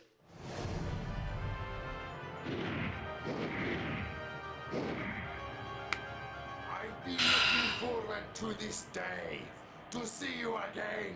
You know, for the title of this stream, like of the VOD and all that, I was thinking something to the effect of like,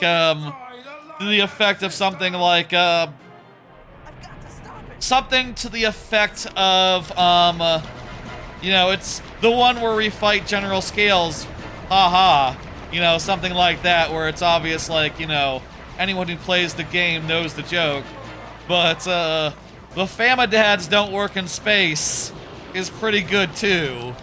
That's just a very funny title that's not at all, like, you know, something I thought about, like, before the stream even started, as a possibility for like, humor that reveals what section of the game it's referring to.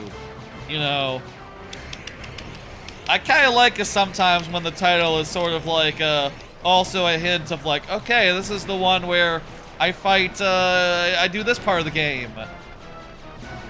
You know, but also, hey, you know, whatever, man. It's not like this is the final part. There's only one part of the game that it could be, right? The only question is, like, how far back it goes. God damn it! Ah, shit. The only question is, like, how far back it goes.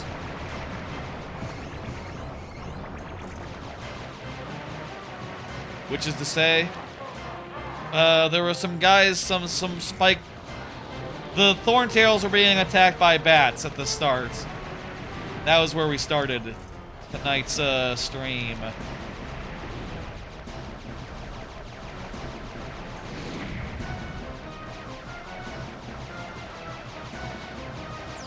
It really sucks here because if you have to restart the phase, you have to, like, restart from fucking scratch, basically. Like, you just wasted all your fucking time, like, going through the first part and the second part.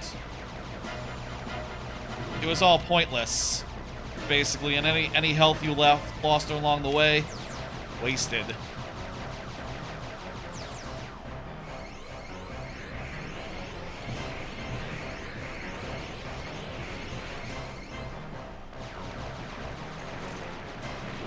I mean, I'll say, this is definitely, like, the most boss-like boss of any boss of this game. Kind of weird that it's, like, you know, in a style, you know, the game mostly has not been about flying. But, you know, you gotta assume, like, most people have played 64. I mean, no, that's probably not true anymore. Most people probably haven't played 64, but at the time, anyone who was, like, interested in this game probably also played 64. Probably you could just rely on, like, them, you know, knowing how to fly from there. It must have been weird for those of the people who hadn't played, like, you know, big Rare fans, like, just strict Rare fans, you know, that sort of thing. We're just like, I'm here for Rare. I don't care about this Andros man. Who is this guy? They don't even explain who he is. They're just like, oh, it's Andros. What's up, Andros? If you're those who don't know, Andros is like an evil monkey genius who, like, Star Fox is not friends with. He tried to take over the galaxy, destroy the galaxy a couple times in Star Fox 64 and Star Fox SNES, and you know, as a result, there were a bunch of Lilat wars as a result of him doing things. Boy, howdy, these triggers are noisy, aren't they?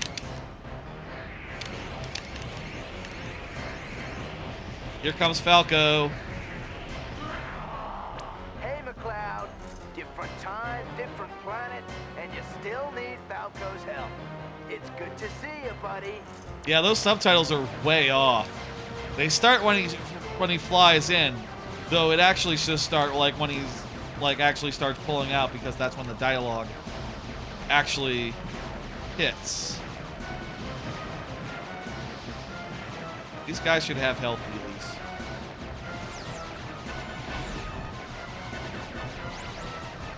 If I hadn't wasted that bomb, maybe we would have finished it last time.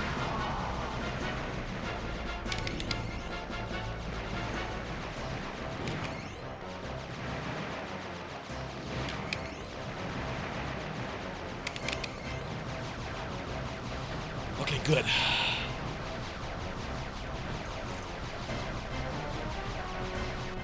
Ooh, take a quick breather. Take a quick breather.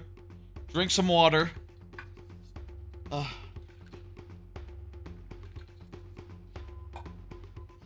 Battle's going well. It's not it's not quite 12:30. We haven't been fighting this guy for too long. Everything is good. Wouldn't take that long to recover this. We got this. Yes.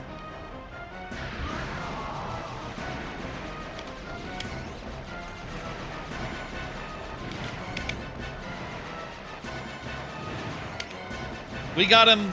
We got him on the ropes. We got him lower than he has us. Just barely. I can't believe those silver rings only do like 1 pip. They should do like a whole thing of health.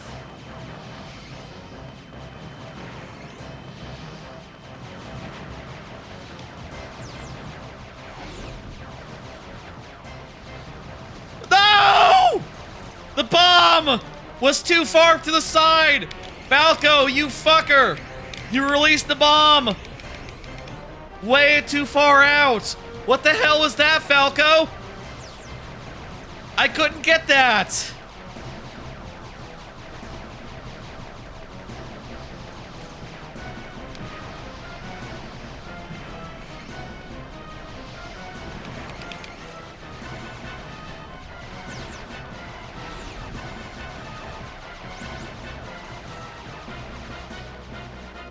Relax, we're still good. Bombing him.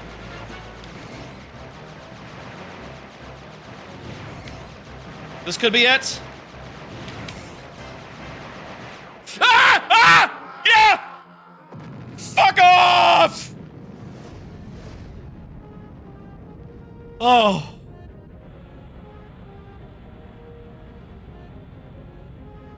We did it.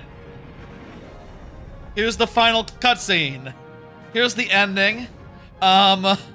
Credits will be following shortly, and then I'll give some final thoughts as I wrap up here.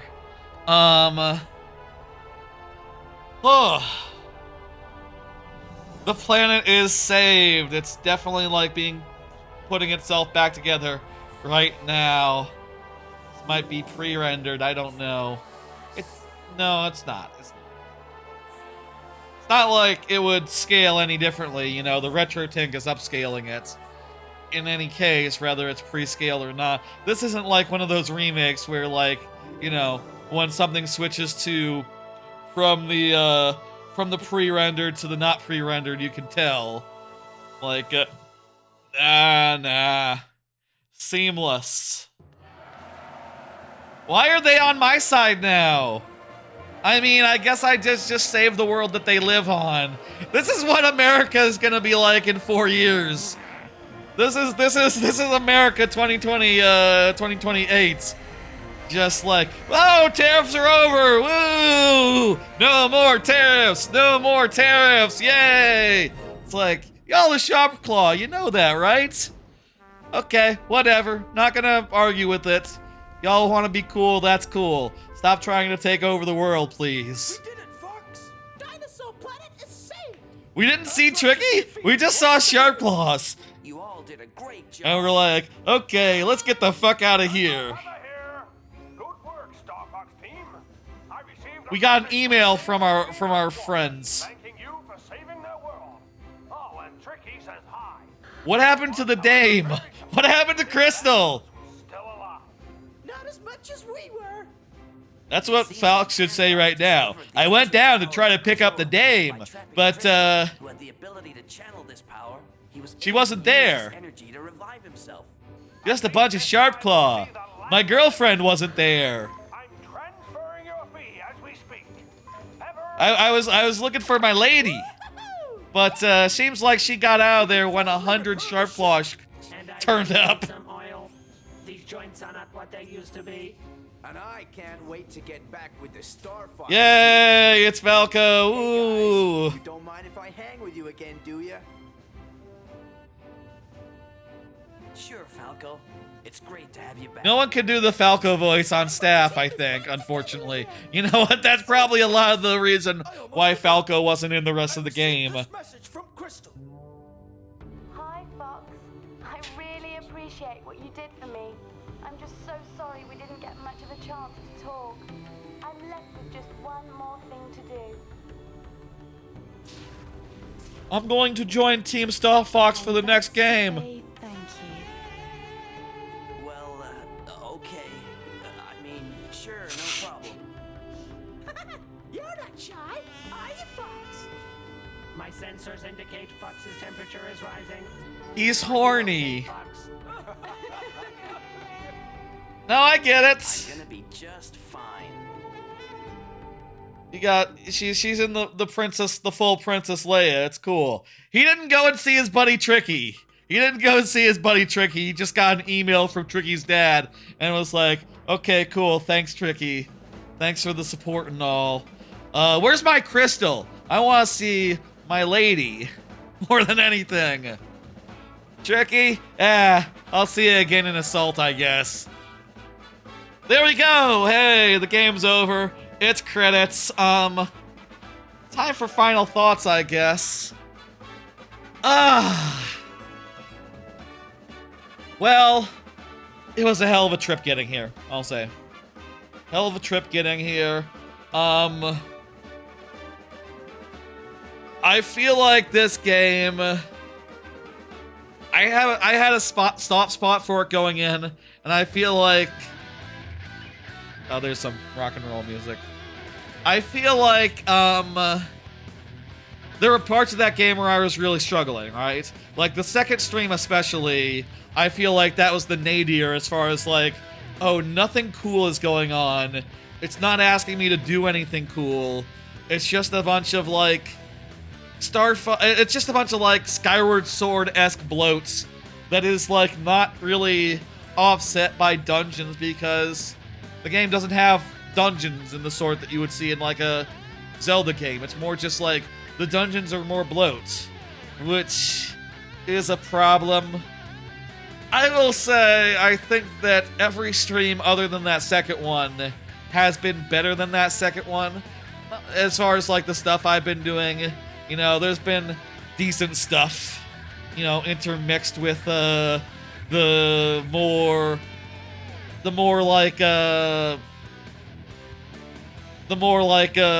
basic stuff, the more, like,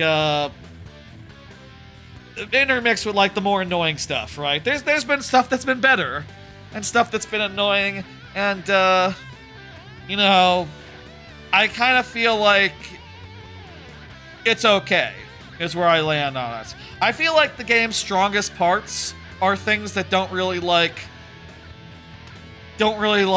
age as well as the other parts. Like, graphics is kind of its strongest suit, and we're talking about SD graphics from 20 years ago. That's 25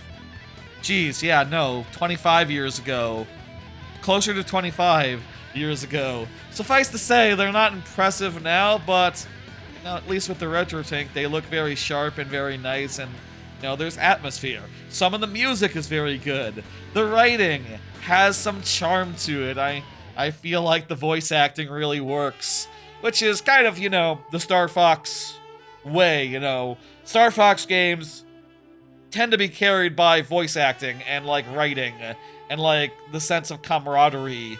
Some side characters are not so charming. Like, I feel like every time a Thorntail talked to me and said things like, oh, you gotta go light our nightlights again. There's bats attacking us. I thought it was kind of shit. But, like, you know, every time the Warpstone talks, every time Tricky talks, every time the shopkeeper talks, it's good. And I like to see it, and I like to hear it. And it has a charming sort of thing to it. A lot of what the game asks you to do is annoying. A lot of the things it asks you to do kind of just suck. And you have to just deal with it and struggle through.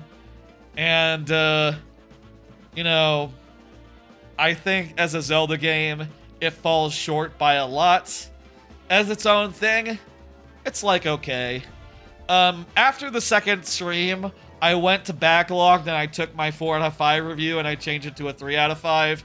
And I think that's about right. I thought about if I wanted to change it back, but nah. 3 out of 5 is honestly where I fall with this game. It's... I think it's got its charms. I think it's got its, like, appeal. I think it's got its strong suits. But there's no denying that it's worse than Skyward Sword. And that much, by like a star ranking, basically. If Skyward Sword is a 4 out of 5, then this has to be a 3 out of 5, and that's where I fall. That's what I think. And, you know, I'll say 3 out of 5 means you're okay. You know, you're fine, but like, you know, I'll say I tried to replay this game multiple times in the past, only getting like midway through. You can see here, like, I don't know like when, doesn't really say. I don't know like when these two files were started, but I got like halfway through both times and then stopped because, yeah, unless I'm on a stream and I have like motivation to keep going, like, why wouldn't I just like get to the walled city and go like, okay, peace. I'll find another game to play, you know, get to Krazoa's shrine and be like, okay, I'm out, I'm done. But hey, we got 99%. Why is it 99% and not 100%? That's curious. Maybe I didn't buy something from the store. I bet I didn't buy something from the store. You're going to bet your buckets? I am too. I think that about sums up my thoughts, my feelings. You know, I'll say, like, I was kind of expecting it to hit a little harder, to like be less annoying, to have like, you know, I was expecting each of the flying fortress asteroid things to be a little more solid, be a little bit more dungeon-like, but they weren't, and I guess it's fine. You know, I didn't hate it, really. And there was enough stuff there that there's enough charm to it to get by. Let me make myself big, and I'll just leave Fox. I'll go right here where Fox is. Let me make myself big and pull up the schedule, which I forgot to edit before the stream. Let me say what's going on. In fact, where the fuck's my... Here we go. Let me say what's going on. In fact, let me edit this in real time. Why not? I got an editable docket right here. So, as you can tell, Star Fox Adventures is now done. There will be no Star Fox Adventures for a while, and in fact, no playthrough streams for a while, because there's some stuff happening soon. Like this Friday will be viewer levels. That'll be the next time I'll be on stream. Next week will be a bit of an odd week because, well, not only am I taking a break next Tuesday, but I got some other plans as well, as you can see from the schedule here. Next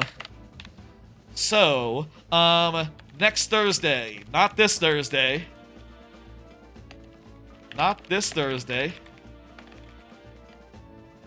will be a Game Pass stream. Game Pass stream featuring Doom, new Doom, and other games. I'll try out a bunch of games, including the new Doom and the Patrick Star game, and probably a bunch else. We'll just do a bunch. And then after that will be the birthday stream, which is already in there. Excellent. The Friday stream between them, no, I can't put that in there. It'll force the rest of the stuff off screen. Yeah. Oh, that's fine then. Yeah. Okay. So yeah, so launch stuff for the Switch 2. So it's actually missing something. It doesn't have the Mario Builder 64 stream in there. I'll take another crack at writing this stream schedule later on, but point is, for this week, all y'all need to know is I will be back on Friday for viewer levels at 6 p.m. Central, Mario Maker 2, the normal stream. Next week, there'll be a Thursday stream with Game Pass games, bunch of Game Pass games, bounce around style. That'll be fun.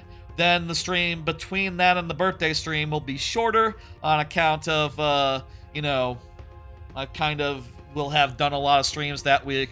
Let's take it easy on the Friday before. An all-day stream where I play Mario Galaxy 1 and 2, switching games every 5 lives. That'll be on the birthday, May 17th. I don't know what time starting yet. I'll figure that out later. And then there's a bunch of stuff happening after that, such as Builder 64, the Tuesday in 2 weeks from now. I'll be out of commission for LASIK for a bit, for the following week. The Switch 2 will hit, the Xbox will hit, and rare playthroughs will resume in June, second week of June after the Switch 2 hits. Jeez.